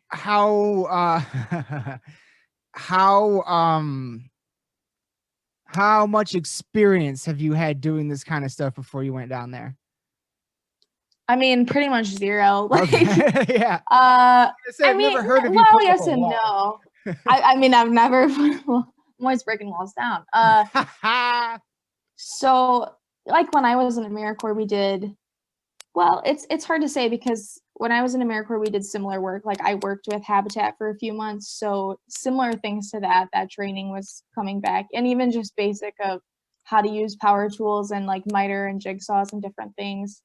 And then the school building the school building that I've done in other countries, again, similar in terms of it's physically laborious, but it was a different kind of work. Like we're doing finishing work, which is a lot of like painting and details. The work I was doing there was like mixing concrete. Oh yeah, that's right. Bricks, right? Yeah. So, I mean, we did actually have to mix concrete at one point, but yeah, different things. But that is one of the nice things about the organization is that they expect volunteers coming in to be unskilled labor. Like that's what you're classified as, meaning like you're just coming in and you're prepared to do and learn what is asked of you, but you don't have to come in with a bunch of skills. You just have to be willing to do it and try it. So that's nice. And then you get to learn too, right? So you go in. Now you know how to do all that shit, and that's cool. Hopefully. That's cool. Yeah, if you need any walls built, don't call me, but I will maybe help. Might give you a call. All right. Let me know. So yeah, but you're doing all this stuff, but at the end of the day, you're in the fucking Bahamas. I mean, it had to have been gorgeous. It was hot. You shut your fucking mouth, Catie. It was so hot. Complaining to me about the heat when we're up here in 20-degree fucking weather, and I'm losing my goddamn mind. Listen to me. It was so hot. The first week I was there, it was over 100 degrees. We're in a place called Marsh Harbor. Marsh Harbor. That means it was wet, right? So it's 100 degrees. The humidity is high. I have to wear a hard hat because of safety. You have to wear boots, like work boots, and you have to wear a mask because of COVID. So I thought I was going to die that first. I was like, I can't do this. This is not the life for me. I'm not made for this climate. I am from Michigan. I mean, besides the mask and the helmet, that's basically what most people wear to metal concerts when it's 100 degrees outside. Yeah, right. And I told you before you went, I told you that fucking the closer you get to that equator, that sun is a different fucking animal. Like it is. Oh yeah, it's so hot. When we went down to probably 5 years ago now, when we went down to Key West, I didn't get it, or I don't know if I didn't get it as bad or if it didn't affect me as bad or whatever, but like all of us definitely got sun poisoning. Like I'm talking the people the 3 guys I went with were so badly burnt they were vomiting. Oh yeah. Like it's really insane. Serious. And we had sunblock on, you know what I mean? And it still didn't matter. It's just exposure. Didn't matter. Like it was nuts. I was like, it's different down here. This is fucking. It is. It's you against the sun, and the sun wins every time. Every time. You cannot beat the sun. Yeah, it was a lot. I spent a lot of time hiding. Sometimes, I mean, our living situation was, we were on a slab of concrete. It was just a slab of concrete, and we had our little pop-up like living pods. Like barracks. Yeah, so it used to be the grocery store that is now down the street used to be there. So imagine like a giant parking lot we lived on, meaning there was no shade, there's no trees, there's nothing to like for you to hide from. So there were days that we were out working in the sun, and I would literally crawl under a van because it was shaded just to get a few minutes out of the sun. Like, it was insane. Holy shit. You just see my head like on the side of the van. I'm like, oh, like, I'm telling people like, don't let anyone hop in their driveway because I'm under here. Should have gotten like some ketchup and sprayed it around you.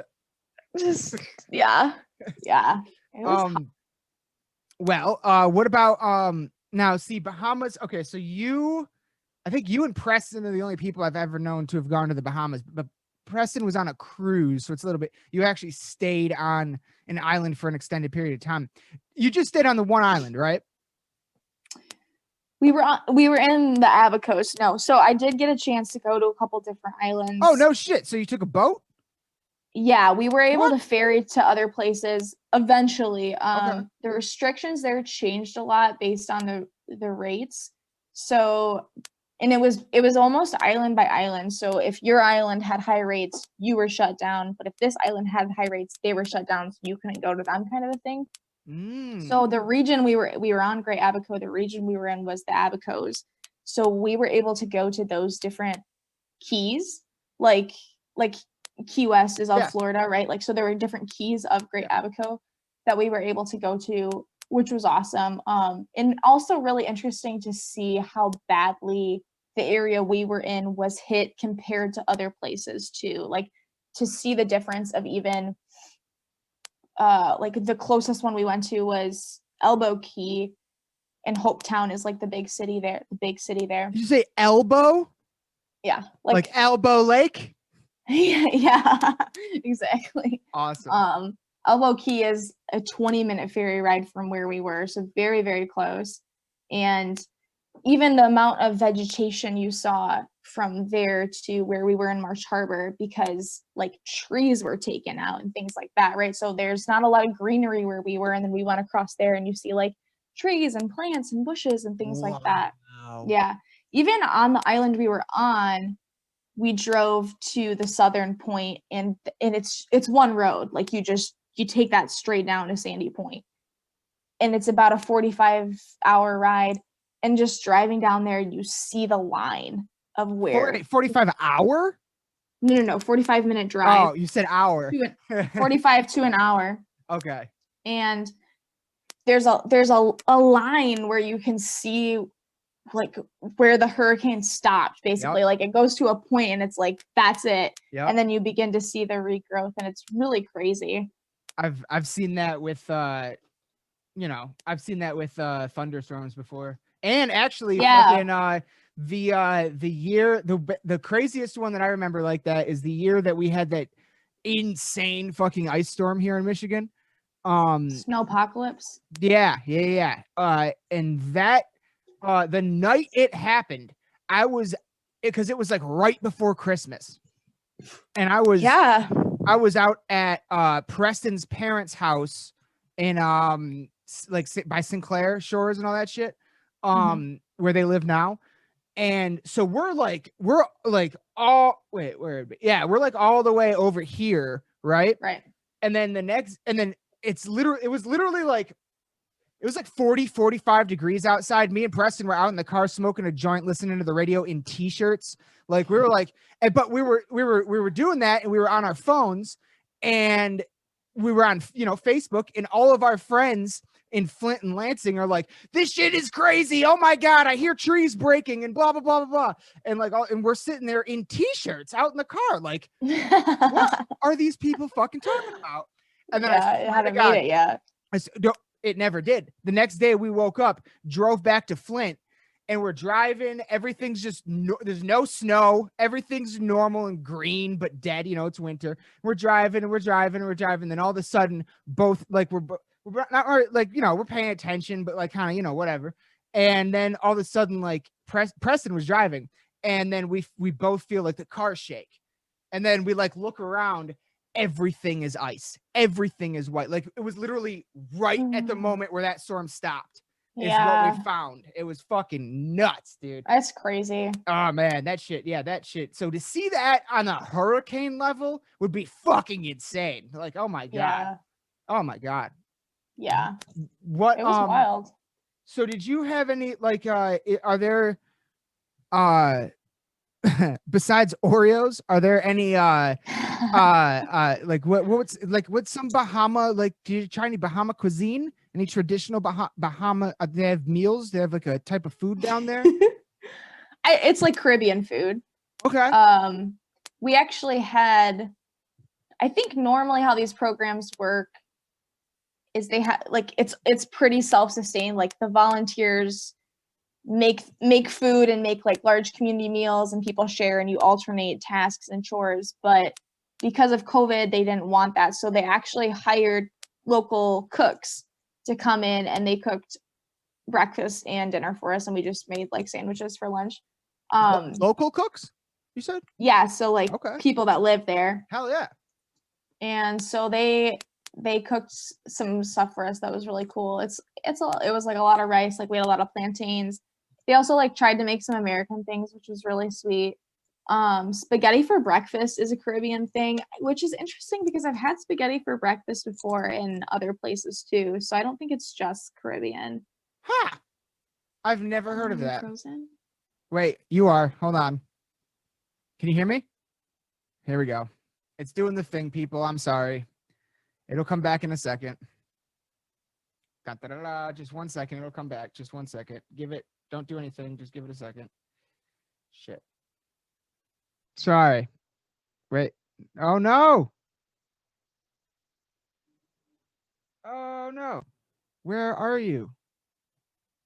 Oh, there you are. Here we go. Yeah, sorry.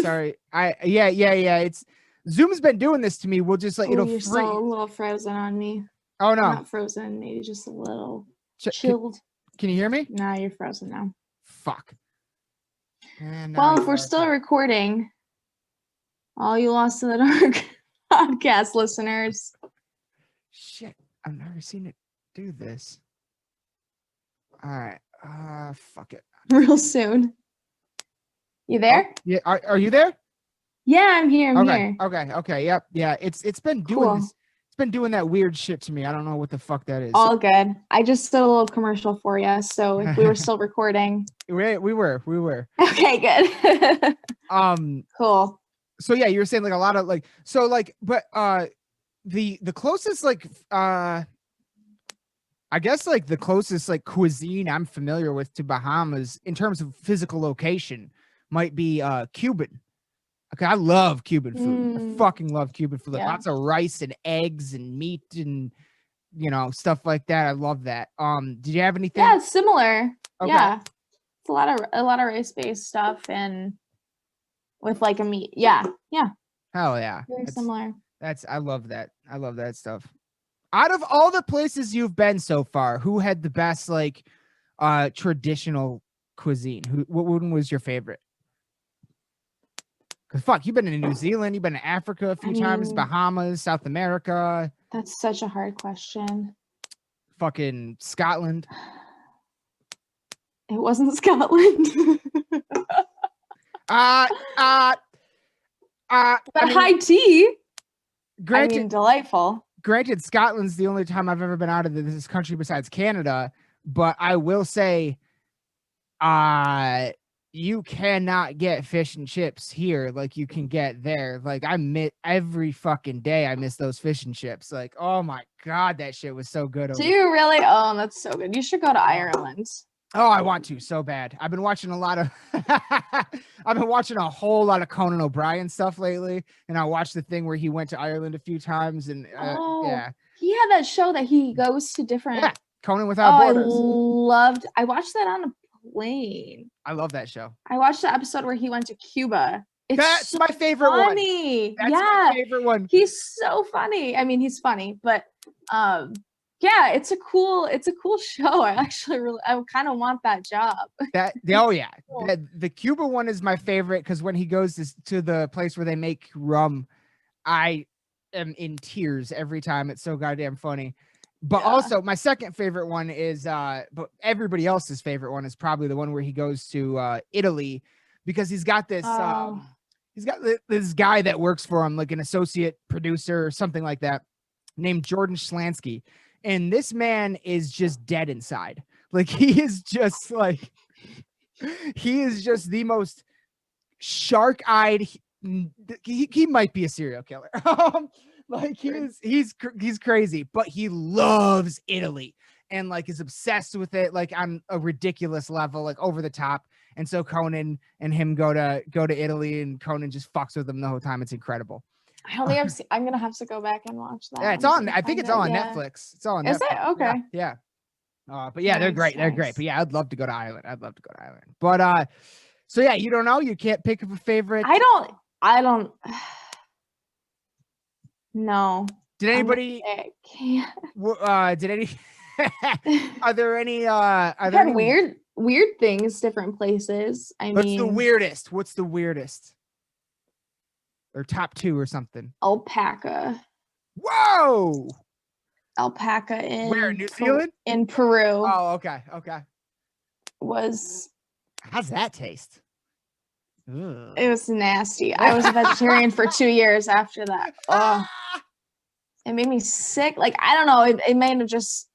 It was also in Cusco. There's really high altitude, and I'm very sensitive to altitude switches. Cusco? So I just wasn't. Cusco is like the Peru. Like the guy from the Emperor's New Clothes cartoon? Yes, he's named after that city, Cusco. That's hilarious. Yeah, it's Peruvian. Oh shit. Yeah, alpaca, I think, is probably the weirdest thing. I feel like I had crickets somewhere, but I don't think that's super weird. Nah, I can get those at the store. You can get them at Purse's Pets, and yeah, you sure can. I've eaten crickets before. High protein. The shit, what was I about to say? Oh yeah, no, actually, I thought of you the other day. I was watching a video. You know who Tom Green is? He's one of my favorite comedians of all time. I love Tom Green. I don't think so. He actually technically in a lot of ways, I actually credit him with inventing the podcast in a way. He kind of inventing podcasting. Yes. Or your okay. I was like, no, your podcast? Podcasting in general. Like he did something in a style. He did something in the mid to late 90s that was just like way ahead of its time. It was basically what we're doing right now, except he did it in the mid 90s. So the equipment was all gigantic and the internet wasn't, you know what I mean? Like, but he still was able to do it. He pulled it off. He was really into that, but he's a great, brilliant comedian. Yeah, he's in a lot of movies that I love, but right now during quarantine and all this, he's been, he adopted a dog and he's been driving across America in like a customized, dope ass van. And this is really popular right now. Oh yeah. Van life. Yeah. Yeah.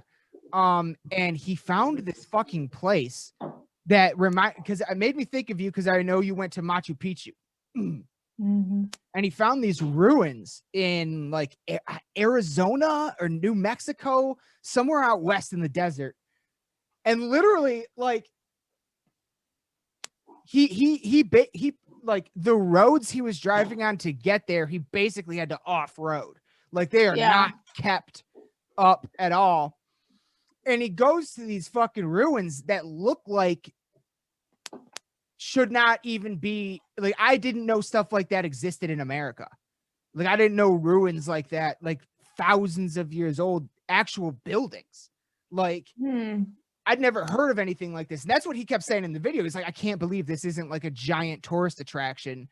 I can't believe it's like, you have to pretty much off-road to get here, but anybody can come here. It's not like trespassing. Like anybody can. All you have to do is get in the car and go. But yeah, There's like so much stuff in the desert because who Yeah. goes out there really, you know? yeah, like I was watching that and I thought about you going to Machi. I was like, this looks like a place Catie would want to fucking go to. Out in the desert. Yeah. Yeah, the whole van life thing is very popular right now. There's a lot of people that make a whole brand out of it. Well, I mean, you know, when you can't fucking do anything else, but yet you can do that, and it's, you know, you can be safe. Like, Oh yeah, I mean I wasn't even thinking about with COVID, but yeah, that's true. I know that because normally he'd be doing a movie or you know, a stand-up tour or, you know, whatever. Can't do any of that. Yeah. They did just So- announce. What? Go ahead. I was just gonna say, you brought up that you feel like he sort of paved the way for podcasting a little bit. Is podcasting not just modern day recorded radio?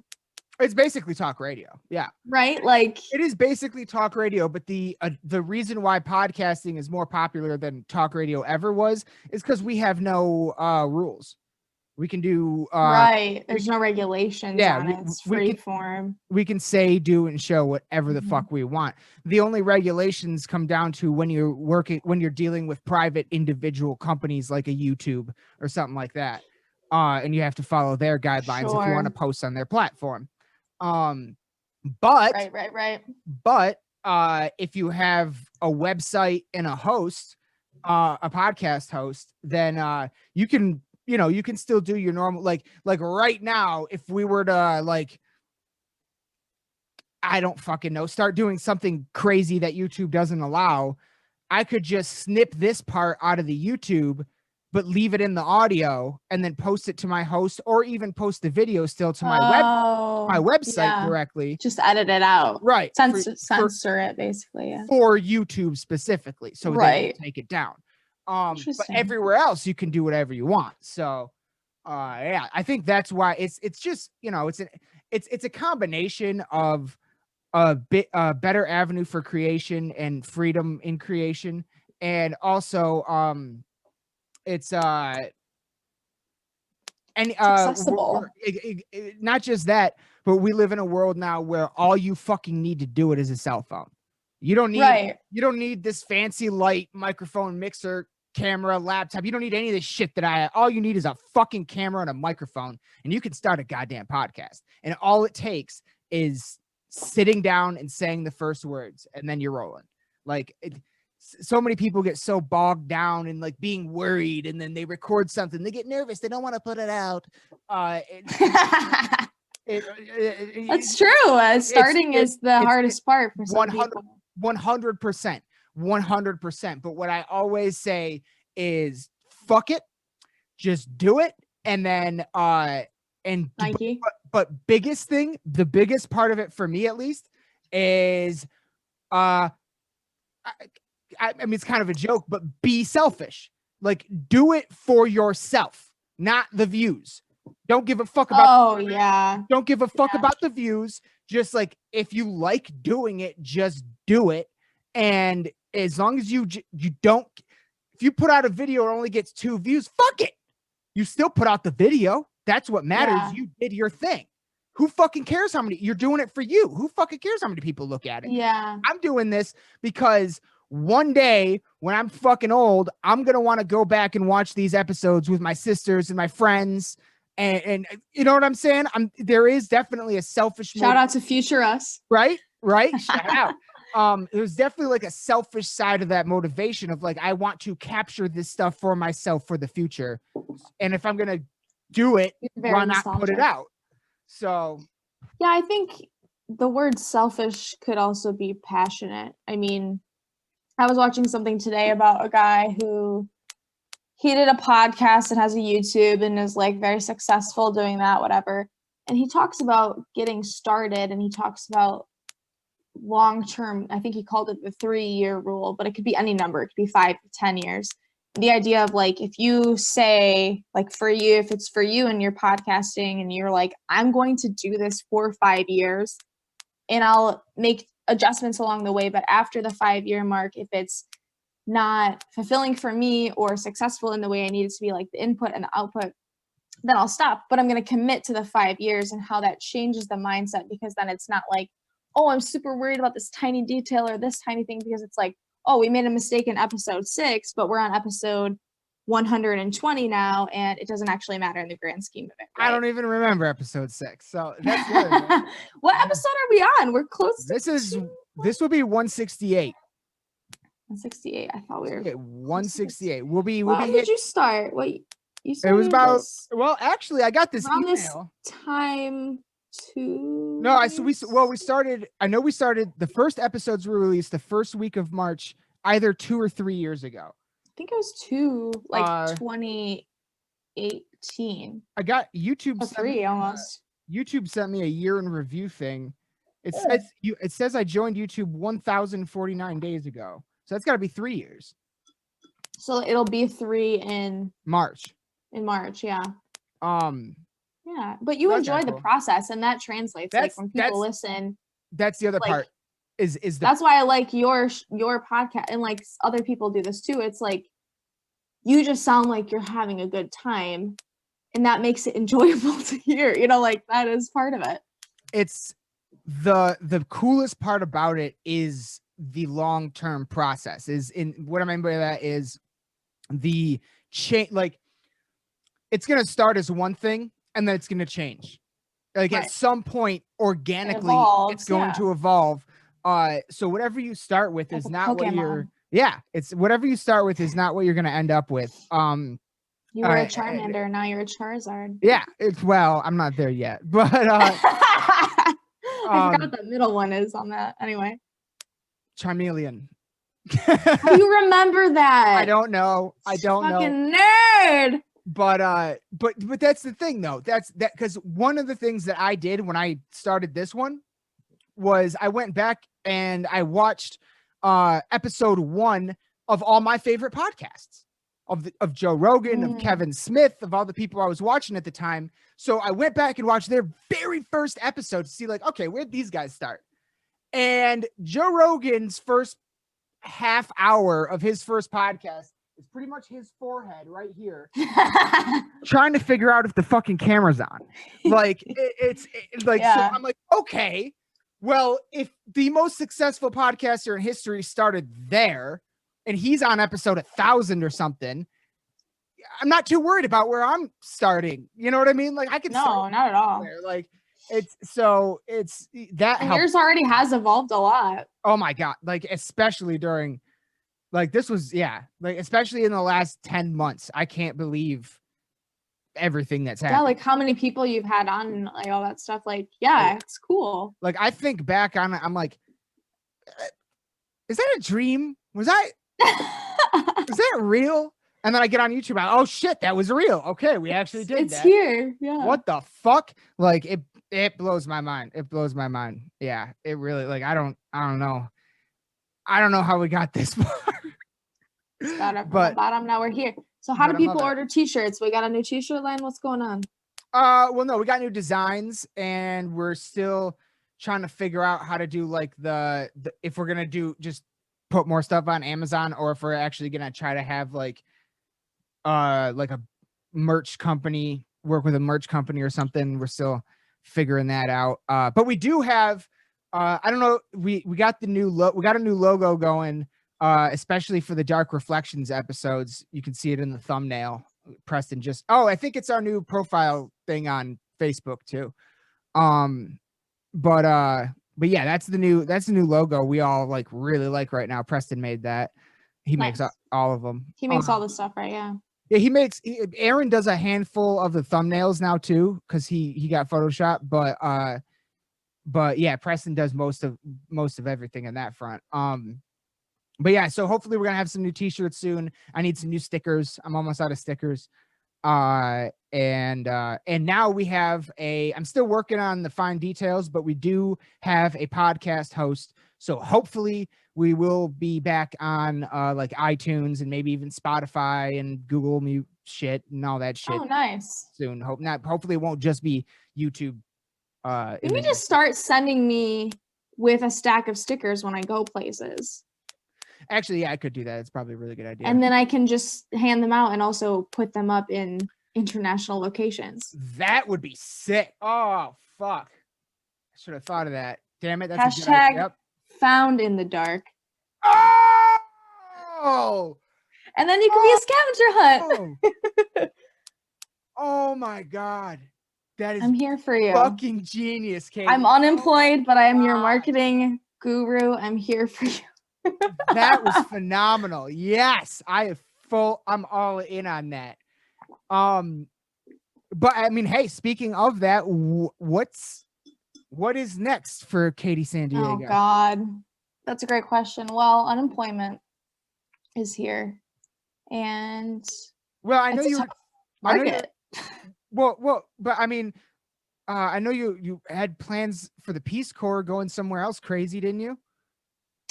Yeah, so I'm not going. Did I tell you that? No, I didn't know that. Yeah, I'm not gonna go. I don't want to like bash on the Peace Corps because I think it's still a great organization, but I was just really disappointed in how they handled everything going on with COVID. Like, of course they had to shut down. Of course they had to send people home. Like, everyone understands that. However, I was meant to leave this year in June. Right. And I found out in May that we were delayed until October. So then I was lined up for October. Sort of quit / sort of was like laid off from my job in July. And the week after, Peace Corps said, you're not leaving until next year, meaning 2021. And then. And you left your job to join the Peace Corps. Correct. Yeah. So that was in July. They said you're not leaving until the next calendar year in summer of 2021. And from then, I've gotten one email from them in terms of information, like communication, and it was like, check out this blog post about a previous volunteer. Like, it was just fluff, right? And that didn't come until October.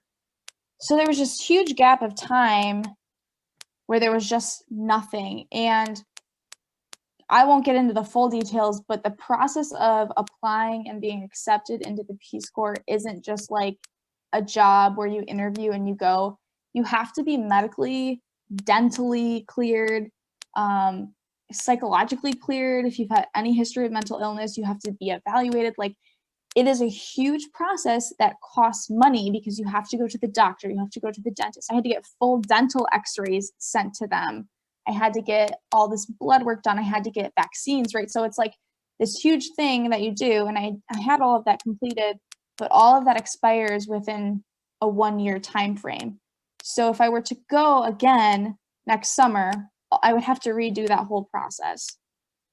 So they just additionally fucked everything. And I haven't heard anything from them, and I'm actually not convinced that they're going to be sending volunteers even next summer. Like, they said tentatively summer 2021.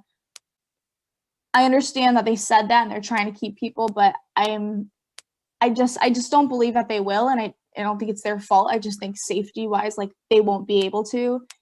And for me, it just became a thing of like, how many times do I shuffle and like do temporary part-time things until this happens before I realize that it's not going to happen, or it's just like much later than I wanted to do it. So that's part of the reason too. I'm really glad I went to the Bahamas, because it was not necessarily a similar type of work, but it was like 3 months somewhere else, similar climate, like hot, wet climate, which I now realize I would not have lasted 2 years because it was terrible. Like, I have so many scars from bug bites that I scratched, and I don't like the heat that much. So anyway, long story short, yeah, I don't think I'm going anymore. Okay. Well, I'm not going. Would you ever do something like you did with this? What's the organization called again? All Hands and Hearts. All Hands. Yeah. So that's sort of what I'm thinking is like, my Peace Corps. A lot of people think that if you like to travel, you go to the Peace Corps, and it's not about traveling. Actually, it's about staying in one place. Yeah. For 2 years, right? Like, yeah. You're actually slightly discouraged from traveling because they want you to heavily integrate into your community. So they want you to stay put and make the connections there, which totally makes sense. I think that would have been awesome and appealing. However, I was living in Detroit for 4 years doing community work, and I can tell you that after 2 years, I feel like I was just beginning to open those doors that I wanted to open. And that was in a place where I'm from this state and I speak this native language. It's not necessarily the same somewhere else. So I'm like, also in my head, how much work am I going to actually be able to accomplish within that time frame? And the answer is not a lot. And then does that mean I'm going for the experience of me having this experience in a new place, or am I going more for the value that I can like provide to this community? And I think it's just more heavily the volunteers experience, which you can argue is good or bad, but it's not really what I was looking for. And I think I realized that. Fair enough. How much so? So you are. So yeah, I don't know. You are, but you may go like do something with a different. Oh, I'll be bopping around doing things. I'm sure. I don't know what, but yeah, probably more short term things than that. Also, are you, now that you're back in Detroit, are you going to go back to any of the, like Ellie's house or anything like that? Oh yeah, like I'm already doing stuff for Ellie's house awesome. again. So Awesome. yeah, and that was the other piece of it too, is like I'm so invested in the work in Detroit that even being away for 3 months, they had several people like covering the work I did for Ellie's house, and they managed, like it was fine and they got it done, but I still felt this pull of like, well, that's like what I'm meant to be doing, and like I'm invested there, and like I'm so committed to Detroit. Why would I pick up and go somewhere for 2 years when I could perhaps maybe like just do these smaller things where I can still get what I want out of the experience without uprooting my life for 2 years. Right. Oh yeah. So we'll see. That makes a lot of sense. So no current big adventure plans right now. Well, the big adventure is to find a job right now. Right now, Catie San Diego it's Catie San Detroit. Yeah. Hell yeah. Well, shit. I think that's. Yeah. 2 more things. One, any like, what was like the craziest, weirdest thing? Like any like that happened in the Bahamas? Like any like devil's grip kind of shit, or like anybody not get, like, that some weird disease or bug bite or something? I mean, I would say luckily no one in our group got COVID, which is a big thing, right? Yeah. People did, myself included, get isolated. And so there were like many different kinds of processes, but like I was at work one day and I had a stomach ache and I was like, I'm not feeling good. So I went back to my bunk and slept. And when someone came to check on me, they were like, yeah, we're going to go get you COVID tested just in case. And I was like, I promise it's just a stomach ache. Like it's not anything. So if you go and get taken to get tested, they have to isolate you from the rest of the group until your test comes back, right? Obviously. So I spent some time in isolation, couple days, 3 days there. I actually got, well, this is, yeah, you'll like, I don't know if you'll like this, but before I went to the Bahamas, I was COVID tested like perhaps 5 times because I wanted to like, I was like, working the election. So I got tested after that. I got tested once before coming home to see grandma. And it hurts. Have you been tested? It hurts, but it's like not that bad. Like you get over it quickly. When I went to get tested there, they came up to the car. I'm sitting in the back seat. So they came to the car. They're fully dressed and masked, right? So I just roll down the window. They go. And then I put my mask back on. We drive down the road about 20 seconds and I'm like, oh my God. And I pull my mask off and it is full of blood. Oh, and God. I mean, full of, like, they got me so bad that in the poor woman that's driving me, our program director, I was like, my mask is full. She's like, oh God. I was like, how do you do with blood? She's like, not good. I was like, okay, then don't look. But my face is full of blood. It looks like I was just slashed in the face several times. So we get back to the base where everyone is. And everyone's super nice. They're like, oh, because I'm about to go into isolation and it's a bummer. Right. So they're like, oh, trying to like, you know, someone brought me snacks and like someone brought me water and all this stuff. And I just get back and I'm like, and I'm just washing the blood off my face. I can't go to the sink because that's contact. Other people are there. I have to go to my isolated area. So I have a pitcher of water and I'm just draining the water, splashing the blood off my face as like 10 people are standing here. I'm like, it's fine. It's cool. No, it's cool. I just, yeah. And I'm just like, there's blood everywhere. It was horrific. Horrific. I don't want anyone to not get tested based on this experience. This was a bohemian experience at this particular medical center. I've never had this experience before with testing, but it was, yeah, it was pretty rough. I haven't heard of anybody having that. That's fucking wild. It was nasty and awful. And I was just sitting there like, of course, right? Like, Right. of course. That sounds like the time I broke my nose. That's It was so nasty. that's crazy. Another time, have you heard of poison oak? It's similar. Of course. Yeah, to like poison ivy, poison wood. There was poison oak at the school that we were working at, and some of the girls got it, but you have to understand too, we're in a disaster zone, so the medical care is not only limited, but it's just not top-notch care because what doctors are still there or have come to this area, right? Like it's just not it's not likely to be the best care that you can possibly receive. So these girls in another group, they got poison wood and they have spots and they're scratching, so they go to the clinic.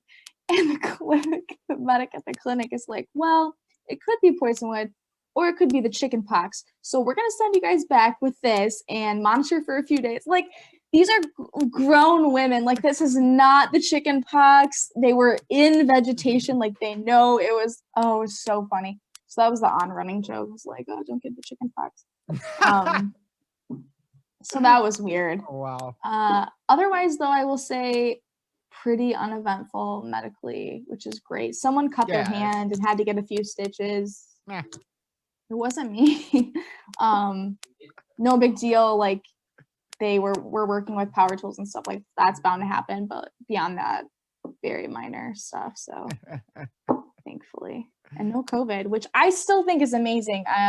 Our group was, well, we started with 30 people and not everyone stayed. Some people ended up quitting, but there was 30 volunteers and about 10 or 11 staff. So like over 40 people there, and coming from all different places in the US, going to this one place in the Bahamas, like no one brought it and no one got it. It's just like, yeah, I mean, we're just really lucky. And there was a lot of safety measures in place. Of course, it wasn't just luck, but yeah, it was really good.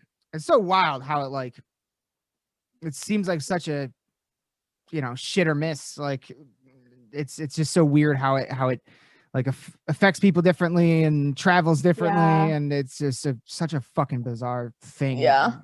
So weird. Yeah. But all right. I mean, we've been going for almost an hour. So I got one more question for you because we are sitting here exactly. This won't air until next week sometime. But yes, we are sitting here 1 week before Christmas, before it's 2020 COVID Christmas. So I was curious, do you have like what's your favorite Christmas tradition? Christmas Eve shots. Yep. That's gotta be ours, right? I mean, yeah, especially lately. Honestly, especially ever since that one year we drove home in the snowstorm, I'd never tasted a better alcohol in my life. Oh my God, that was terrible. I was in your car and that was the worst. That was death-defying. The roads were so bad. We had a long drive. You were angry. I was angry. It was right after there was a dog situation. Preston's dog ran out and we were all out in the snow. Because it was a bunch of fucking adults let the dog out. Like a bunch of drunk adults accidentally let the dog out. So we're all out running around looking for the dog so she doesn't get hit or lost or whatever. Eventually find her, but everyone's amped up on that. And then we go home and the roads were I mean, how long did it take us to get home? 3 hours? I mean, yeah, it's an hour and a half drive. Normally it took us like 3 or 4 hours. Yeah, it was bad. And it's not like there's a lot of traffic. No, and these are all Michigan drivers that are used to the Oh. weather. It was just extreme. Yeah. Yeah, I've never, to this day, that's the worst. That's was I'm like, bad. I don't totally know how we didn't go off the road or die. Like it's to this day is. We went like 15 miles an hour. Yeah. So Christmas Eve shots, that's your favorite Christmas tradition. I mean, no, but like that's a nice thing that we all do. And Yeah, I feel like we started doing that after Grandpa passed, right? Like that was yeah, kind of, yeah, that's true. I feel like that's kind of how it started. It was sort of like, not like he did a bunch of shots with us all the time or ever, or that he wouldn't have. Right, but it was just like a tribute to him. It was also almost. kind of like he passed around the same time, like everybody was over 21 now. You know what I mean? Like right, the age like, lineup with with the grandkids, right? Yeah. So yeah, that's definitely one of my favorite. That's for sure. I mean, I watch Elf every year. Elf, Little Grinch. Girl, it doesn't fail. Grinch. Jim Carrey's Grinch is. What do we watch? Tim Allen's Santa Claus. Oh, that's a pretty good I one. like those two. Have you guys seen Krampus? Krampus? I don't think I've seen that Tell one. Jordan you guys need to watch. Is that one angry? Krampus Krampus is the one. The angry mythical Santa? creature from Germany that eats bad Oh. It's like a horror Christmas comedy. See, I'm not interested in Hold that. on though. The guy from fucking the fucking guy God damn it, I can't remember his name. Leslie's husband in Parks and Rec is the main guy in it. Good for him. I'll watch him in the Parks and Recreation. I would like my Christmas movies to be funny and happy. I don't need any horror. Death. I don't need any death or destruction. Just my personal take on the holiday season. All right. You'll shoot your eye out. All right. You'll shoot your eye. Yeah. All right. Well, fuck it. Let's wrap this one up. I was kind of only expecting like 20 minutes. We ended up going for like an hour. We always do. We're a chatty family. That's true. That's very, very, very, very true. I'm actually going to even try to get, me and Aaron were talking about like a Christmas special, which, you know, I don't know if we're going to pull it off yet or not, but if we do, this might be in that. Ooh. Because we were like, what if we got like our sisters and our parents on the podcast and like put it out as a Christmas special? Cute. Yes. I thought that'd be a cool idea. So that might happen. We'll see.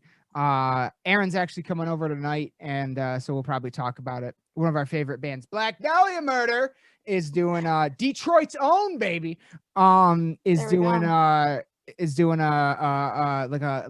It's called Yule Them All. It's like a Christmas special live stream thing tonight, and he's gonna come over and we're gonna watch it.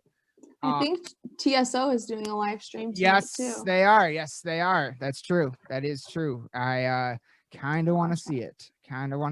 Because that is one of my favorite Christmas traditions that can't happen this year. Yeah, it's going to see them. Seen them so many fucking times. Best time ever, hands down, was we did get to, I think, me and Preston went and saw him in Detroit one year, the night before Christmas Eve. So it was like 3 days of just the best Christmas. It was awesome. It was sick. But all right, we'll wrap this one up.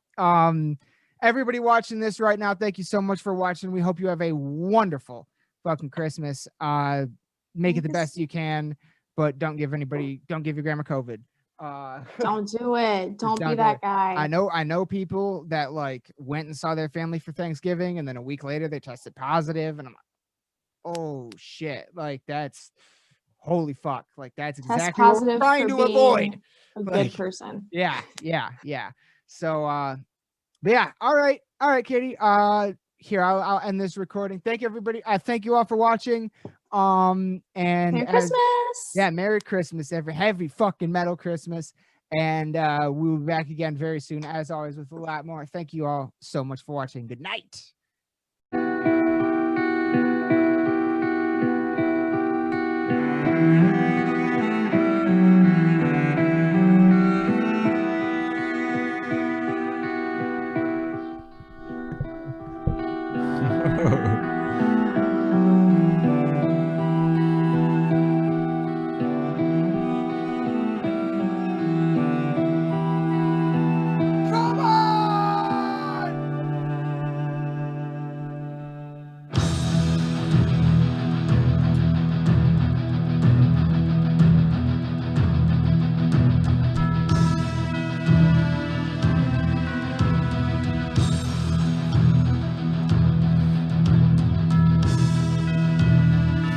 we'd like to thank you all for joining us On this Christmas special! I'm sure you could hear that through this microphone. We're gonna get copyright for this shit! Oh, absolutely.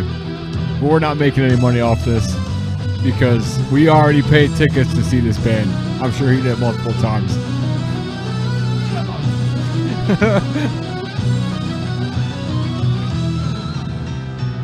This song rips. The hardest Christmas song you've ever heard. I should have worn a TSO shirt! Fucking up. Idiot! You have more Christmas on than I do, so hey, that's to your credit.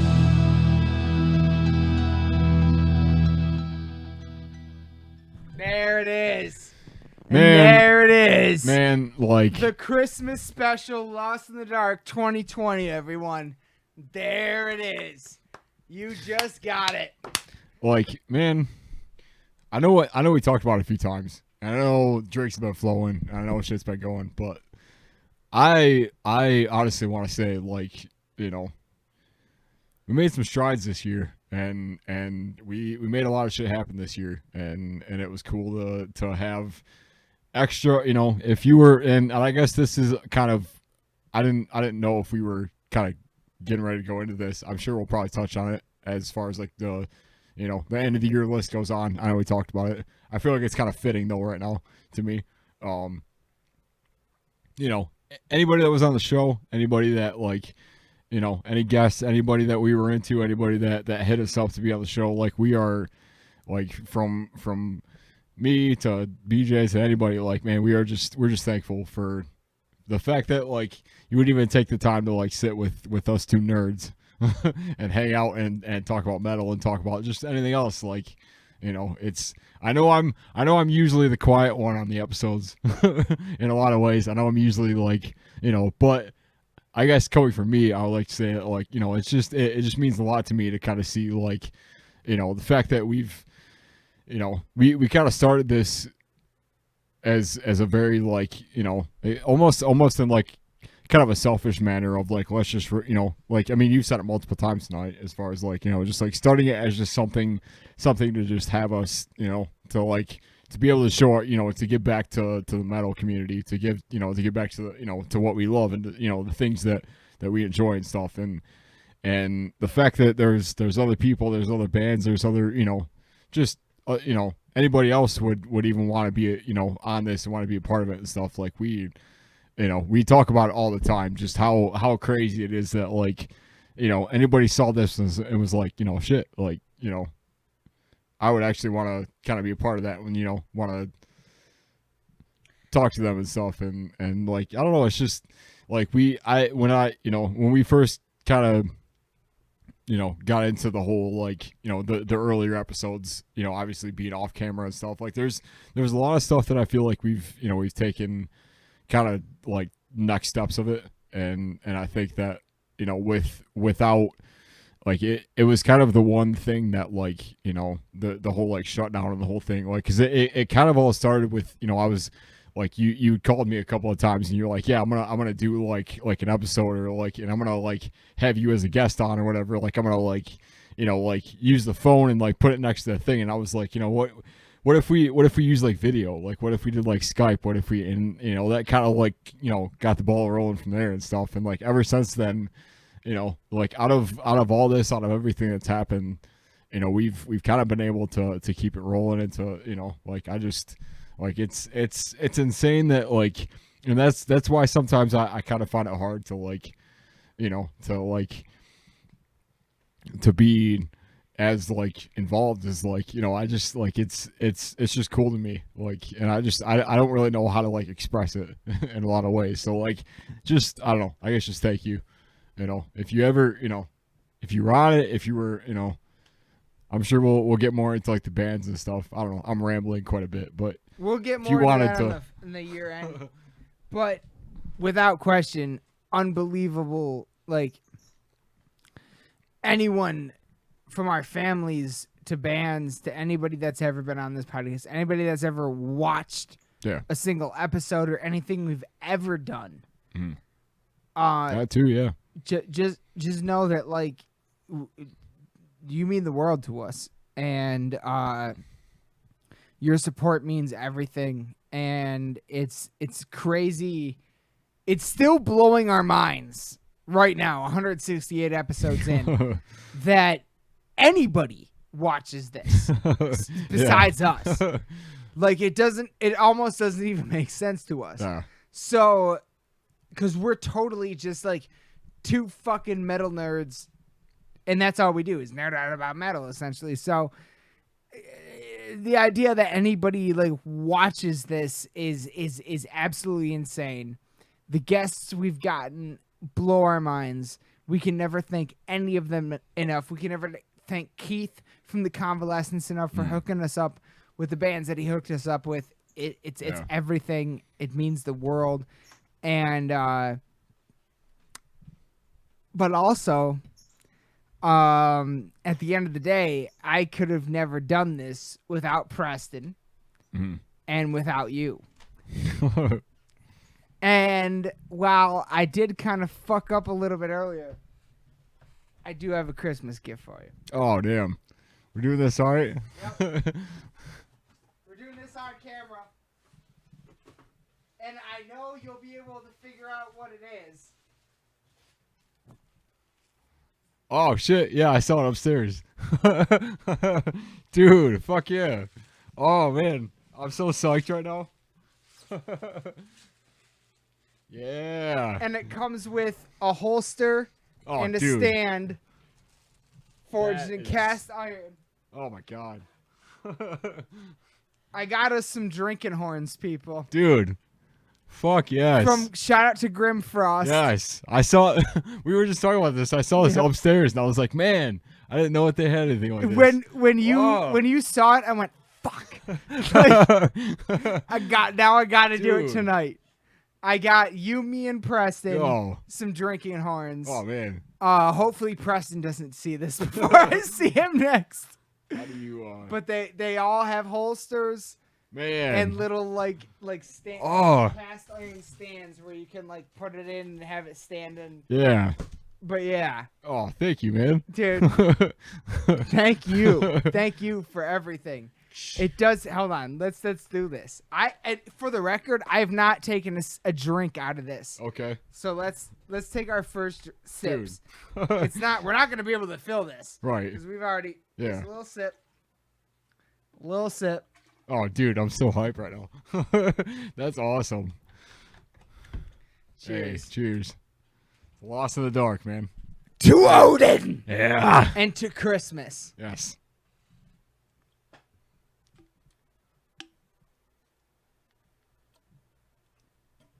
I spilled. Oh yeah. It came out weird. Yep. But we did it. Drinking horns. Dude, that is sick. What the fuck? Thank you, man. You're so welcome, man. Now we can drink out of these on the episodes. Well, for the record, I did order you something. But shit. It's on its way. Hell yeah. So, Hell yeah. It's just you saw I wasn't even sure if I was gonna do that tonight, but you saw it earlier. That looks so fucking cool. What you're doing right now looks so fucking cool. Oh my god. But you saw it earlier, so I was like, fuck it. Let's just do this. Let's do this on the Christmas special. fucking up. You gotta put it in the stand. Yeah. You gotta put it in a little. Shit. Yeah, I got the whole stand. I don't really know how that works. I haven't used it yet. I just got these recently. Again, shout out to Grimfrost, a Monomarth. Man, dude. John from a Monomarth's brand.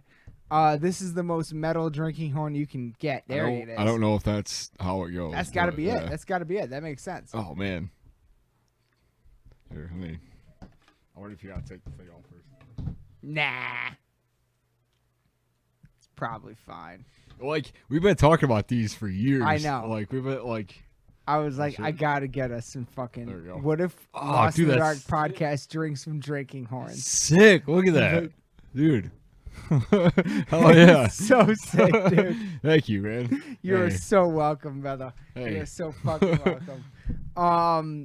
To another year of it, man. To another, yeah, man. To I another. got it all over my year. face, but fuck it. Yeah, me too. I did too. It came out so crazy. So my Santa hat. My Santa hat's gonna smell like rum now. So my headphones. Holy shit. Yeah, man. Fuck like, it. I guess like when my stuff comes in, it'll like I feel like I'll probably do mine on like the Filthy 15 episode. Oh hell yeah! All right, yeah, that's perfect. But yeah, man, like to get back to that point, like I like. For tricking me into it and for fucking kind of like, because without your kind of like just like gung ho, like let's just do this, let's start this and let's just post whatever, man. Like, and there's things that you've said like throughout the year that have kind of that have really kind of inspired me to post more and to do these things and to really like post whatever without really any like, any real thoughts on it other than just do it, and just like, I just really just, not to get on it too much, but I just want to say thank you, for like, oh man, for bringing me, for more or less bringing me along for this and for like, for always like for all the like the crazy ass like random 5 a.m. conversations and shit about the podcast and like, just stuff like, I don't know. It's always the fact that you're so like just down for anything for this is like, it's really kind of helped me in a lot of ways to like be more comfortable with like getting out ideas more like, aside from like the podcast or like just band stuff or just like creative side in general. Like you've really kind of helped me figure out a lot of like just a lot of like how can I bring more of my, and like you're like there's always that point of like whenever I say something crazy you're never like, man, that's like whatever, like like there's always that point of like, fuck yeah, man, like let's try that, let's, what I mean, like I always appreciate that. So I mean honestly, dude, like I mean without you none of this happens. Like this is the, yeah, I know I tricked you because you were like such a fucking reserved person. As I'm not going to post any of these, and then I ended up posting some of them. Like that was kind of a dick move, but it ultimately resulted in where we're at right now. Yeah. And like I just knew it. I just had a gut feeling, man. That's really what it was. I just had a gut. I was like, this is actually like good. Like this is actually worth it, and I just want to have conversations with my best friend, and that's ultimately what we've done.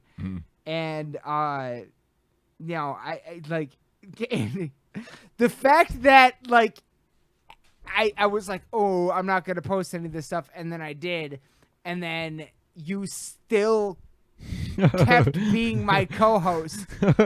Like, well, I'm gonna be honest, like the first couple of times that happened I was like what the fuck, like the almost to the point where I was like, look, like I don't know if we can post this, but like it's turned into something that I feel like I enjoy, and I think not only we both enjoy, but in a year where we can't go to concerts and stuff like that, I feel we get for sure so much out of this than we ever anticipated being even able to get. Like it's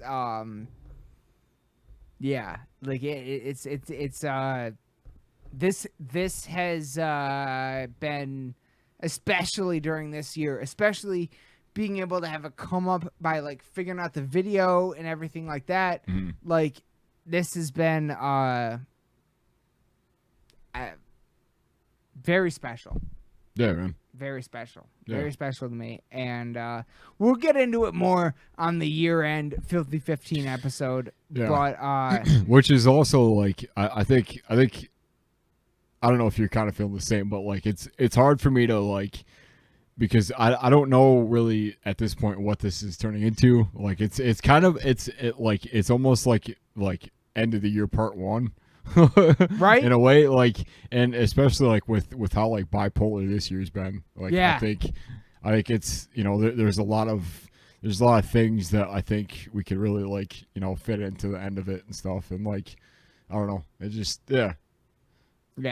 Yeah, absolutely. Yeah, this is kind of end of the year part 1. Yeah, that's a good way to put it.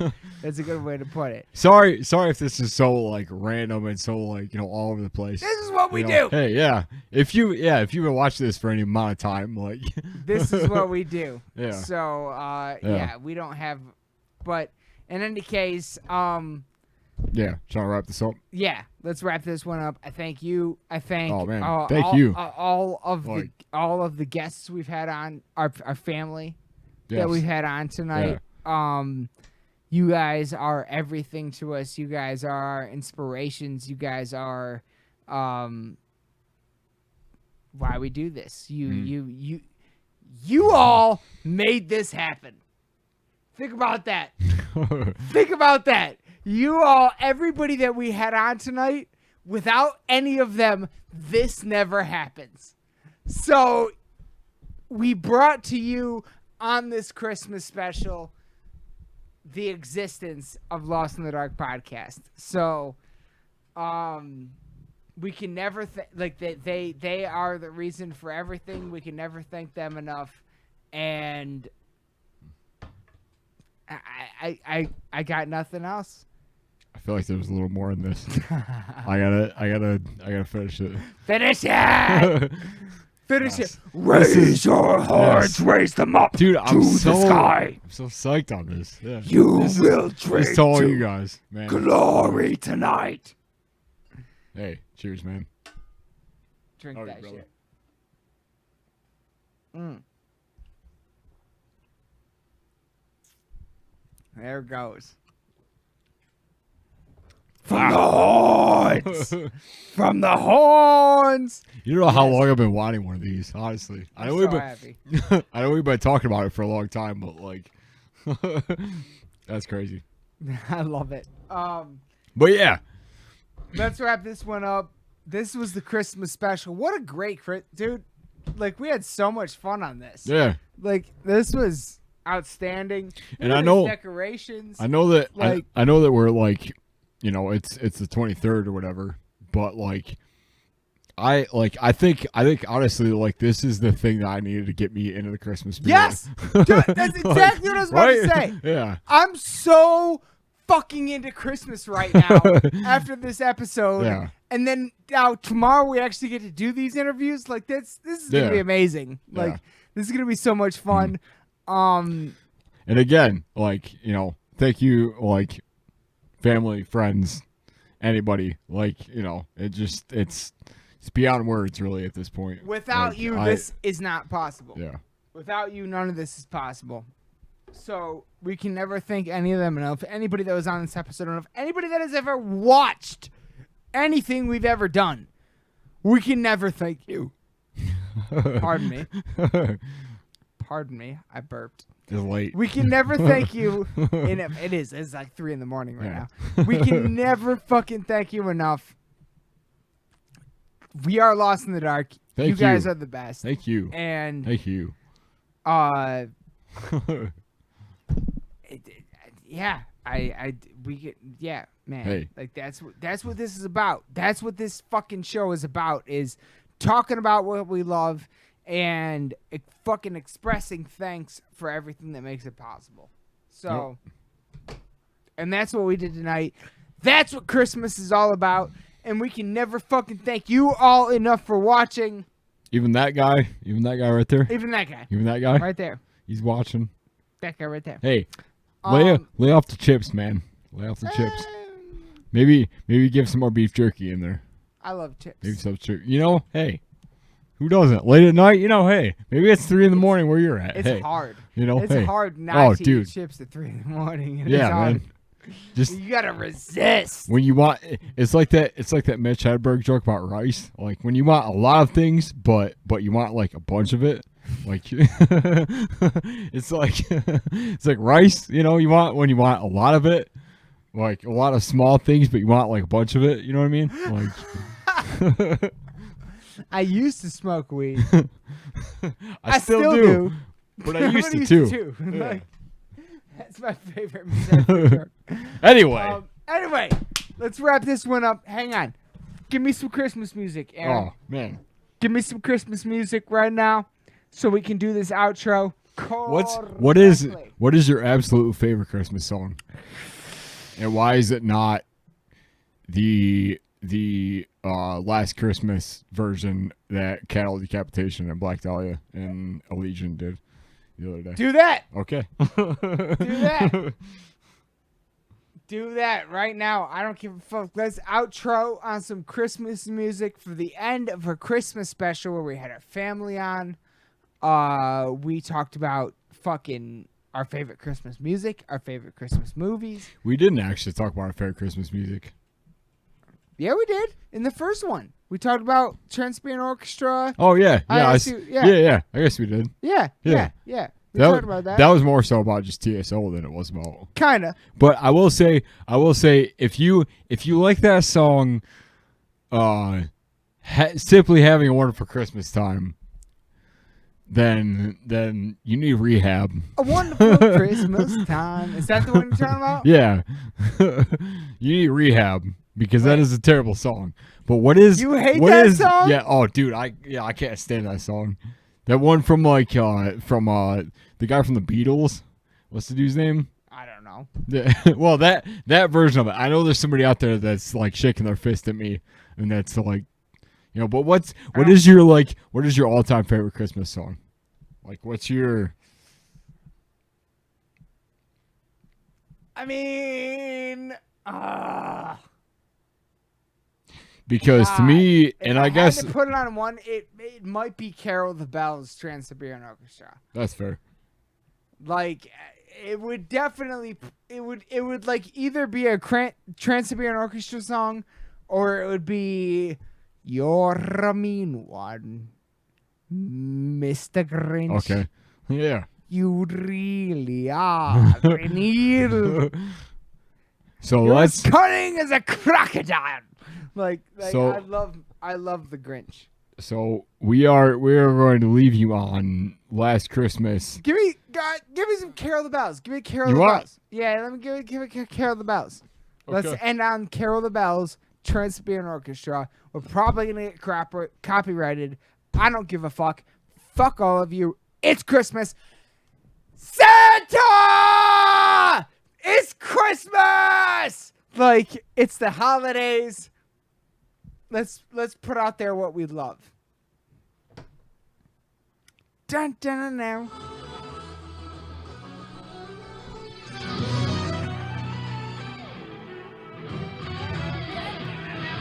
Thank you all for joining us tonight.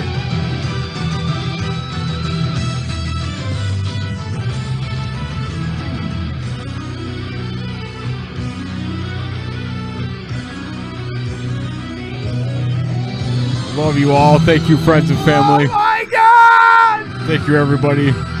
Thank you, all the bands that were on the podcast. We love you. From this year, we sincerely hope you for guys the best. Are fucking best. We cannot wait. When you come to Michigan, we will bring the party. And as always, raise your horns, bang your fucking heads.